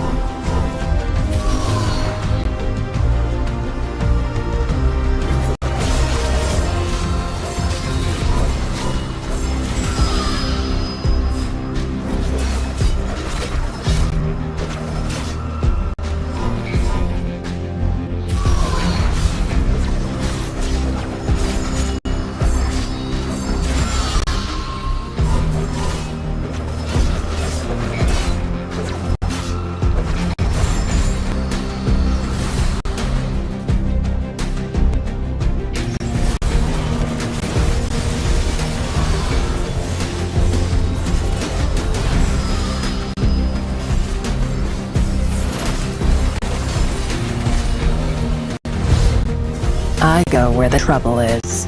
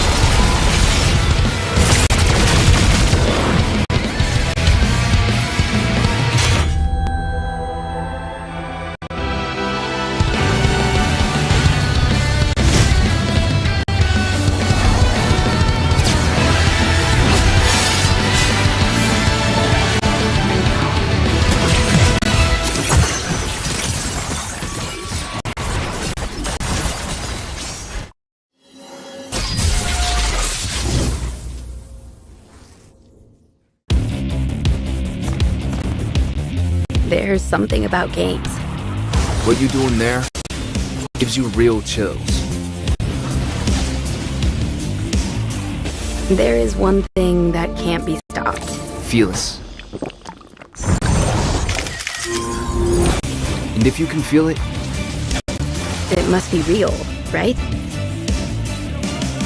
and that's real magic.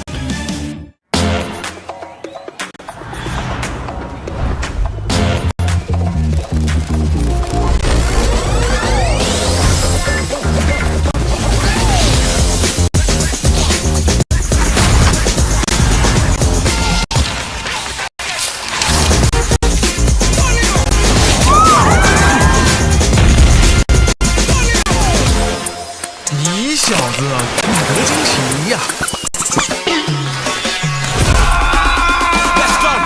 Sicker than the wizard with a top hat. So heavy when I drop it like a backpack. Chit chat, best stick it in a WhatsApp. Looking at the glitter in your Snapchat. What's that? You break like a plate in an earthquake on the first day, like a clown at birthday. Too late, gotta wait for the first one. 牛啊，这个球！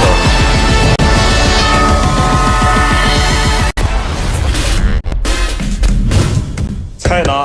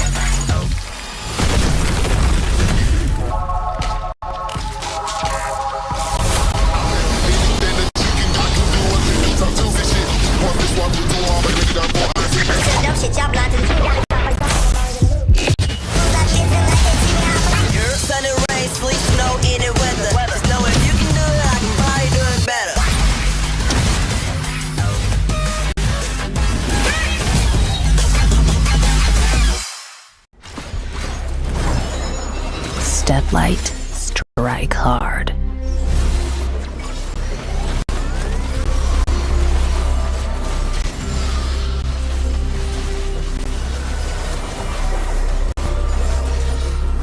Crack 'em like a tomb.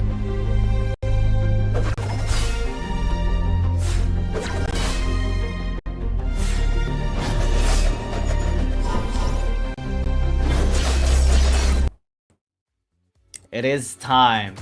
It's time for the last series of tonight. And it's going to be a banger for sure because it's G2 Blacklist versus Thunder Talk tonight. We're gonna be your casters, Guillaume and G10, and we're very excited for this one.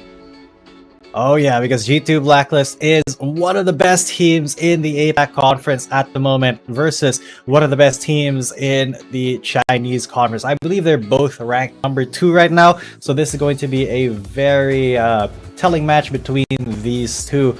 Of course, Thunder Talk had such a dominant run until they got that loss against OMG, but now they're looking for that little bit of revenge. They want to get that momentum going again. Meanwhile, G2 Blacklist, they were able to make it to the finals from last season, right?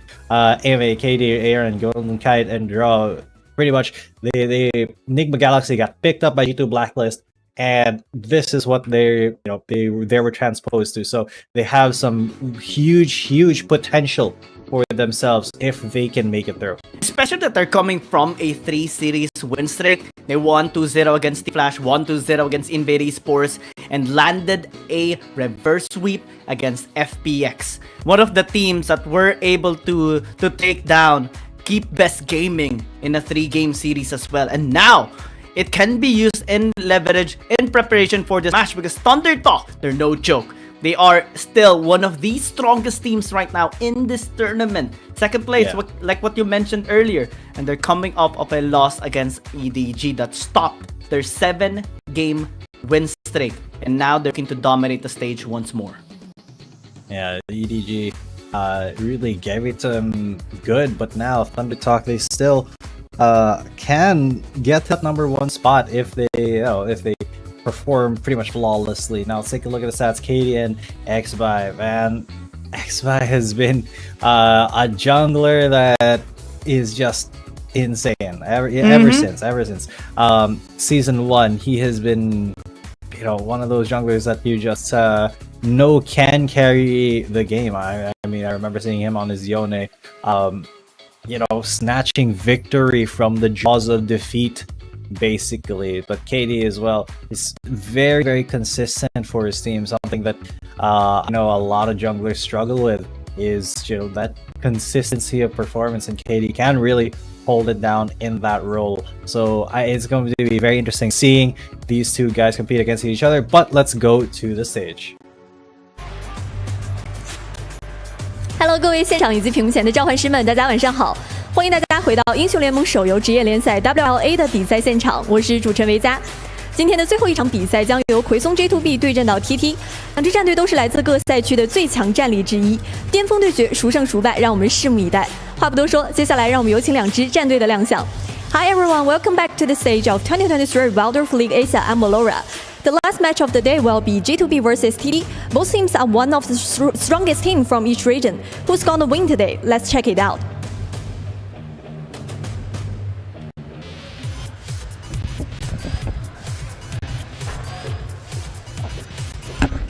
首先，让我们有请 TT 战队登场，有请单人路选手 In the Solo Lane 辛。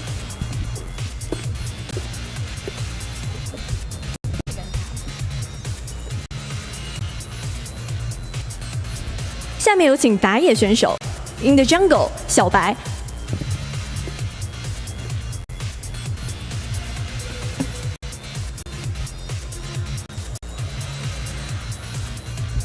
接下来让我们有请中路选手 In the Mid Lane Z。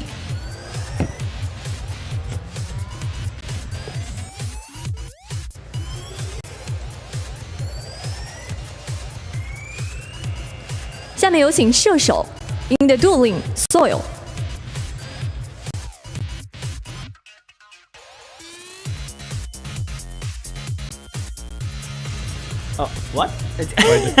Why does he have a carrot? 最后有请辅助 and support SMY。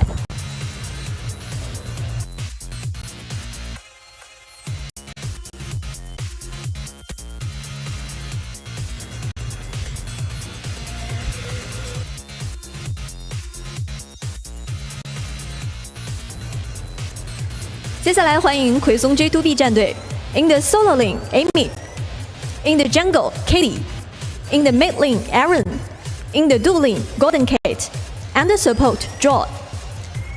两支队伍现已集结完毕，让我们即刻进入召唤师峡谷。All the players are getting ready. Let's start into the well.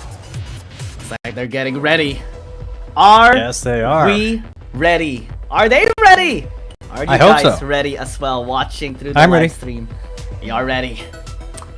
This is going to be such a great match. Of course, we are both ready for this match. We are very excited to see either team winning here and whatever they are going to be bringing onto the table for this match. I want to see a surprise pick coming from both of these teams, because during the match of EDG versus Thunder Talk, we saw even the Gwen of Z got taken out in one of the most crucial parts of that game number 3. Sakali as well has been denied once, and I think that's one of the steps that G2 Blacklist has to take in order to take down Z.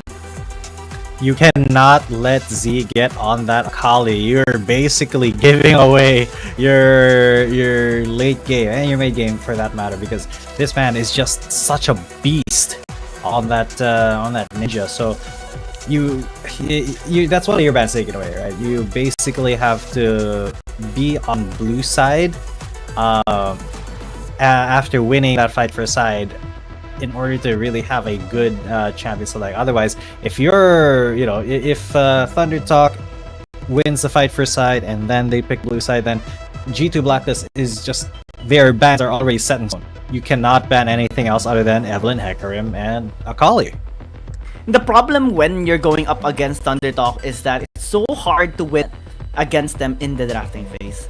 Because they've mastered so many of these champions already. At least 5 champions each can be used. So with you only being able to ban out 5, it puts you in a bad spot. Because the mastery is also backed up here by Thundertalk. Before that, of course, we'll just go into the side selection match. Again, the Blacklist does have an interesting comp. They have a Pyke. I like Pyke. On Aram specifically, Pyke seems pretty decent. He's got that pull, he's got a stun, and he's got that execute. But SMY already in the midst of it all, he gets kicked backwards. Oh, the shield will just barely keep him alive. But then Sivir, that last auto attack, man, that sealed his fate. It's a great start here though for G2 Blacklist. 2 kills picked up already. Thundertalk will be having a bit of a hard time. They have lots of crowd control in their lineup, so maybe through team fights later on, especially at level 5, they can actually give a great fight here against G2 Blacklist. Tower is going to be pressured a little bit, but with some lack of range here inside of G2 Blacklist, especially siege damage, it's going to be quite challenging for them. Yeah, I think the problem for G2 Blacklist coming into the mid and late game of this Aram match is going to be that cannon. Oh, SMY! I think SMY. Gonna be getting that punch! Gets knocked up, but at least that's already killed towards draw. Thundertalk the Samurai has to disengage. He will not be able to, not without a kill there by Aaron.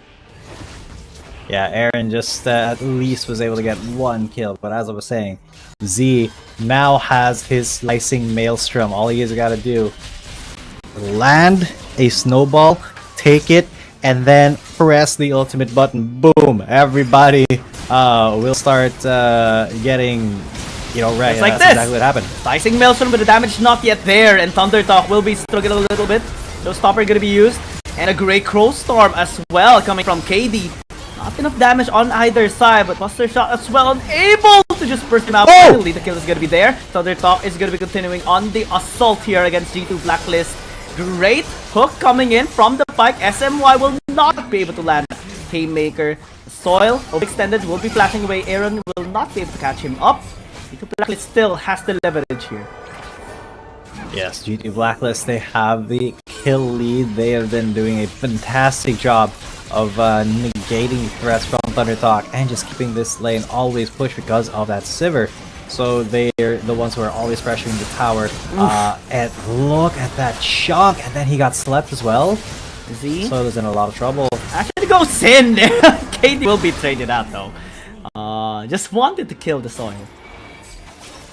Yeah, I mean, you got a Soil and then you got Tormented Soil by that Morgana. It's funny that Soil is not the one playing Morgana, because then, yeah, Tormented Soil, that's funny. Oh! Good hit on the hook. And SMY still has the damage, of course. This is a set. One of the most dangerous champions, to be honest. When you damage him, he can just return it to you and say thank you as well. Yep, thank you. You're welcome.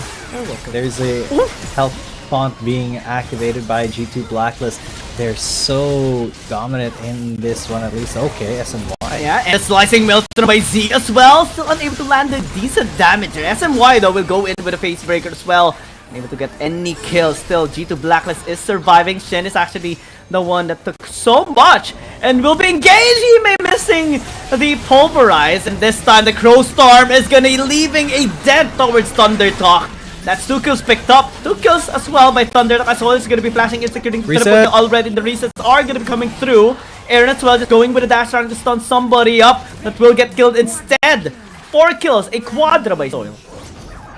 Yeah, Soil is going haywire there.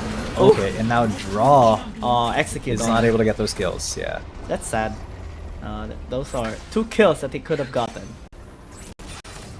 That would have been pretty close, but Soil is pretty fed now. Their resets are very real here on Aram. All you gotta do is, you know, pretty much get one auto attack, let somebody else kill him, maybe, and then just keep the train going. But G2 Blacklist, they're no stranger to that. They just want to keep the lane pushed, keep as much pressure on that tower as possible. Of course, these things. Crow Storm as a response to damage! It's too much! Thundertalk cannot handle anything there! No kills picked up by Thundertalk, but 4 for G2. the most beautiful, perfect Crow Storm in Aram. That was absolute insanity coming in from KD, and look, it's almost up once again. Oh, just a headbutt as a response by Ime, and completely denied the slicing mails from them. And G2B will be securing this tower as well, the first tower in this game. Yeah, so here's the problem for ThunderTalk. They really don't have a lot of ammo combo, while G2 Blacklist, they have so much. Look at that again. Oh man, the Crow Storm, Chain of Corruption going to be used here by the Battle, but still is unable to get anything there on that fight. G2 Blacklist is just dominating them right now, at least in this Aram match. I mean, they have this composition designed for it as well. ThunderTalk cannot handle them at all yet. Yeah, ThunderTalk is struggling quite a lot because of this mid game, and look at those snowballs coming through. They're already onto the Nexus. The shields are there though. Oh, look at Soil. Yeah, getting the resets, the jump around the showstopper, and the face breaker to top it all off. And ThunderTalk will be getting the resets done for Soil. He keeps on jumping around. Sleepy Trouble Bomb to maybe bash him up in the outside by draw. He'll be taken out at the very end, but still, ThunderTalk will be should be getting this tower now. Yeah, that wasn't a pentakill, but you can see Soil just jumping around every single time. Really good use.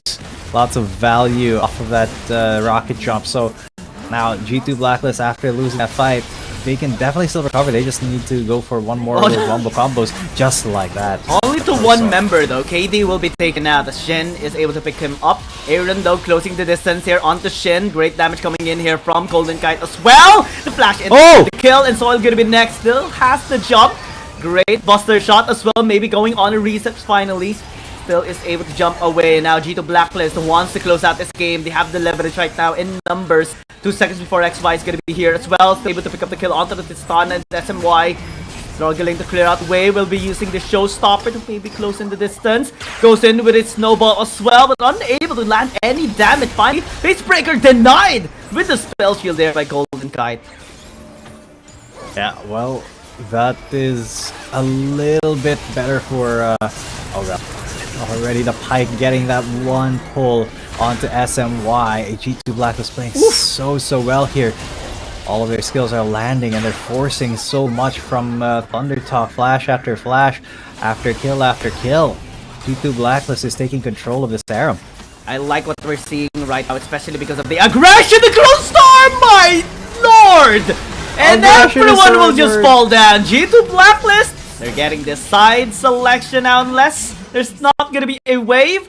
There's no way! And ThunderTalk is loving this. They have a chance right now to at least prevent the side selection, at least delay this game. SMY is gonna be going in, trying to get 2 kills. If he's able to do it, might be 3 kills as well. Great impact, and ThunderTalk will still be able to stall out this game, especially after that mishap for G2B. Yeah, G2 Blacklist just kind of greeted too hard, I think, on the set on SMY, and SMY really had a lot of leeway after that, but he still lives with the lane tweet. No, not quite. Draw barely manages to kill him. Yeah, they did not expect that set to be that tanky or deal that much damage. So a pretty decently sized mistake on their part. Anyway, though, they're waiting for KD. Definitely just waiting for another Crow Storm angle here, because there's no counterplay. I mean, you can use a Slicing Bearstone to maybe deal some damage and burst the Fiddlesticks, but all you have to do is just use stasis and it will be fine. And as well as the damage just so pure, Aaron can just follow up as well. Hook to be connecting onto Shen, but still unable to take him down. He will commit! Death from below and takes him up as well. The reset's coming through for Aaron too. Now they're just waiting patiently. Good thing that wave clear is still on ThunderTalk. They can still just close out this way and maybe just resist. Slicing Missile gonna be used onto the wave to try this way. The members here of G2 Blackman's not gonna be enough. Everyone got taken out. At least the wave is denied. Showstopper, the Facebreaker Haymaker as well, dealing damage but unable to kill anyone from G2B. yeah, and that was absolutely amazing from G2 Blacklist, even though they don't have minions right now. The death. Oh, what a snipe. G2B will be getting the side selection priority. Finally, in for APAC. And G2B will be the one dictating at least the side that they will start in, whether it's blue side or red. Yeah, it most likely is going to be blue side. They want that little bit of an advantage of being able to actually ban champions that your opponents use. Because again, if you're red side and you're G2 blacklist, that means you're pretty much funneled into banning certain champions, right? So the Hecarim, the Evelynn, and the Akali. But on blue side, you can ban the Akali. You can ban someone else, like say another jungler that's not the Evelynn or Hecarim, like the Lee Sin. You can also ban the Ornn or some other really strong supports, which Ornn seems to be the strongest support at the moment. Yeah, absolutely. Ornn, Gragas, those two are the primary picks for the support line. Sometimes we do see other champions like the Galio, especially when there is a Camille, when there is a Shen available, Akali as well. And usually that's the combination, especially to help out secure the front line. These terms of pressure and setups. Let's see what will be the preference here on both of these sides, because both actually are quite aggressive. G2B is known to just not step on the brake pedal, always on the gas pedal, and FPS has been dominated by G2B the same way. Yeah, hopefully they have that same philosophy here. They have the same wherewithal to keep their foot on the gas pedal, never brake, always just go, because that's something that not a lot of CN conference teams are super familiar with. Only a couple teams really do the same style there in the CN conference. One of them is being FPX. So with that being said, it just the pedal to the metal strategy for G2 Blacklist is something that they need to still be careful about, even when they're on the way to maybe a lead, maybe a kill or a tower. They still have to be very careful and respectful of the the potential of Thundertalk to stifle their plans and take them down. And the great thing about G2 Blacklist right now, especially in their position, is that they've recently come off of a win against FPX with Aaron spamming out the Akali and win both of those games. So they can actually steal out the Akali of C, especially if they're on blue side. And we've received some news. They're starting blue side. Here we go. Thundertalk. They're gonna be the one on the pressure right now, especially after coming off of a loss against Edward Gaming. This time, they might actually be the one that has to ban away the Akali. Yeah, they really cannot afford to... Yeah, I don't think they can afford to give up that Akali, but the first man will be the Jack. Z is just such a talented player. Knows exactly when to go, knows when to smoke shroud.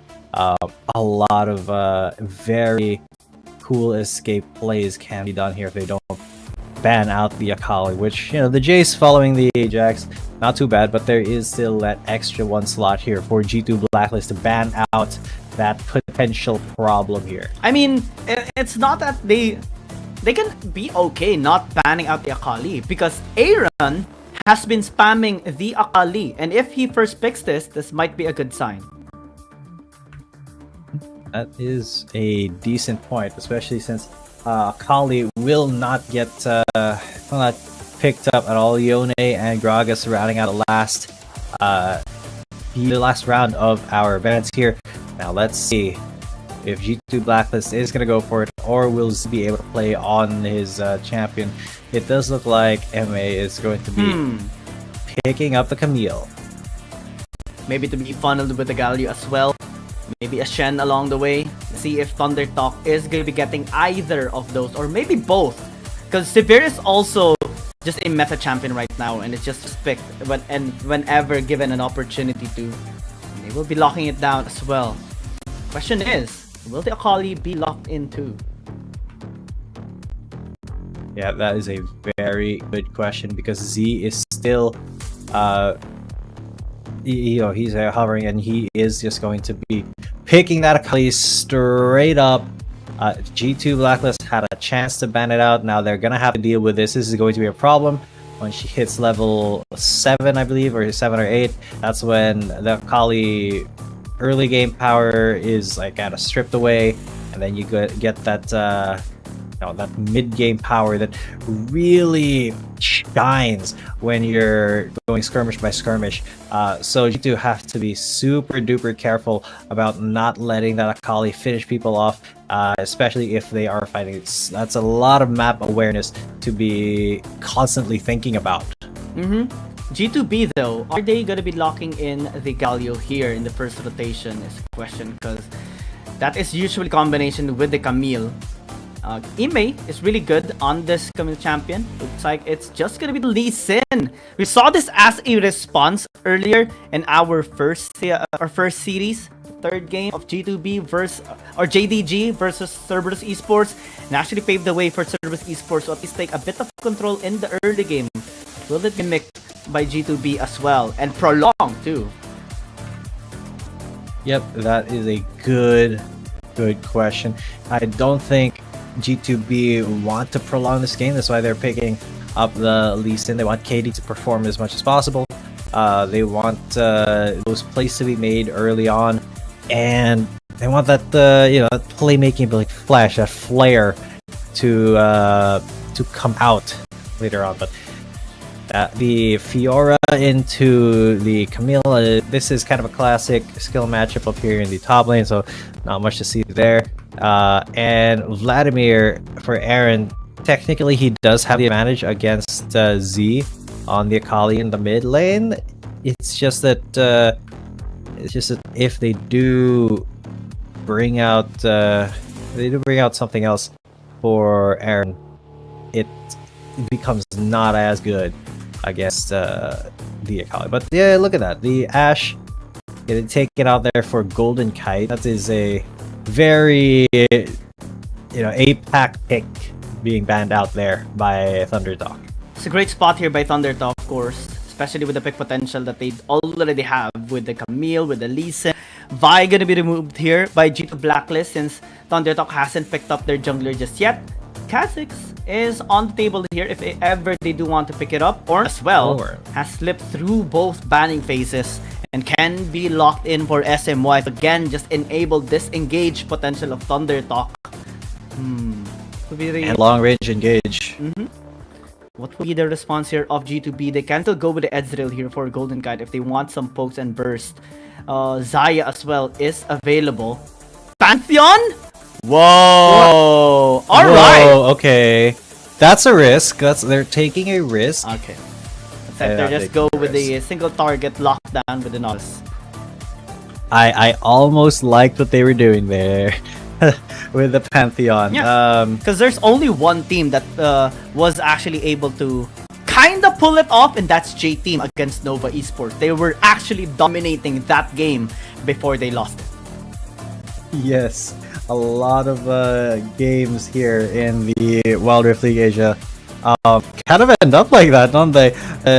You're winning up until the moment that you lose because the other team was really patient. They exploited a mistake that you made, and in the late game it only takes one mistake for you to lose your entire nexus. So you really got to be careful about that. And that's one of the things as well that G2 Blacklist has to think about in the super late game. Even if they are leading, if Thundertalk can pull together one good team fight, then it's basically over if they get aced. Let's see if that's gonna be the situation here of G2 Blacklist. If they can resist the charm of the other teams, or at least the curse of the other teams being able to dictate the flow of the game and then suddenly losing. And surprisingly, we have an approval rating more on the side G2B, 52-48. And will this be an indication that G2B actually can dominate the series against Thunderdog after Thunderdog was recently defeated by EDG? I think that's because a lot of G2 Blacklist fans tuning in. So big shout outs to you guys if you're tuning, if you're supporting, if you're contributing. This is on CN. It's just CN. Oh my god. Yeah. I thought it was like for everybody, but no, if it's just CN conference, then there is some confidence in G2 Blacklist and their capabilities against Thunderdog. So this promises to be a very, very interesting matchup. Let's see if this is going to be advantageous for G2 Blacklist, if the predictions are going to be there. and backed up by the results as well. G2 Blacklist, again, has been known to be very aggressive with high potential. Again, this is the team that was second place in the Wild Rift League Asia Season 1 when they were formerly known as Nigma Galaxy. It's the same player, same coach as well. Thunder Talk, after their loss against Edward Gaming, a lot of minds has been changed, especially with them unable to handle the aggressiveness of something. Speaking of this, Soil is already almost taken out. Whoa, that was so close. Fortunately, was still able to stay alive. And G2B, not be Void Seeker? No, Void Seeker. That's level 1. Golden Caterpie only had like a little bit more XP. Oh, he's trying to force that level 2. Okay, it's okay, But yeah, you're right. The early game aggression by G2 Black is already on full display here in the bot lane. Draw, just trying to, get any sort of advantage for his ADC. And Golden Kite just taking that and really bullying the other laner with it. They're in pretty much perfect synergy, this bot lane, and I believe that they can kind of keep this going later on into the laning phase before they move on over to that mid lane. They could even maybe get a first blood. Maybe. I mean, see already the potential here of G2 Blacklist. SMY going towards the mid lane is an indication that G2B can actually be more aggressive into the bottom lane. Great help by SMY though to shove the wave out so that they can have at least some priority towards the bottom side river, at least in the top lane though. Baiting out Shin is going to be in a lot of trouble. Fortunately, he's still able to flash away from the Sonic Wave. Yeah, good flash bait there, but there is still going to be Sonic Wave available very soon. No, Katie just doesn't fancy doing that again. But I like the timing there. As soon as he saw the launch, he's like, alright, it's time. Launch on cooldown, let's go for the gank. And then still, forcing the flash is a good result there for the jungler. It just is not, a first blood or anything like that, but it is still an advantage for the laner there, MA. So it gets a little bit easier for MA to go up against this PR right now with that GL flash. Yeah, and especially because of how great the setups were on the macro play for G2B is. And community stand his ground. Even mid lane, Aaron is going to be having a great time despite the aggressiveness here of Z. We see so many people from Thundertalk actually rotating towards the mid lane just to help out Z. Is a great indication for G2B to work around on the side lanes, and that has been the play so far. It's trying to mitigate the pressure of Thundertalk as well as KD just pressuring XY too. But XY will be visiting the camps of KD, level 6 versus level 5. Sonic Wave did not connect though. Dragon Studies as the response, and he will be slapped down. And that's first blood for Thundertalk. But a trade has been made by G2B. Call up the Morse card, gonna be at this time, and I'm gonna get cancelled. And he's gonna be in a lot of trouble. SMY still is gonna be onto the fight. Aaron's gonna be flashing away. Golden Kite is trying to kite out. Still is gonna be pressured here. Just fall back. And Thundertalk is outplaying them, getting 2 kills for 1. And G2B gonna be in a lot of trouble. In a really long, drawn-out team fight, there was only 2 kills there. Of course, it is very early on. Because of Let's take a look at that. Yeah, it's all from this invade of XY. Sonic Wave. Yeah, the Sonic Wave right into it. He got the Dragon's Rage, but then Z from the back did so much damage that he really wasn't able to follow up after that. So, that was it for Lee Sin. And then Aaron was not able to get the full value from the Hemoplague there, and then that is all she wrote. Golden Kite was not able to kite it out, even with the help of draw. So a little unfortunate there for G2 Blacks, but as far as it goes, 1 kill per 2, it's not that bad yet. I mean, it's to where the gold is being injected to that is going to be the problem. We'll be getting that answer later on as KD is going to the top lane. And Flash this time around might be available for Shin because it has been a long time. And yes, it is available. Some gold lead again has been secured by Thundertalk, and Aaron starting to feel some pressure against this Akali of Z. And G2B has to find ways to shut him down now. Because this Akali is very dangerous already, even with just a few hours. 2 kills already. So if you don't shut this Akali down, basically now, Z is just going to take over the game, snowball it little by little by little, and then later on she becomes, nigh unstoppable. They commit! But hook shot! commitment. Hexagonal meter gonna be denied with a spell shield coming forward. God gonna be committed here on the golden Kyle. The kill instinct! No, still gonna be coming. It's Thunder Talk winning the fight! And everyone's gonna be on the receiving end of a beatdown by Thunder Talk. Shelly gonna be spawned up into the mid lane as well to take this tower down. It's a disaster for G2 Blacklist. It is such a difficult position where that Aaron has found himself in. G2 Blacklist just crumbled against Thunder Talk. 3 kills for absolutely free. Let's take a look at that again, because they overcommitted here, and that Hextech ultimatum denial I think was pretty key. And then of course Z coming in, or not the SMY. Yeah, sorry, X-By there. All the names just flash off the screen and they just coagulated in, one pile. But X-By was in there. He was doing all of the damage by just being in the middle of everybody. And G2 Blacklist couldn't cope with that. Now, the lead is very, very solidly in Thunder Talk's favor, about 4,500.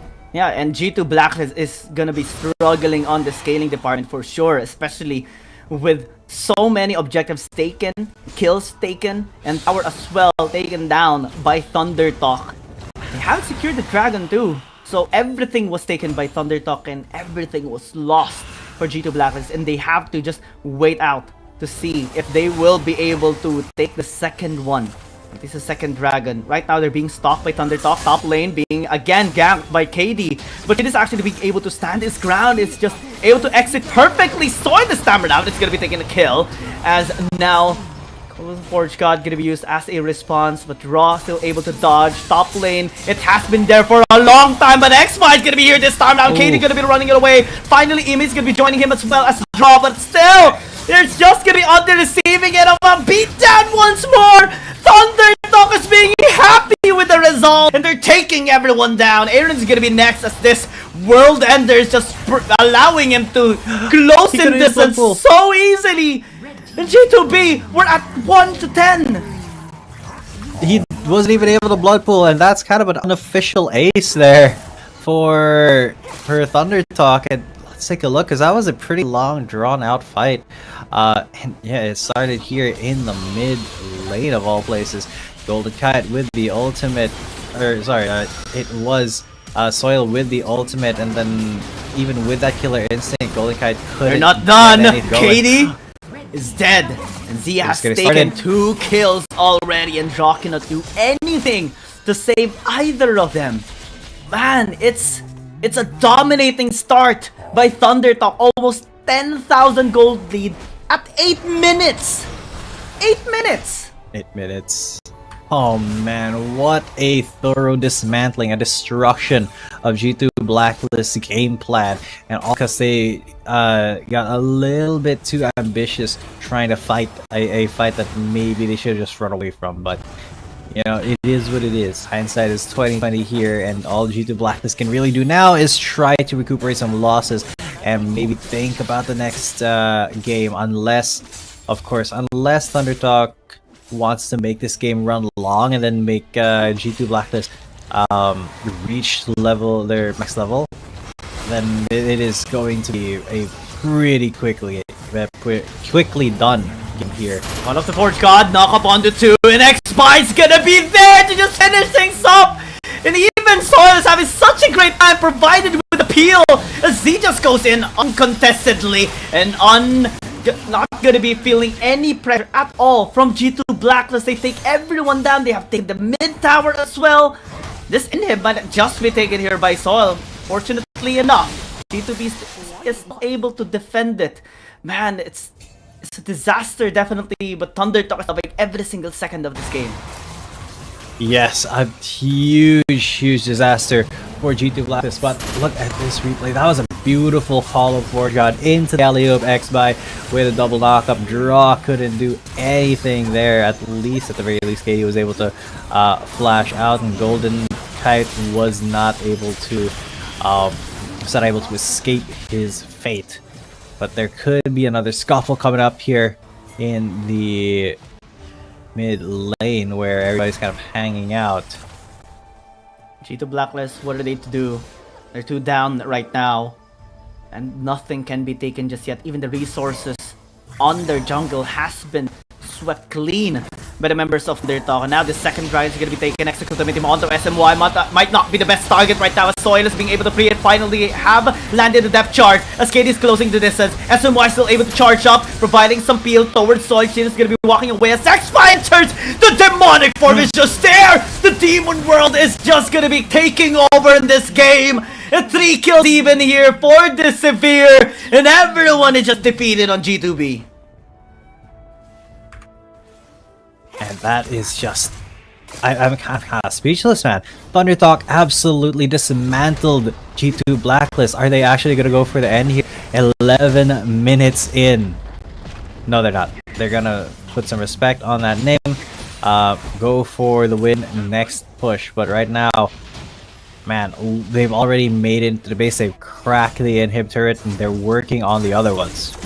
I mean, Thundertalk is basically playing this methodically and responsibly as well. Not becoming too reckless like other teams. They want to secure this win. They want a dominating win. They want to recover the points that they have lost from the loss they've had against Edward Gaming. This is one way to do it, demonstrating that it's just a fluke that they've experienced in their last series. But G2B, stalking them out, might get a spot onto SMY, but it is not the best target right now. Goes on the blow, but still it's gonna be taken down. X-Y is gonna be here though. Just land the damage. The sword is just too much. The damage is just too overwhelming power coming from Thundertalk. And G2B has lost to in exchange for just the support of Thundertalk. Man, X-By, the actual unkillable Demon King, whenever he's in the middle of G2 Blacklist, they all start to disappear, evaporate, along with their their health bars. Now, the Baron doing pretty much the same.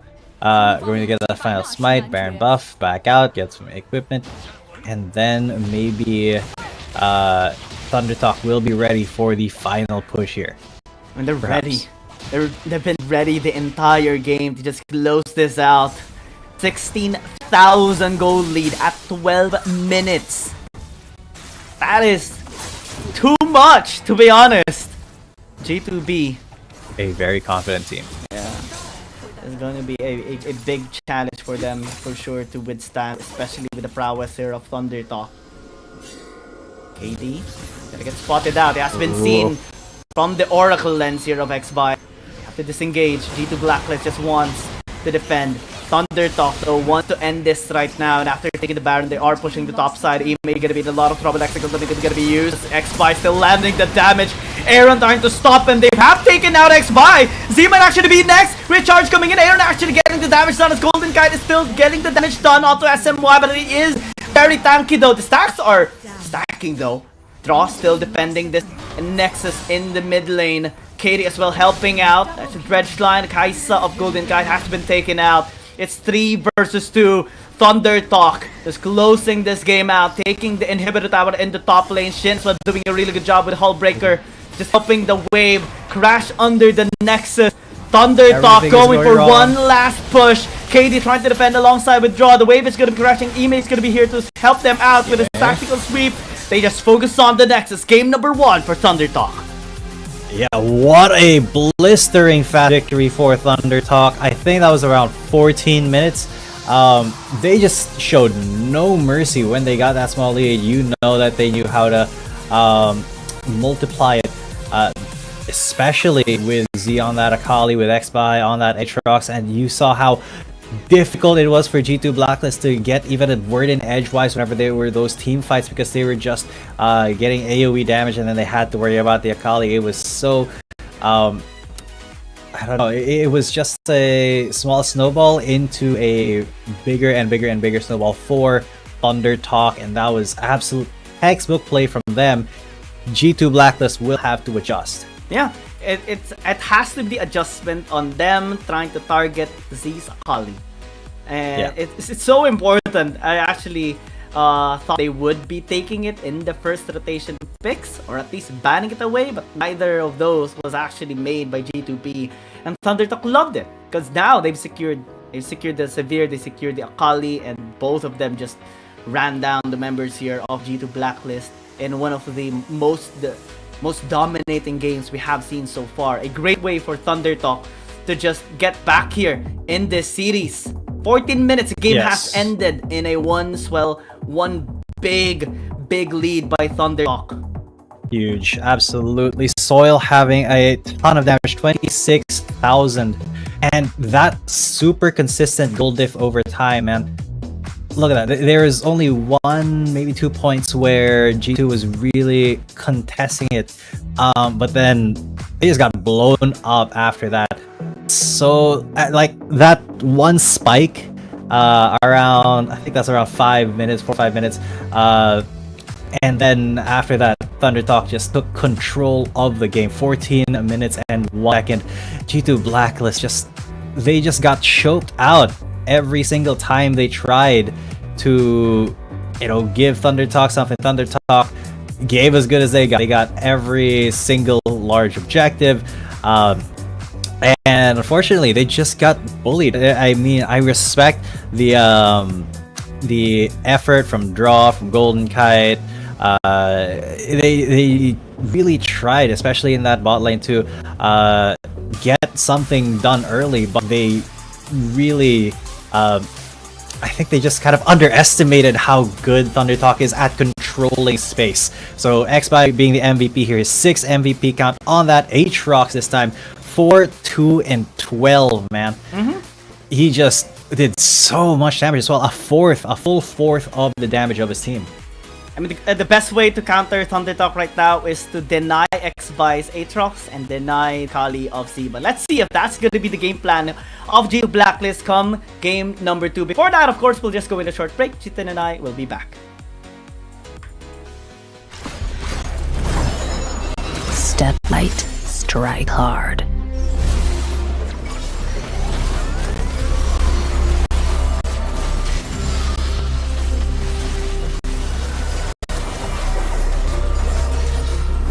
Crack 'em like a tomb.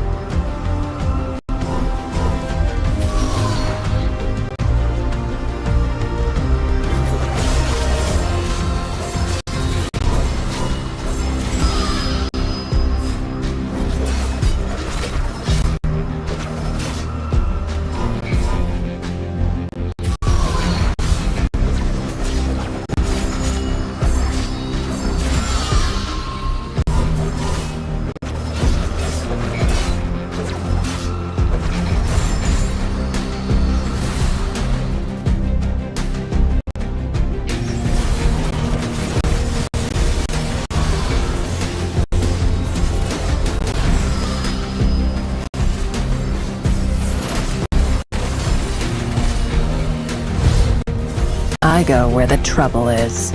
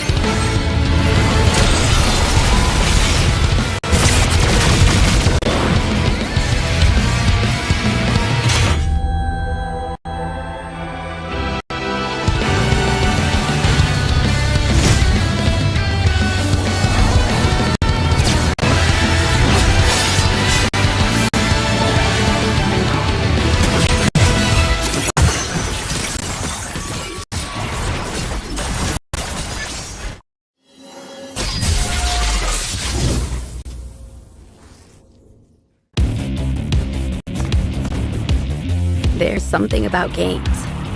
What you doing there gives you real chills. There is one thing that can't be stopped. Feelings. And if you can feel it, It must be real, right? that's real magic.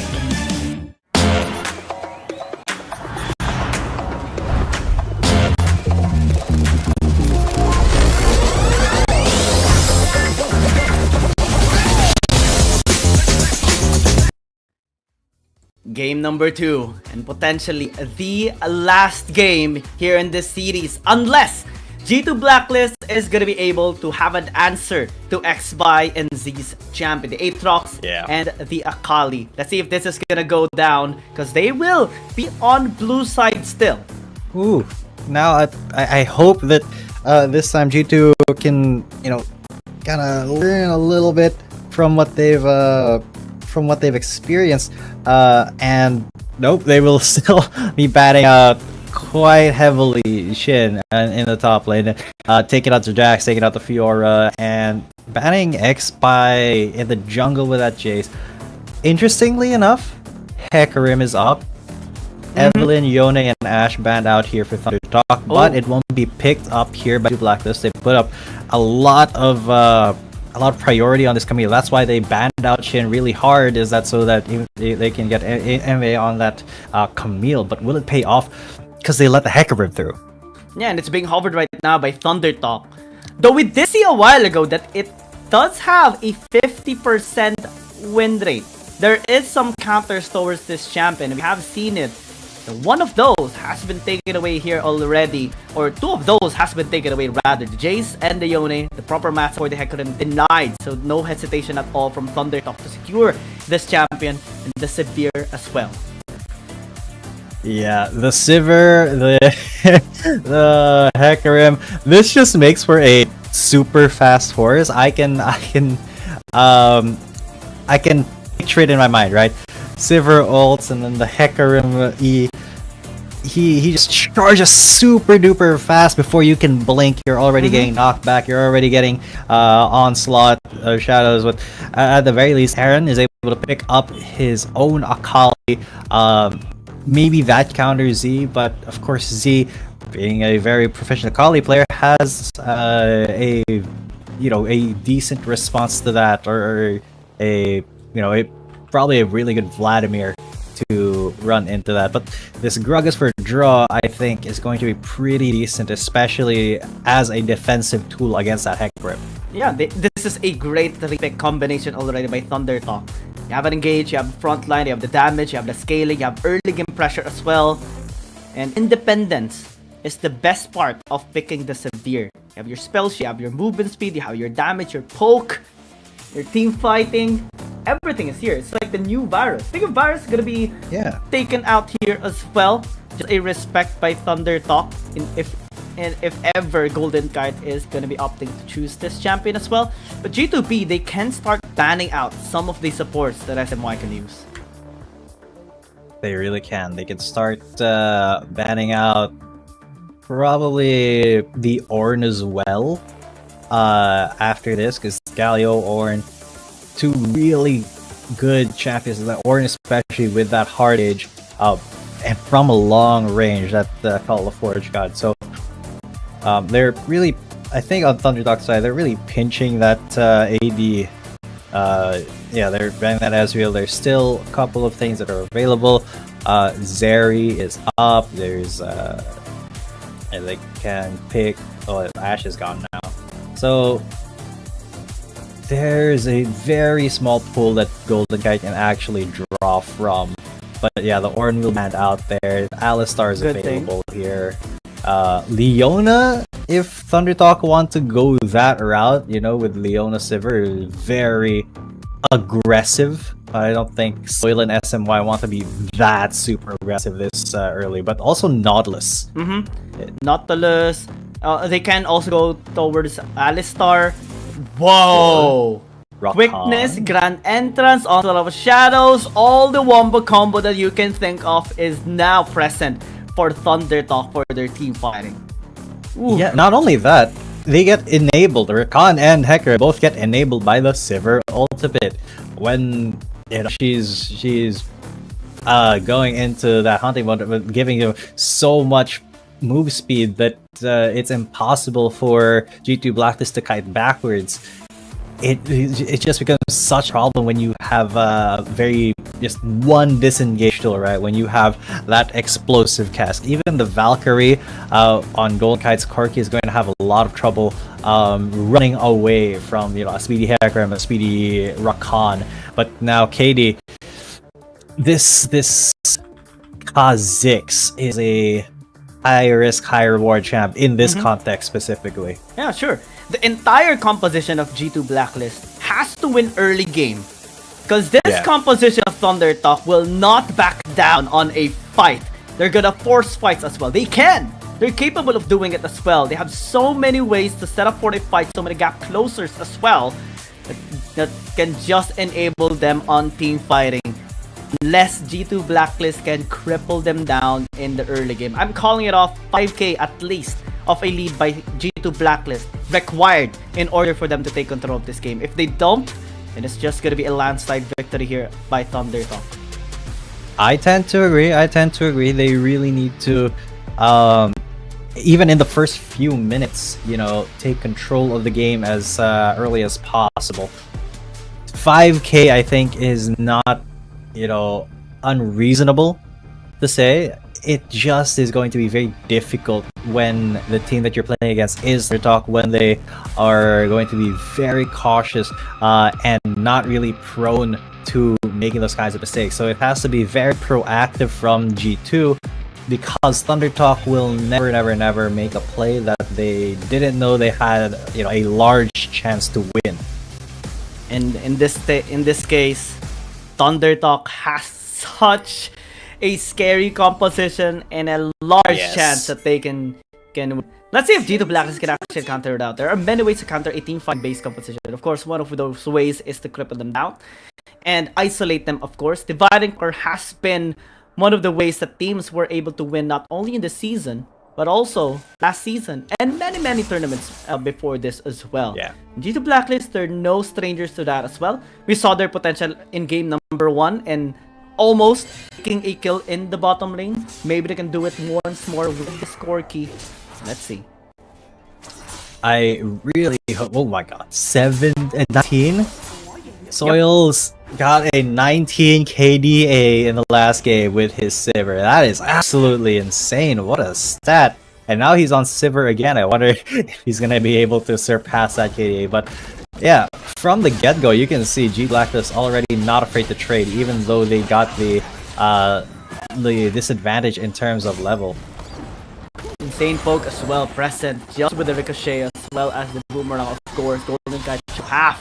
Shin nearly dying though in the top lane. That's potential at least here for Ime. What happened Only there? potential. Not yet a kill. Not yet anything dominating. Not yet any move. Yeah, that was one more auto attack until Shin would have died. I wonder if they used their summoners there. Didn't really notice it, but wouldn't put it past them. Because you would risk everything basically for a first blood like that. Speaking of risking stuff, it's skirmish here in the bot lane, but I don't think they're really going to commit to it. Draw just getting very low. Chunk down to almost 40% of its HP. Top side though, Camille is gonna be in a lot of trouble this time around. Is gonna get taken down. Thunder Talk securing first blood. Unfortunately for Katie, was a little bit too late in that skirmish. Well, no one is isolated. Now its jungle camp is being stolen by the X-Buy for free. Yeah, X-Buy now bullying Katie, unfortunately. Let's take a look at how that happened again, because yeah, Shin just sliced through. He got the stun onto the Camille, and then X-Buy ran in from out of nowhere. I don't think they were expecting it. It was very hard to track that jungler right there. But at least, even though KD's pretty much entire topside jungle was taken, he was able to get that Scuttle Cap to get some vision down the bot lane. Maybe he can do something here. X-Buy is gonna be here. Soil in a lot of trouble, still able to escape. Now Golden Kite will need to back away. Draw is gonna get taken down. It's already too late here. Aaron goes in with a shuriken but will not pursue. Thundertalk secures yet another kill with the influence of X-Spy. These are the first few flakes of the snowball right here. X-Spy gapping KD, a feast or famine champion there in that Kha'Zix. So having him be gapped right now makes him very, very I don't want to say useless, but not as useful as that Hecarim, who, you know, even if behind has that utility in that CC and that chase potential, but that Kha'Zix, man, if he's behind this early, it becomes super difficult for him to really do anything without farming up with him first. G2 Blacklist generally will need to just focus on the farm. And again, we talked about the cons of this kind of composition. You have to get the kills going in the early game because Thundertalk has a better scaling composition than G2 Blacklist. This Hecarim is going to be unstoppable later on. You don't have much CC to actually take them down, or pin them down rather. And later on, G2 Blacklist will struggle even more when they're completed as 5. Yeah, this is already not looking all too good. Xin, okay, he delayed that back. I think mid lane? Okay. It still has to go, but never mind! It was properly timed by KD and Golden Kite. At least a kill for now. Yeah, getting a kill in the mid lane, very important. Very, very important. Getting that Vlad off the field as much as possible. There's the grand entrance though. So I'm not gonna be committed here by Aaron just yet. G2 Blacklist getting 1 kill is good. Not yet enough to recover the 2,000 gold lead a while ago of Thundertalk. Only a small portion has been recovered so far. Yeah, but any portion is a good portion, especially when you're struggling already with a 2,000 gold deficit. If you have a chance to bring it down a little bit, and you will always take that. But now it's a good thing this time G2 Blacklist, they are trading objectives out. They're contesting. Oh no! Except yeah, they want to stop KD from getting anything, and they want to repeat what happened last game. This time they turn. Auto Shadow gonna be a Hexical to meet him here onto X5, but still able to escape, especially with Cass right now. Thundertalk, they can disengage, but they want to fight. They're not gonna be the first one to blood down, and G2B will be the ones scrambling. At least KD was able to get the RH. Golden Kite gonna be picked off here by Soil. KD will be jumping away. Fortunately, still able to flash away. Thundertalk, after getting 2 kills, will still be getting this dragon. the balls there from Soil to just charge into the face. Look at this. Off of that triple charm into the triple fear. Aaron just wasn't able to do anything at all there. And then, as everybody started funneling out, at least KD was able to get that Rift Herald. But look at this Soil. He's just in everybody's faces. He doesn't care. There's a Kha'Zix. I don't care. Because I'm going to need to face tank that. I am more powerful than you. And I mean, it worked out. Soil is just has collected so much gold. Even if the first turret goes to G2 Blacklist, that is a small salve on the already gaping wound that Thundertalk has inflicted against G2 Blacklist in that fight. And scaling is gonna be, again, amplified even more with the first dragon secured here by Thundertalk. G2 Blacklist, they need to find ways in order to give some gold here towards the Akali. Because Aaron is going to be the one to shred them down. The Akali is always the one that can shred them down. KD, he's helping out Aaron, secure this kill right now, but it might be killed instead! Oh! The Shen will be taken down, able to flash away, and the gold is funneled towards Straw. It's a disastrous event here for G2B. That was at least a 1-for-1, but still, yeah, you're Quickness. Right. XY is gonna be here, going in once more to take out Draw on Sarashat as well, connected to Golden Kite, and he's just gonna be trying to run away. Is able to do it. The mid lane is gonna be exposed. Yeah, and this is why you ban the Hecarim. He has so much utility. He helps out so much in fights, sets up plays for the carries, and can do a lot of damage himself. What can this champion not do, man? It is difficult to counter him. And there is some more stealing coming out here in G2 Blacklist's own jungle. I like though that at least G2 Blacklist is focusing on the macro. They're getting turrets. They've already gotten 2 turrets, but that just, you know, kind of puts a band-aid on the on broken concrete. Basically, yeah, a broken bone that you landed on concrete with. Yeah. KD is gonna be spotted. At least is gonna be able to escape despite the proto belt used there by Z. Underdog still has massive win here right now. 11 and they are just trying to establish even more. Shin still able to land the damage here onto Aaron. So Aaron's just gonna be disengaging. This crocodile is starting to be a big problem as well for G2 Black. Aaron struggling to take him down is actually an indication that ThunderTalk is even having their early game champions win towards the mid to late game champions. Yeah, because you're just so ahead at this point, 5,000 gold, and that we were talking about that was the threshold of where G2 Blacklist would need to have a lead in order to, you know, win against ThunderTalk. But it's on the foot. It's ThunderTalk who has that 5,000 gold lead, and with their composition, it makes it even easier for them to pick the fights that they want. And every fight that G2 Blacklist started or has received against ThunderTalk has been won by ThunderTalk solely. Similar to game number 1 and similar to the games that ThunderTalk has had prior to their loss against EDG. And now, one step closer again to recovering the loss that they've had. Z gonna be initiated here by Aaron, still unable to be damaged that much by this Akali. It's not yet time. Yeah, she really hasn't scaled up all too much. Aaron, he has 1 item. He's got that Rift Maker, and that's it. And this is a little unfortunate, especially when you're trying to assassinate people. You have to have had a little bit of a lead coming into the mid game. But Aaron is just struggling, man. It is famine time. There you go! Assassins. Quickness gonna be here on to draw. Aaron still trying to help out, but is also gonna be charmed. It's gonna get taken down as well. Aaron gonna be in a lot of trouble, able to perfect execution. They disappear. But now KD is to be here in the vicinity. He doesn't have the blood pulse. Still, KD gonna be jumped around here by the acronym. Is not able to be taken out here. Still, Golden Kite fighting back. ThunderTalk will just be walking away. Yeah, a really decent trade. That was still a 2-for-1 in favor of ThunderTalk. Looking for a little bit more. SMY is able to get away because he is Rakan. Now the Infernal Drake spawn in. Let's take a look at how that dive went, because this was really such a forced dive. Aaron was not even the first target. He just came back in and then joined Draw right there, who immediately went down. Now, Soil tagging that, I think, was, you know, a little small mistake that ThunderTalk could have avoided. But other than that, you know, it was pretty much a flawless dive. Cannot avoid this. Amy gonna be going in with a hook shot, executed to the back line. Great cast coming in here from the Gragas, but still unable to land the damage.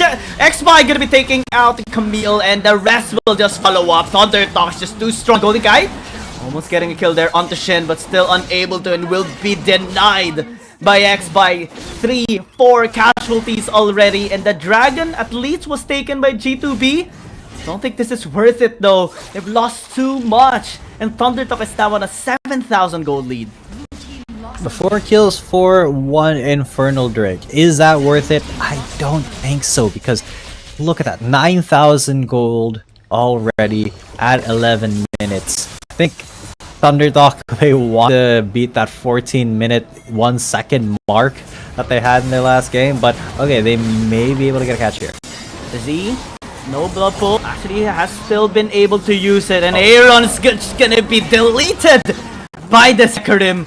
My god, it's a dominating game here for Thunder. SMY even going in with a flash, trying to chase down KD. Still able to charm him up by the end. And he's just gonna be taken down. ThunderTalk is just too good. 10,000 gold lead at 12 minutes, and the Baron is gonna be started now. They're 2 ahead. They went for the 12-minute Baron. They have about 3 more seconds to beat the 12-minute, 12-second one, but still, you know, 12-minute Baron very consistently on ThunderTalk. They are crossing their T's, they're dotting their I's, they're doing everything they can to end this game as quickly as possible. And G2 Blacklist, they just feel kind of lost. Very, very lost. unable to scale up, unable to get the leverage here in this game from early game to mid game, and now even towards the transition towards the late game. Did not get anything, and with the Baron now secured here by Thunder Talk, they're looking to close this game out or at least open up the base of Thunder Talk. And G2 Blacklist has to be very ready here. Z is still gonna be fine, still landing damage here, clearing out the waves. X-Buy is looking in the vicinity. KB just trying to shove on the waves. The cat's gonna be like ultimatum as well. The quickness is gonna be used as the spot as Z is gonna be landing in damage. The shadows and everyone's gonna be running away. Aaron hiding under the shroud. Golden Guy still able to flash out. Katie's gonna be next. Soldo might be an exchange. Great! Oh man, that spell shield just allowed him to just stay alive. G2 Blacklist is a disaster once more. It is just not good for G2 Blacklist. The spell shield from Soil, this is why Sivir is so good. She is very independent.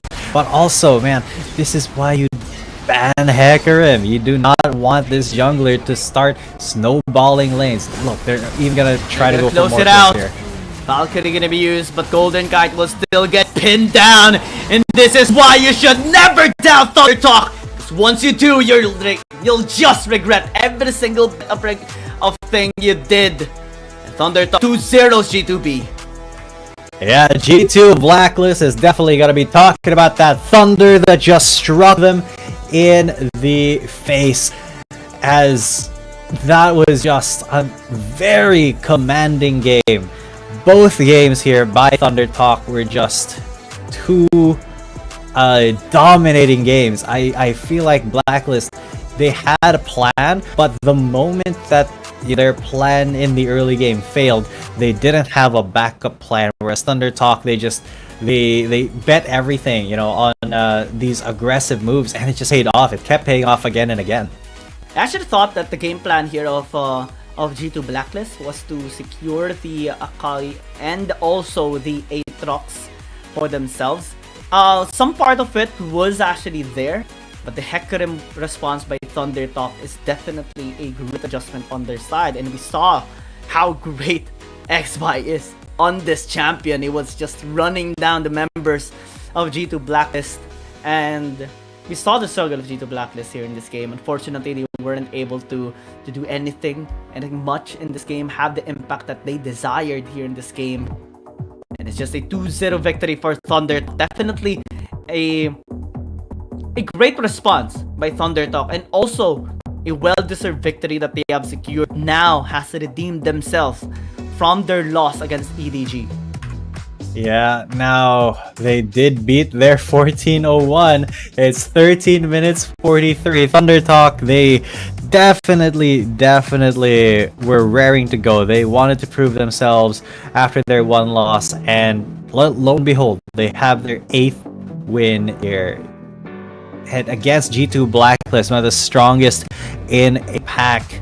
This definitely proves that Thunder Talk is on a different level at the moment. Look at X-Buy, 9-0 and 7 on that Hecarim.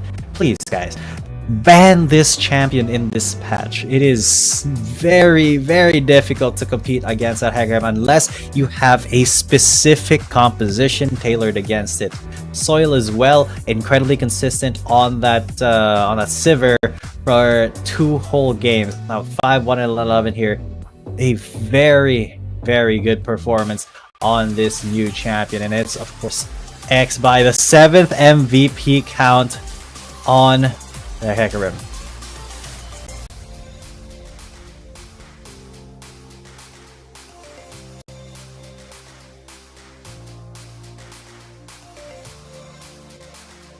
Yeah, and that is such a huge accolade for him to have, you know, back-to-back MVPs right there. A really talented jungler, and one of the reasons that Thunder Talk has been on that streak early on in the season, and why they just absolutely dominated G2 Blacklist right now. A well-deserved victory, of course, by Thunder Talk. Now they're at least on par with the wins now of Trace Esports. 8 wins so far by Thunder Talk and 1 defeat. But for G2 Blacklist this time, it's going to be a big responsibility for them to get another win for themselves, because with this 3rd loss that they have received, now Esports will be the one securing at least a top spot. Again, just having better control for now. And I mean, this game has been quite interesting, right? We've seen some of these teams actually stand out. Some of these teams actually withstand some of our CN teams. Cerberus Esports actually was the one to do it, pushing off a game number 3. Their game number 2 was also a one-sided win. Despite it being slow, they took their time. They really were being very methodical and providing at least great respect towards their opponent. For the rest, it has been a one-sided beatdown by our strong CN teams. Yeah, I mean, we kind of expected it on the KBG versus Fennel match, but I expect the G2 Blacklist to fall quite so easily. The Thunder Talk there, hopefully they have some room for improvement there. But yeah, that does mean that in the standings, Thunder Talk will be equaling that win against Trace Esports. So this means if Trace Esports loses one match, Thunder Talk will be taking that top spot. Meanwhile, KBG, they put themselves up there, tied with Nova Esports for 4th place because of that win. And JDG, even though they did win, they're still kind of down there, number 10 in the standings. They have to do a lot of hustling and able to make it to that playoffs cutoff. So, best of luck to them. A lot of shakeups can still happen in CN standings. Yeah, absolutely. KPS Gaming is definitely on a good spot right now. Nova Esports not really trailing that much behind as well.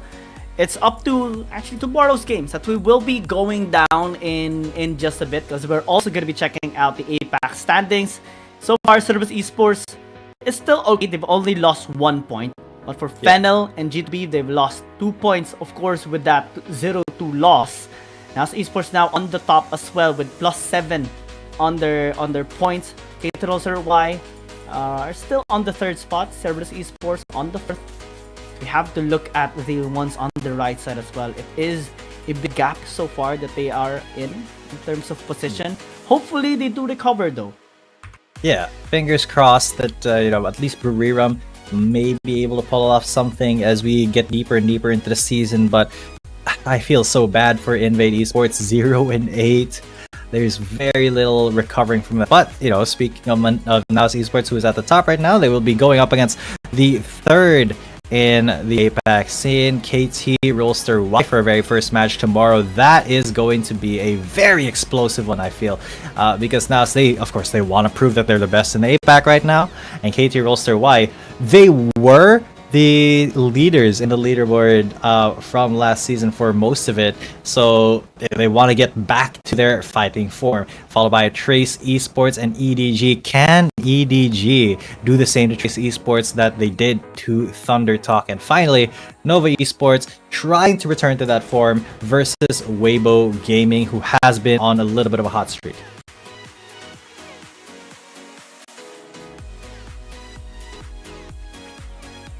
Yep, one step closer. There you go.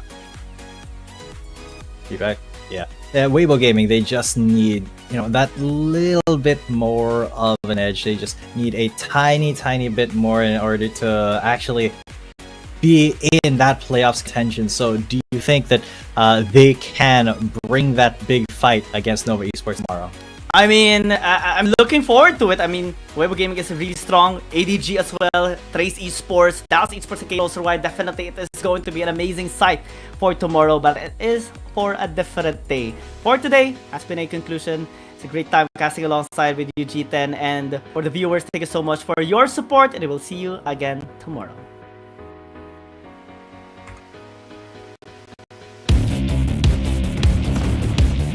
There's something about games. What you're doing there gives you real chills. There is one thing that can't be stopped. Feelings. And if you can feel it, it must be real, right? And that's real magic.